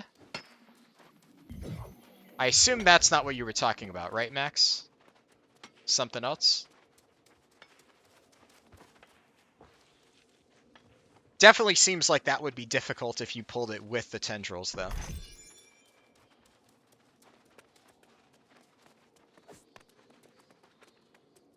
Alright. Now where do we go? Assume the other way. That was not it? Gotcha. Oh yeah, there's a staircase. Okay. Oh yeah, so we're back in the main room. This was that place.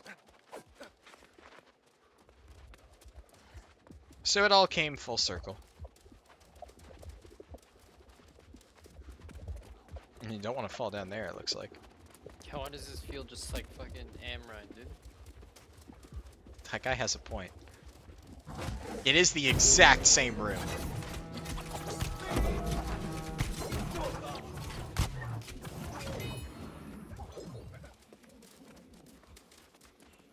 How's everybody doing? I'm doing good. How about you?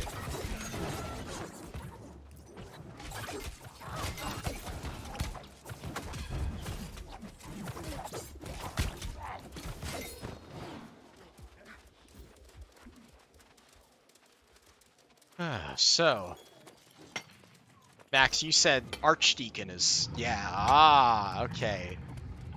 Archdeacon Azamela.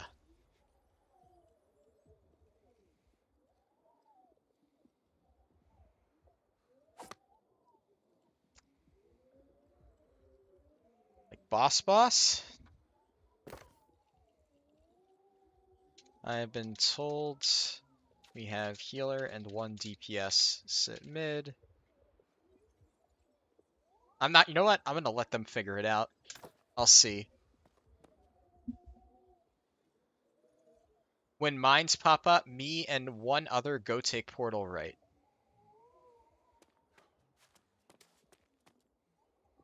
Okay. I'll go through portals.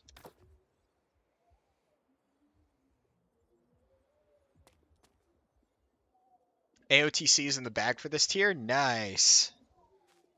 Glad to hear it. We don't have any ranged. Actually, this guy has a musket. Yeah, so 1 dude has a musket, and that's it. I guess I have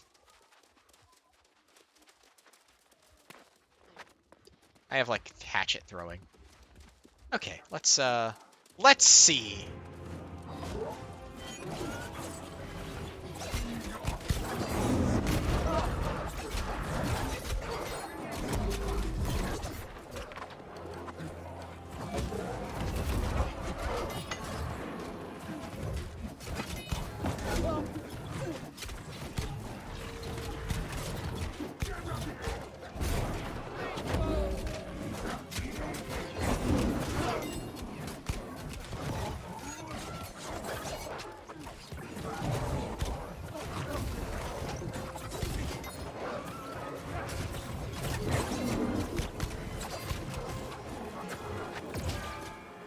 Okay, so we need to go through here then.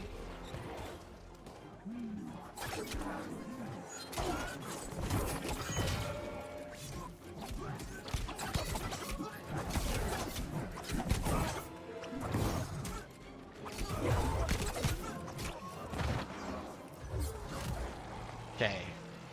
He's doing that, then I assume once he's done, we can teleport back.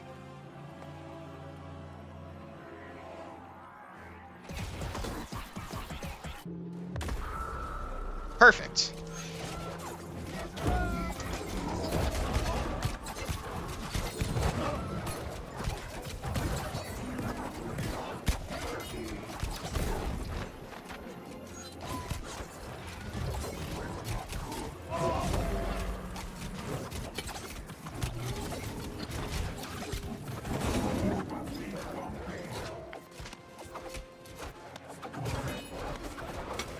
Didn't want to get anywhere near that.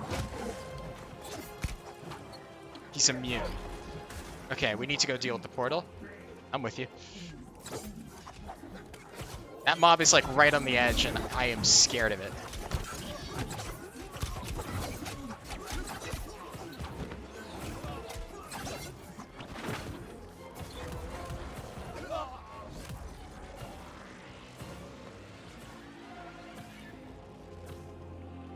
What happened to the mic quality? You have the old videos vibe. It's to take out the keyboard noises. So you might notice that there's no more keyboard noises. This is why. It's definitely better than the old videos. So, like, I get that it's similar. It's... Oh, shit. Okay.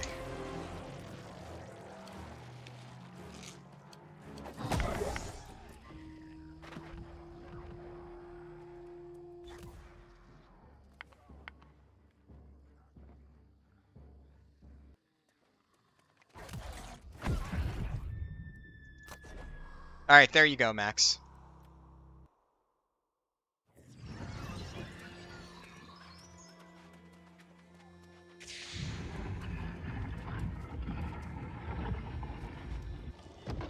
But yeah. Those, mines get fucking tankier in that second part. It's kind of rough.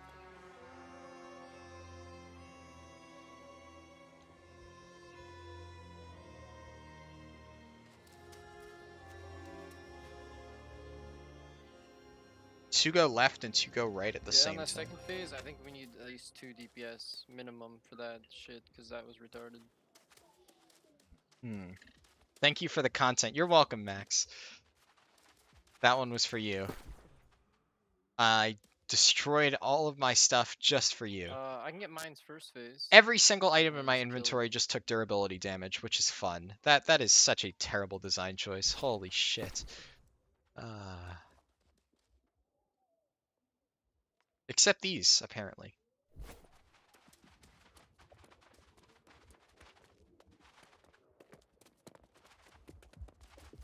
Wait, so if I unequip my gathering tools, they don't take durability damage when I die? Alright.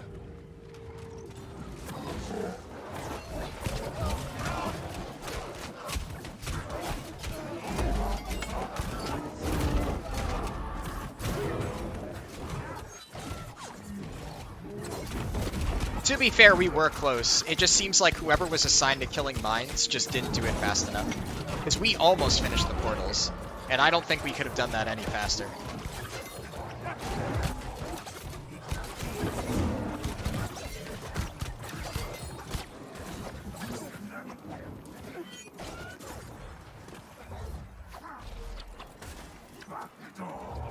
Okay, they're going over there. You know what? I'm just gonna stay here and kill Apocalypse Mines. That should be pretty easy with Rapier.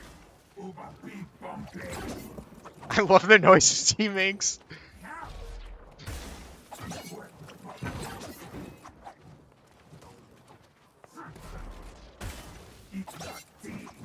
Eat Nati.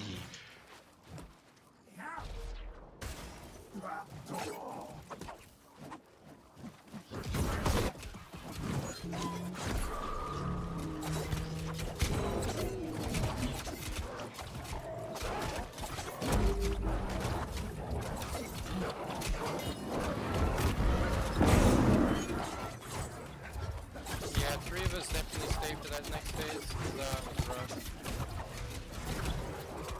I could probably solo the mines, but I'm just gonna let them keep another person on it.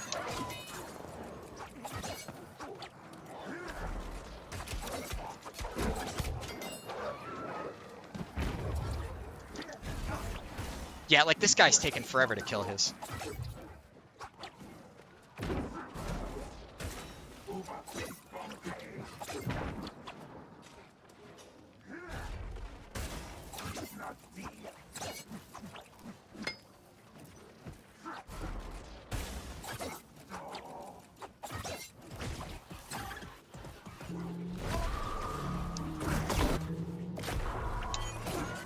Nice.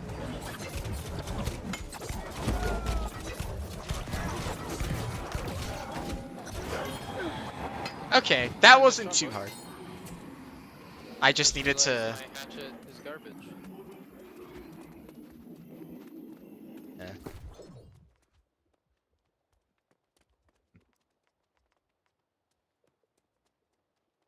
It's actually not a bad spear.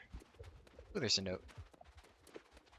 Was that better, Max? There you go.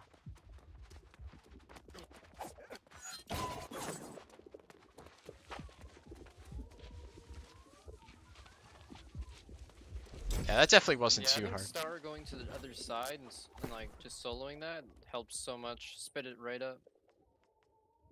That's a nice hatchet. Oh, that's a nice hatchet! Oh, yes, please.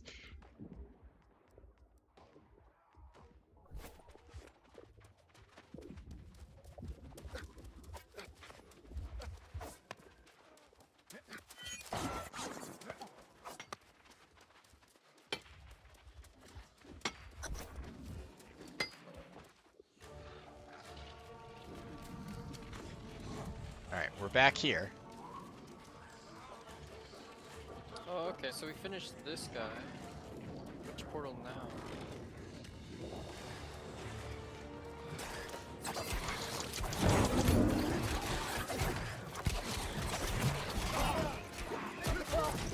Holy shit!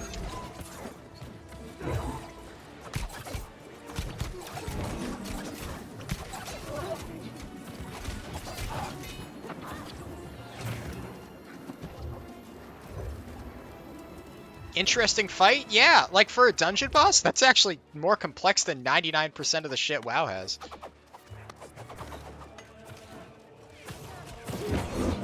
I really like that.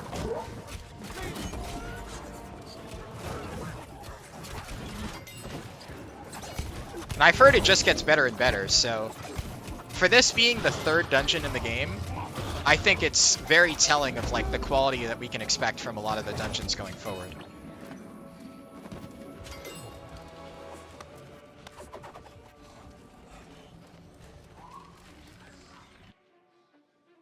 Oh, okay, I think we did this one. Yeah, we just went here. Why are they...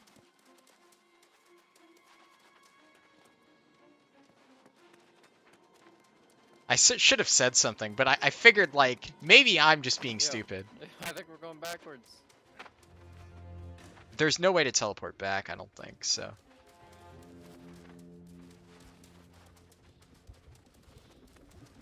Yeah. Oh, okay. So I guess we go the other way. Wrap around.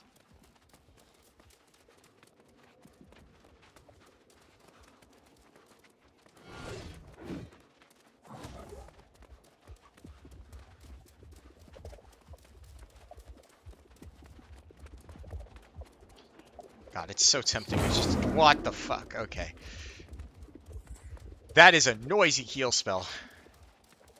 It's so tempting to just jump off the bridge there and die. This is a long run back. God damn.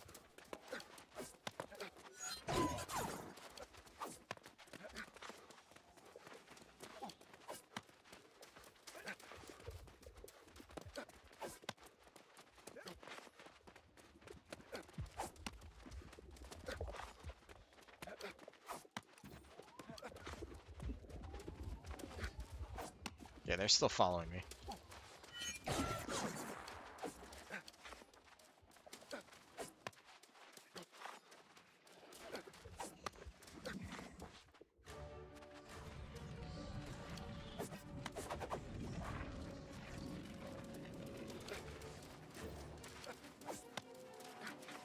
Alright, so probably the next one after this guy.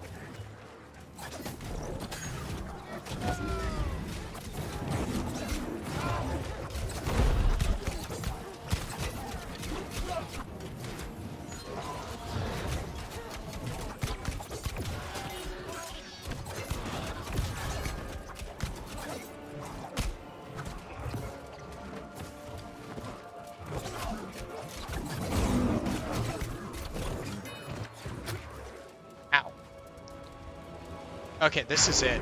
But we pulled the archer mob.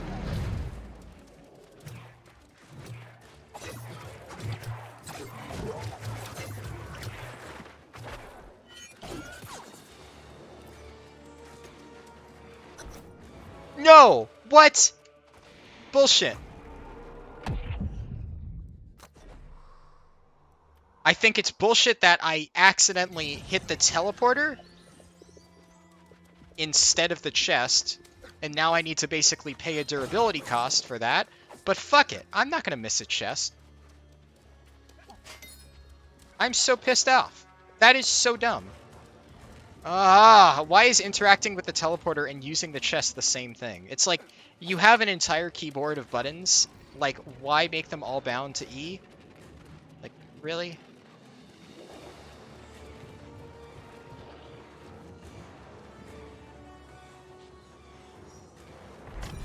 Is that an ad for gold selling?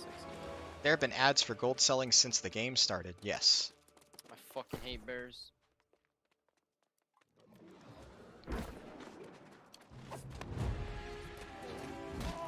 Archibald.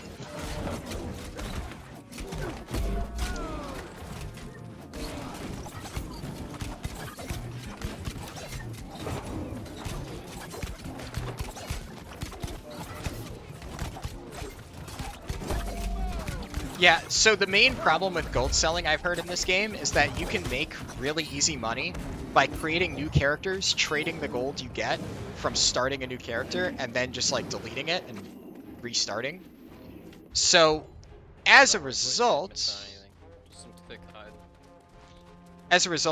gold selling has been kind of rampant for the entirety of this game.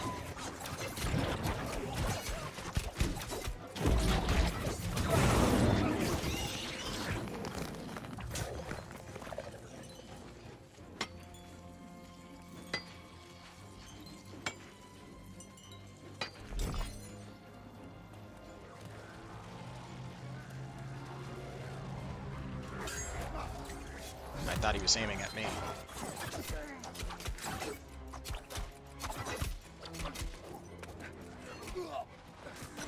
Oh, thank you.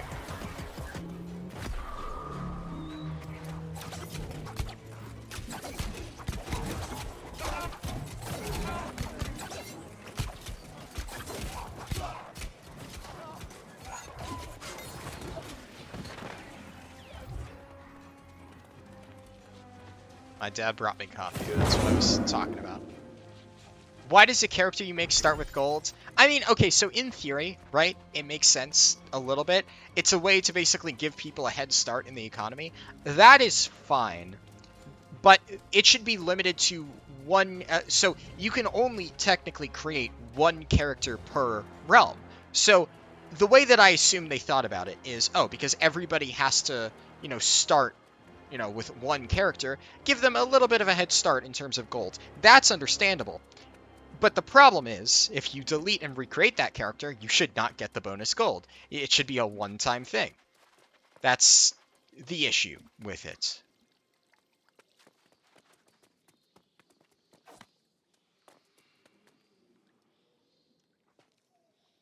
And it's not necessarily like a lot of gold in general, but it's a lot of gold for just creating a character.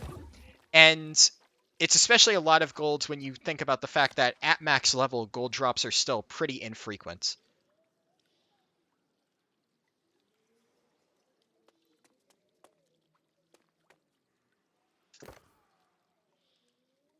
Okay, so this guy's saying, kill ads, dodge giant laser.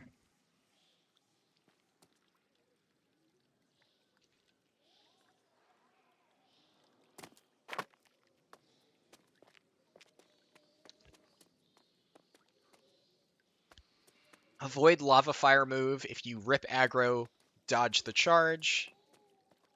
Everything seems straightforward. Okay, that armor that guy has to be a store-bought armor set. There's no way. Now I know the island's secret. Now I know true power. Oh, he's immune to damage. You cannot possibly challenge us now. And this is the guy from the box art. So if anybody's seen... Alright! That's fucking awesome.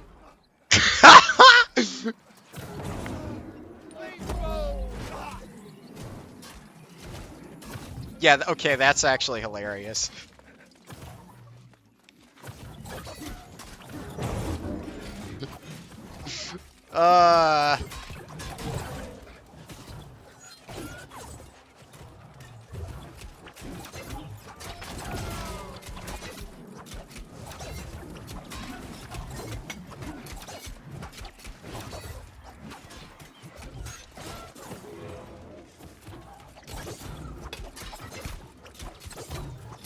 I don't see any ads yet, though.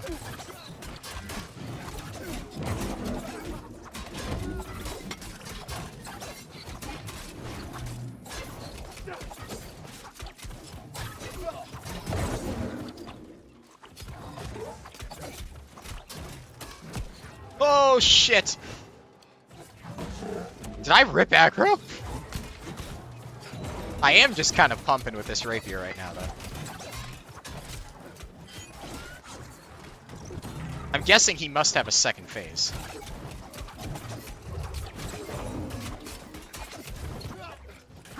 Okay, phase 2. It will be the last Yeah. time we meet.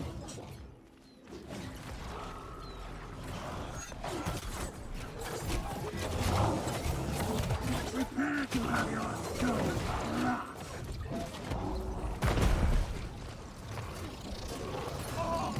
Oh!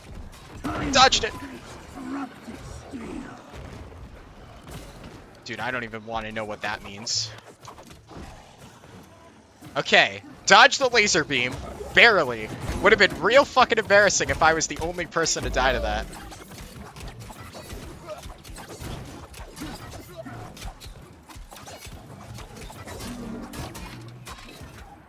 I don't like the look of that attack. Prepare to have your soul crushed. That's that thing. Okay. Oh, shit! No, no, no, no! Okay, that fleshlight was sick, though.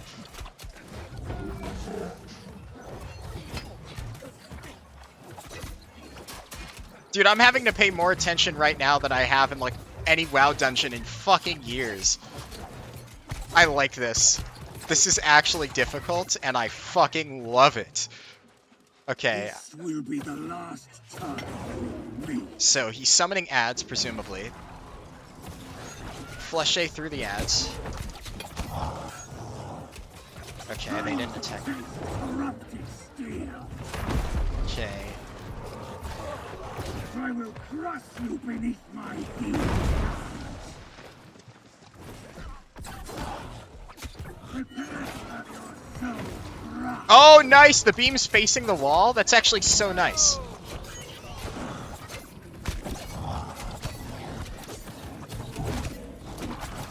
Where is Starcrunch? I don't know where he is. Time to taste corrupted steel. Where did the rest of our party members go? Did they die? Oh, they died.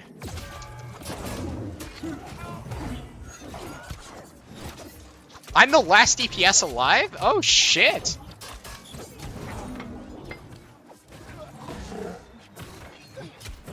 Prepare to have your soul. Okay, he's facing the wall. Alright.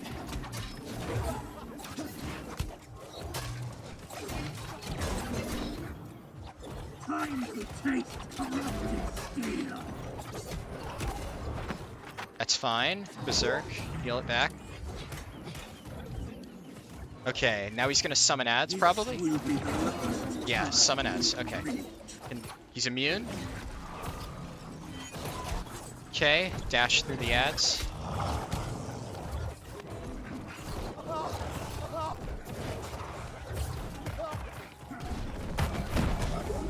I will crush you beneath my heel. And prepare to have your soul crushed. Beam. Okay, can get behind him. Oh, I reflected that.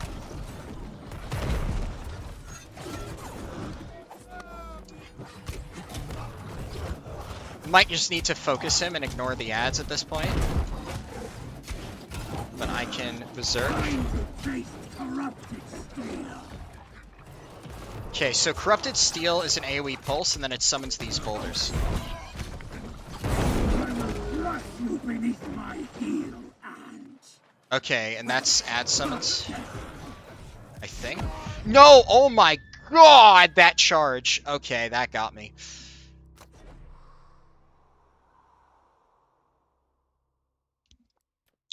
Sorry you missed the kill. No problem, Max. My shit's almost broken now.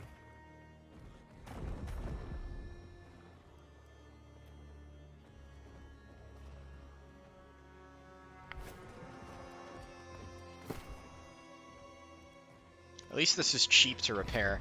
prepare to have your soul crushed. Thorpe was almost good, then 2 of our DPS died.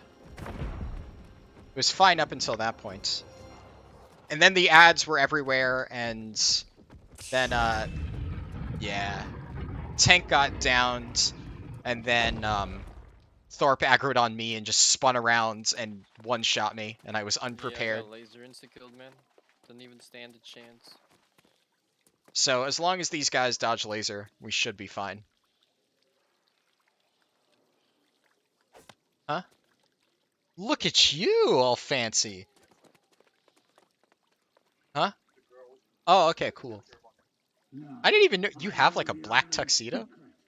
Now I know truly. That is. Why did they? Possibly challenge us now. Okay. Pathetic.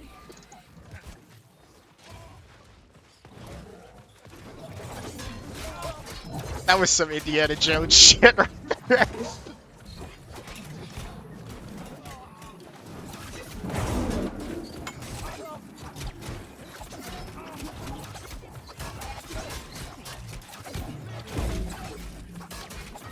I know, I almost missed it. That was almost so bad.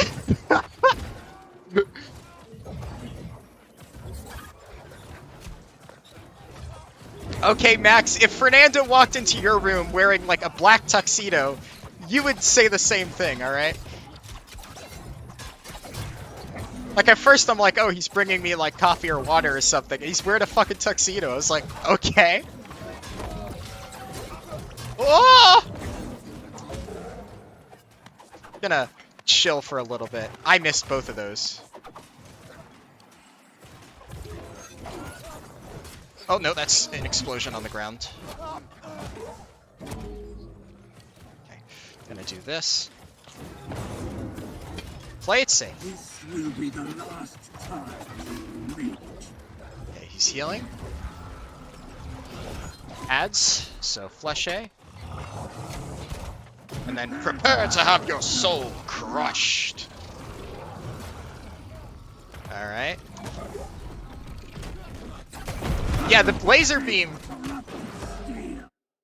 Oh no, I accidentally tapped out a New World. I'm good. Holy shit. Okay, we can still get that guy up.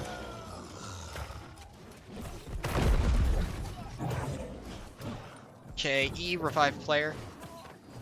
I got you, buddy. Prepare to have your soul crushed. Oh, they're fucked. Oh, they're so fucked. That was a really bad placement. Pathetic. Oh. Okay. Holy shit. Time to taste corrupt steel. This will be the last time we meet.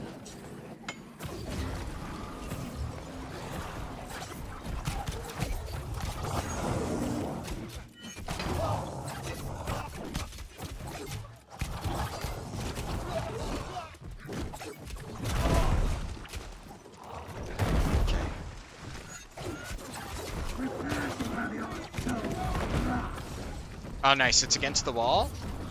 That's actually really good. I just got staggered in front of him. If the beam had still been active, I would have been so fucked. Okay, good. Berserk. Time to taste corrupted steel. Wait, is one guy's dead? I only see 4 people here. Oh no, where did that guy go? I will crush you beneath my heel hands.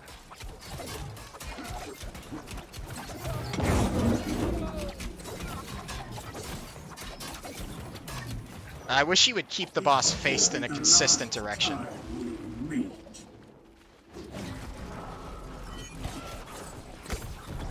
Okay, this will be the last time we meet, is when he summons adds. I will crush you beneath my heel. That is boulders. Or no, that is the red circle. Corrupted That is the pulse. have your soul. That is the beam. Okay.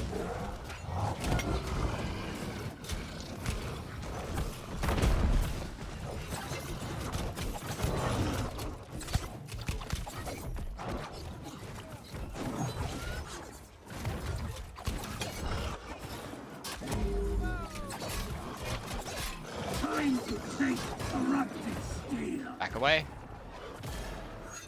Dash back in. What?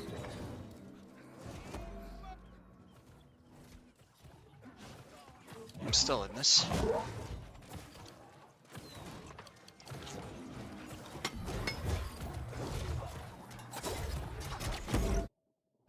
Why does it keep tabbing me out of the game? I really wish it would stop doing This will be the that. last time we meet.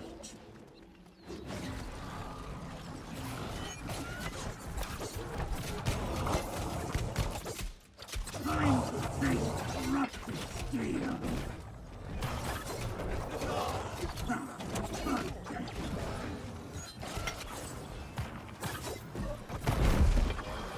I really hope our healer pays attention to our tank, because he's off in the corner getting fucking destroyed. Fleshe? Nope, nope, nope, nope, nope.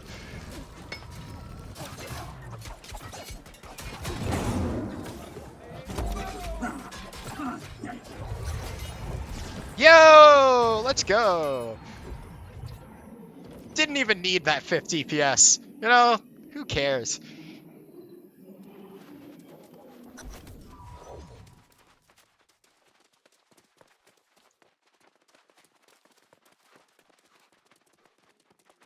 Thank you, Max. I appreciate that. Is there any other loot that I need to grab?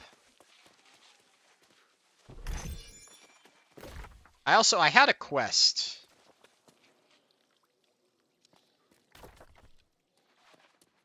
There was a quest that I picked up for Restless Shore. Did I complete that? Or not, where was it? Yeah, okay, I got it. Cool.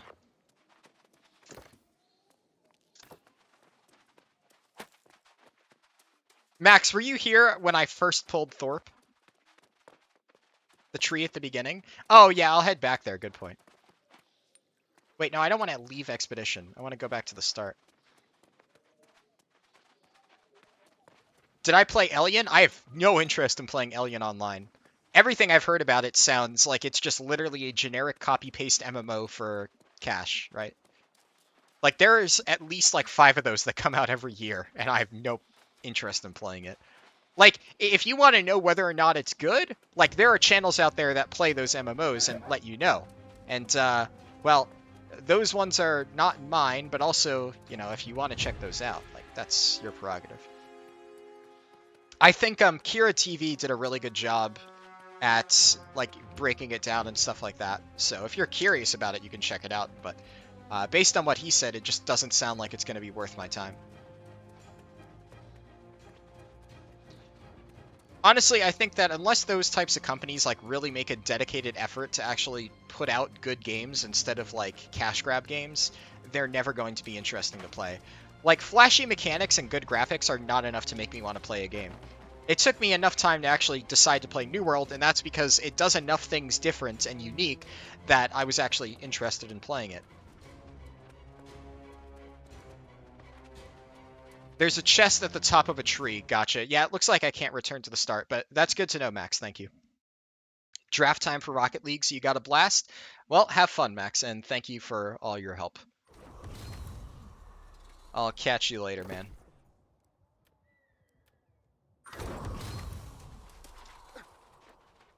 It's giving me all the war declared pop-ups. I'm already aware of all this. Oh my god.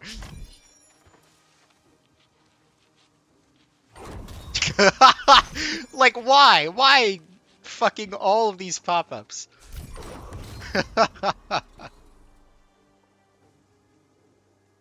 Just because I exited the overworld for a little bit. This isn't game breaking. It's one of those like things where you just gotta like sigh and say, good old New World. Like, there are quirks about this game that aren't necessarily game breaking, but they are like questionable design choices. That just make you go, wonder what they were going for with that one. And that's one of them.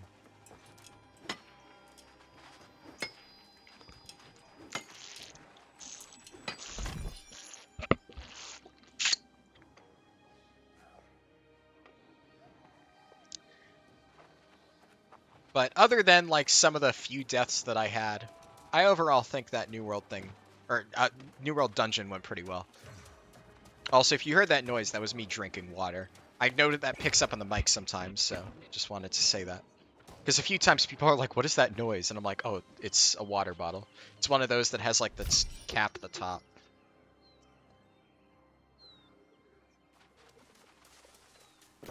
Okay. That guy just shoot at me?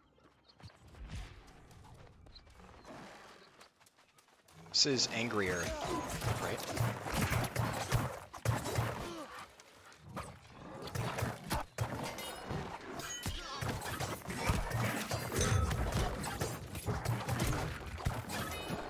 But yeah, first impressions of New World dungeons, not hard, but hard enough. So doable.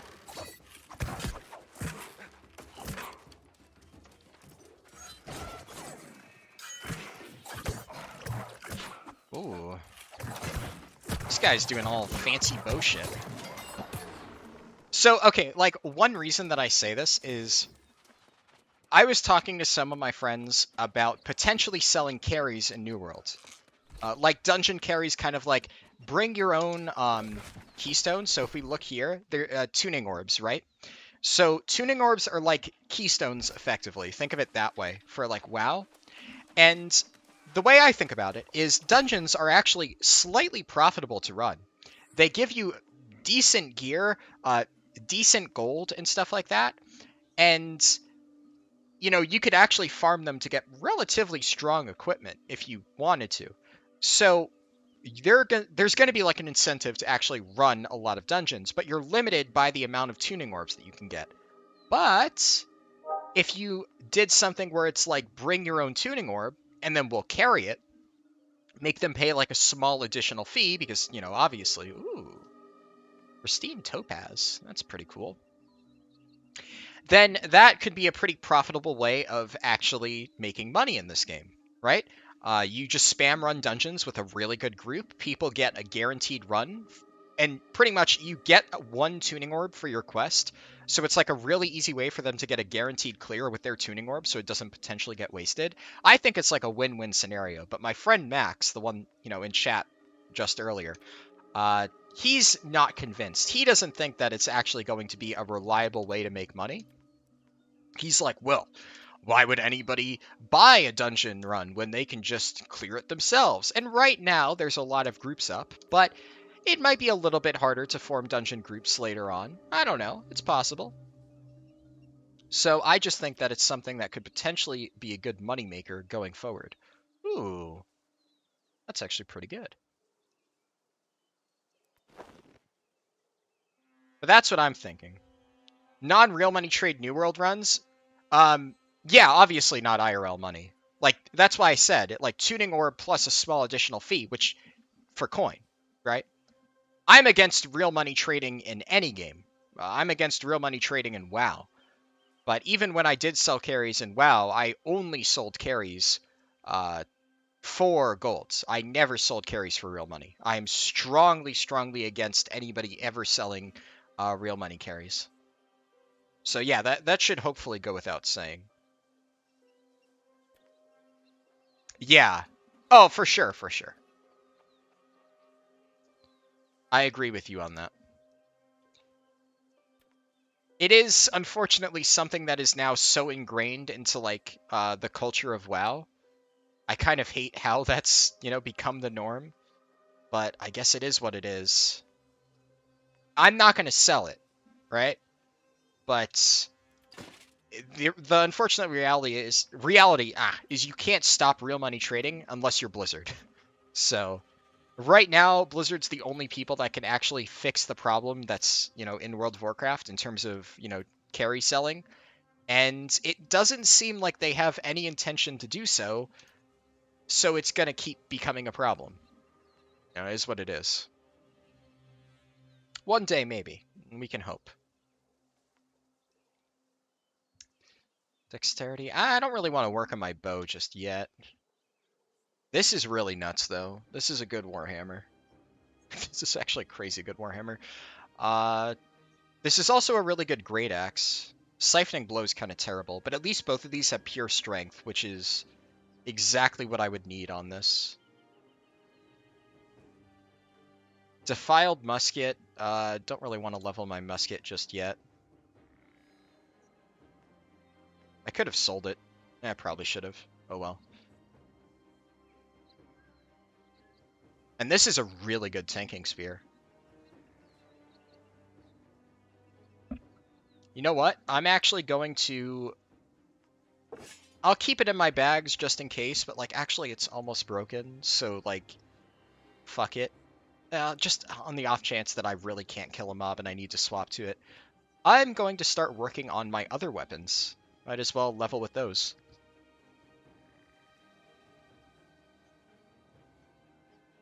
Which one do I want to work on first?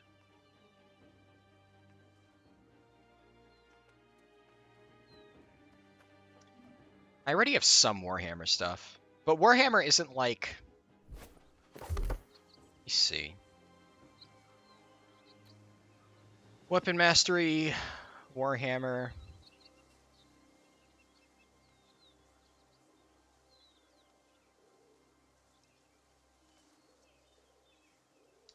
Yeah, Path of Destiny is obviously, like, really cool.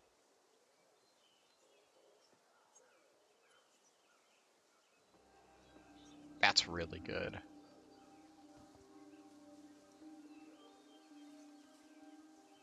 I should respec this, because I don't want to run clear out. Increase damage absorption by 10%. That's really good.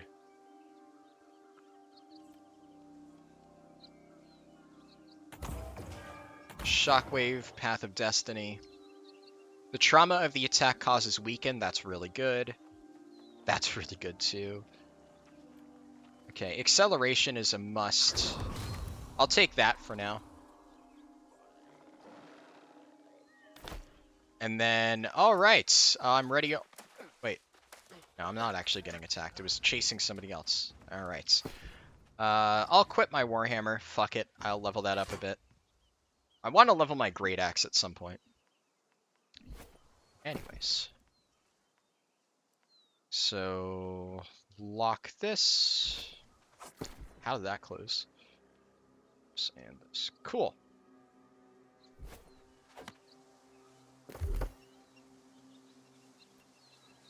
A armor breaker, powerful swing that penetrates 35% of the target's armor. Ooh, grit on Warhammer is pretty nice.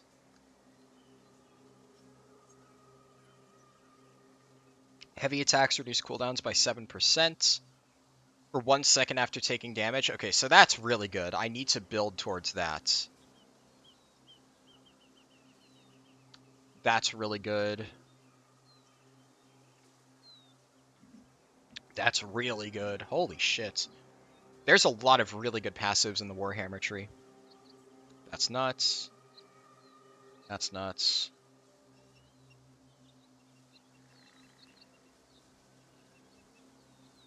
Adds grit to heavy attacks? Wow. Okay, that's not good. At least not for PvE. That seems a bit niche. It's a heavy attack execute. I feel like there's better ways you could spend your points.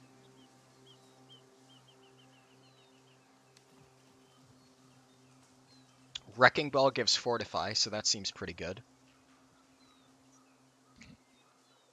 Okay, let me check the ends things. Press basic attack during Mighty Gavel, which is this. Then whenever a target is affected by crowd control. Okay, so this is terrible, so... Let me see. Hello, Rasmus. Good to have you here. Mighty Gavel, an overhead leaping attack that crushes down on enemies dealing 160% damage. It does execute damage. Does increase stamina damage. I don't think any of the ultimate talents are good. Like, if you're running Mighty Gavel, sure, but this doesn't seem that good. I don't know, maybe I'm missing something.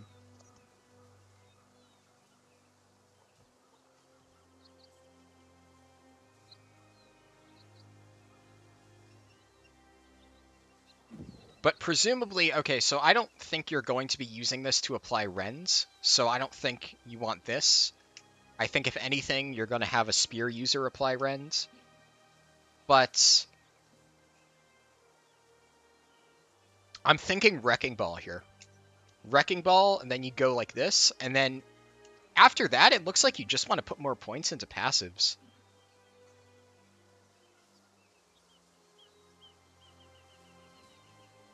Yeah, this is...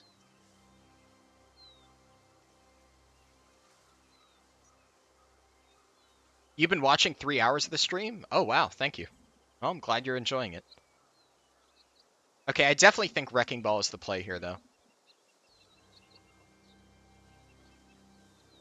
Because that makes it like full AoE, but it's all AoE that crowd controls and doesn't knock back, which I think is ideal. And also that means that you can go with like a heavy attack, light attack chain. So, Shockwave, yeah,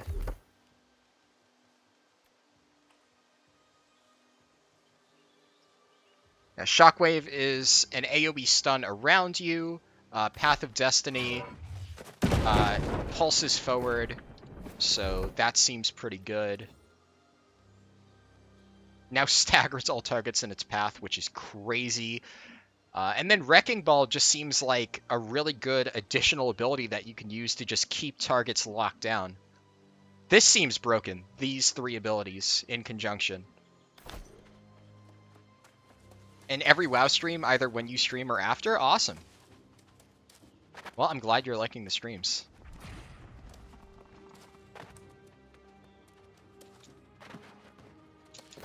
Just gotta get my way over there. Honestly, I feel like you're gonna be using so many heavy and light attacks, or so many abilities, right? You're not even gonna be using heavy and light attacks as much. Kind of debating whether or not it's like you should even use light attacks in this. Most chill voice ever? Well, I'm glad you think so. I have been told by a lot of people that they like listening to my voice, which is definitely very flattering. You know, before I started doing this, I never really considered that I had like a good voice for this type of stuff, but a lot of people have said I do, so that's nice to hear. That's wild. You're stronger than you look.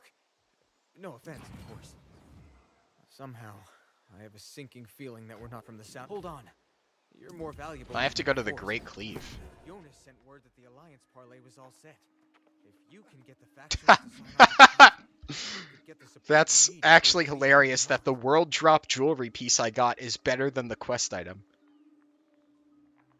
Well, are there raids? I don't know why, but your voice seems like a celebrity kind of voice. Well, that is flattering, but I wouldn't think so. I don't know if I would say celebrity kind of voice. You usually put on a stream or a vid for me while you're playing? Oh, awesome. Glad to hear it. I'd like to think that I have a pretty large like backlog of videos that people can watch through. And I mean, I generally do 2 very long streams every weekend. Also, if you're ever looking for like more videos, I do have a bunch that are unlisted. I unlisted a bunch of videos. Some of them I have now relisted. You know, experimented with some of them to see like which ones were actually like, you know, drawing in viewers and which ones were just getting recommended and not actually getting viewed thanks to YouTube. But there are some longer streams, especially, that I have now unlisted. So I guess if you're looking for something to listen to, every single stream I've done, for the most part, is in the live streams playlist. But some of them are now unlisted. Your Mage Tower vid made me open my eyes and you laughed your ass off. Well, I'm glad. Yeah, the funny thing about that video is I did not expect it to do well. Like, that's the hilarious part. I literally recorded that at 3 a.m. because I'm like, I want to play New World, but I'm just so pissed off at what's going on right now with, like, all the Blizzard shit. Like, basically, I wanted to make that video after I saw, that basically it wasn't coming until December, the Legion time walking stuff. And I'm just sitting there, like, pissed off. Like, I literally cannot focus on anything. I just need to yell into, like, a microphone about how pissed I am about this. And I honestly didn't think people would like that video. I figured, like, oh, yeah, you know, people are just gonna be frustrated because, like, who wants to listen to some dude rant, right? And then that video has done not just good, like absurdly good.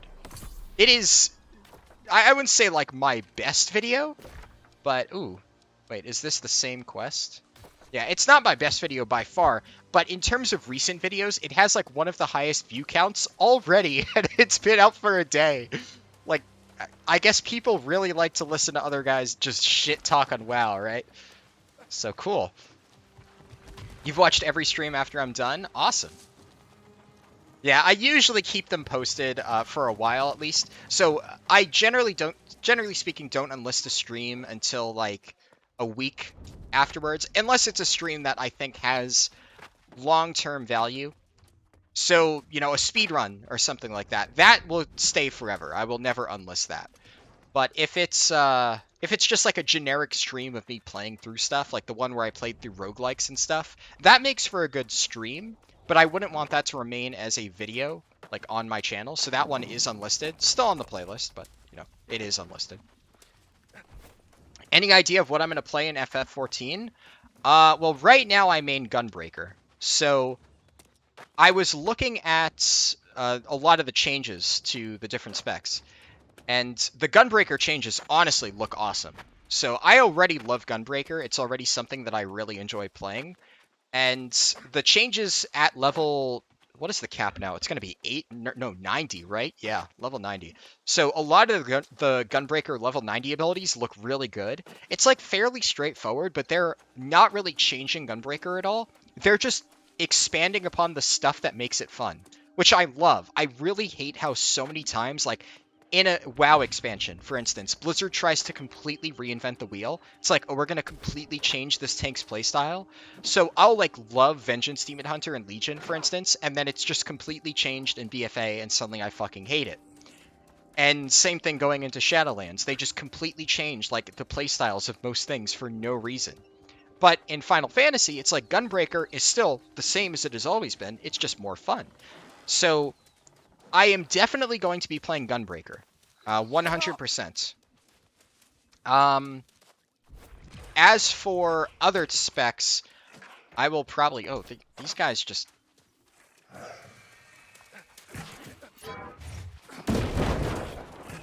Okay.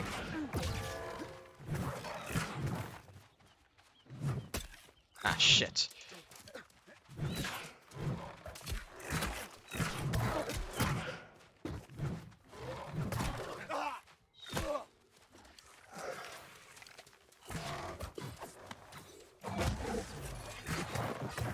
Okay. None of my attacks are landing. I thought I was bugged for a second, but I guess they were just all colliding with the other guy's hitbox. There we go. But yeah, I will be trying out every tank. So right now I've been maining... Well, not right now. I haven't played Final Fantasy in a little bit. But when I do play Endwalker, that is, and I'll be coming back like soonish. I might even stream Final Fantasy next weekend and just start working on getting my other tanks caught up. Because I've played the other tanks, I just haven't gotten them all up to 80. Gunbreaker's the only one I've actually hit max level with. But I've played a decent amount of Paladin and Warrior. I haven't played a lot of Dark Knight, though Dark Knight looks cool. Like, my co-tank when I did Savage Raiding was a Dark Knight, and, you know, he was really good at Dark Knight, so I'm curious to learn how it plays. But at the moment, I don't actually know really much at all about how to play it properly. So, curious to learn. Let me take this. Do I want to take the rest of this stuff? I can hold it in my inventory, I think. Yeah, I have enough room. Then, what quest? I think I just need to hand in this one.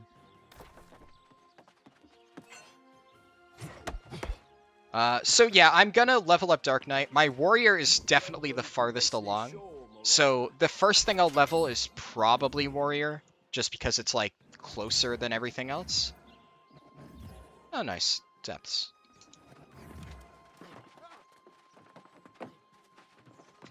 And, after I get Warrior to max level, my next priority is probably Paladin.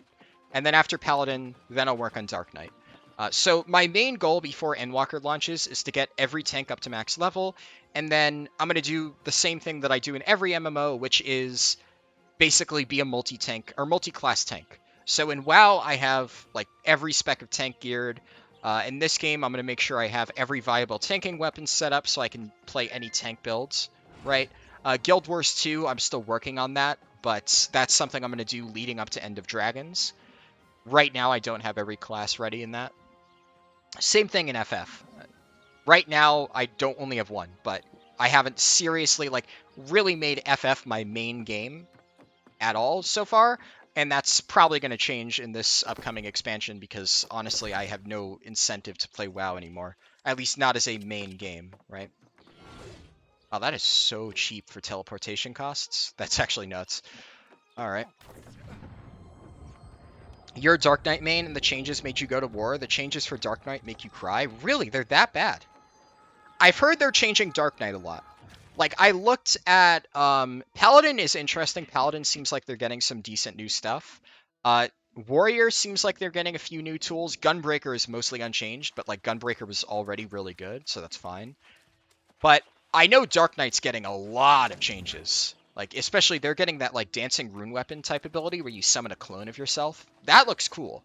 So, if you're saying you don't like the changes to Dark Knight, I am curious, like, what you don't like about the changes, because in terms of visuals, I looked at that and I was like, hey, that seems pretty neat. Like, I'm kind of excited to try Dark Knight. But if you can explain to me why it's, like, not good, then I'd be interested to hear. I would imagine that Paladin's probably going to be pretty good, though, because it's, like, the class that they're using to advertise everything. And usually that class is, like, pretty solid. Like, Dark Knight was pretty good in Shadowbringers, so... Okay, it wanted me to get 20 of these, right? If you want to be a full-time streamer, I think you could. Just need to get your name out there. Yes and no. At this point, streaming is more of like a side hobby for me. Primarily just because I'm still in college. I don't have time to commit to like fully streaming. Like if I wanted to be a full-time streamer, I would be streaming every single day. That's what full-time streamers do. But I can't because I have class. So that is just not really an option for me at this moment in time. It's definitely something that could be cool going forward, but I would need to actually be able to consistently make an income off this, which at the moment, I just can't. Especially not playing WoW. Like, when I play WoW, I get a decent amount of viewers. When I don't play WoW, well, I get, like, barely any. Which, you know, it is what it is, right? I'm not expecting to get, like, shit tons of people tuning into a New World stream if they're mostly concerned with WoW. But it's also a problem when you consider the fact that I am actively trying to move away from World of Warcraft, so. We'll see how it goes. I think maybe if I actually start making more Final Fantasy and New World videos, that would work. But right now, the problem is all of my videos are about a game that I am no longer trying to play, which makes it a bit difficult. But we'll see. I'm not in any, like, major rush, though, I should say. Like, if my stream isn't immediately, like, the most popular thing in the world, I'm not, like, too miffed about it, right? Obviously, more viewers is good, but don't have to get there just yet. I'm not super concerned. Okay. How do I... There we go.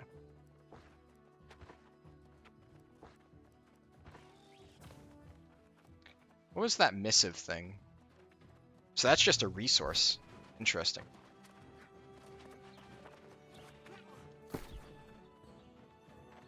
So I can salvage this.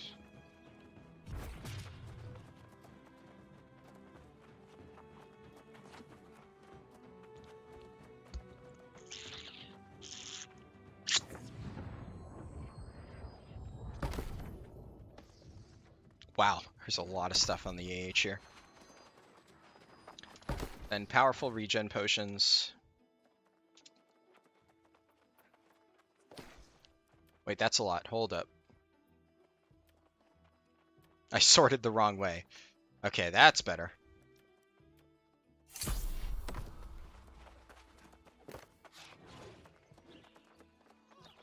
3 tadpoles, 20 fish oil.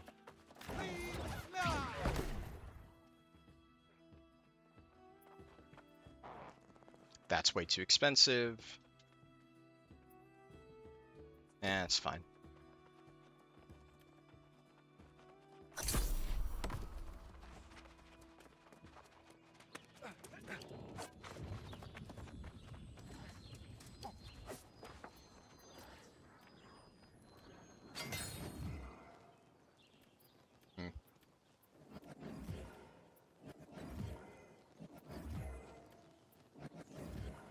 Definitely not that. 25 wordwood planks. I've heard wordwood is like super cheap, so I'll see if that's the case here. Wordwood planks. That's fairly cheap. Eh, fuck it. It's not too much. Especially because this will get me to ding 47, which is nice. Ooh, awesome. More points into con. There we go. All right. So I am actually going to stop here. It hit 5 hours, which is generally how long I've been trying to stream for this. Honestly, this game is definitely more exhausting to play compared to WoW, so it definitely takes its toll on me a bit more. And doing the dungeon was kind of like the nice end point, so to speak. Just kind of wanted to wrap it up after that. But yeah, thanks for stopping by, guys, and I will be streaming once again tomorrow. Peace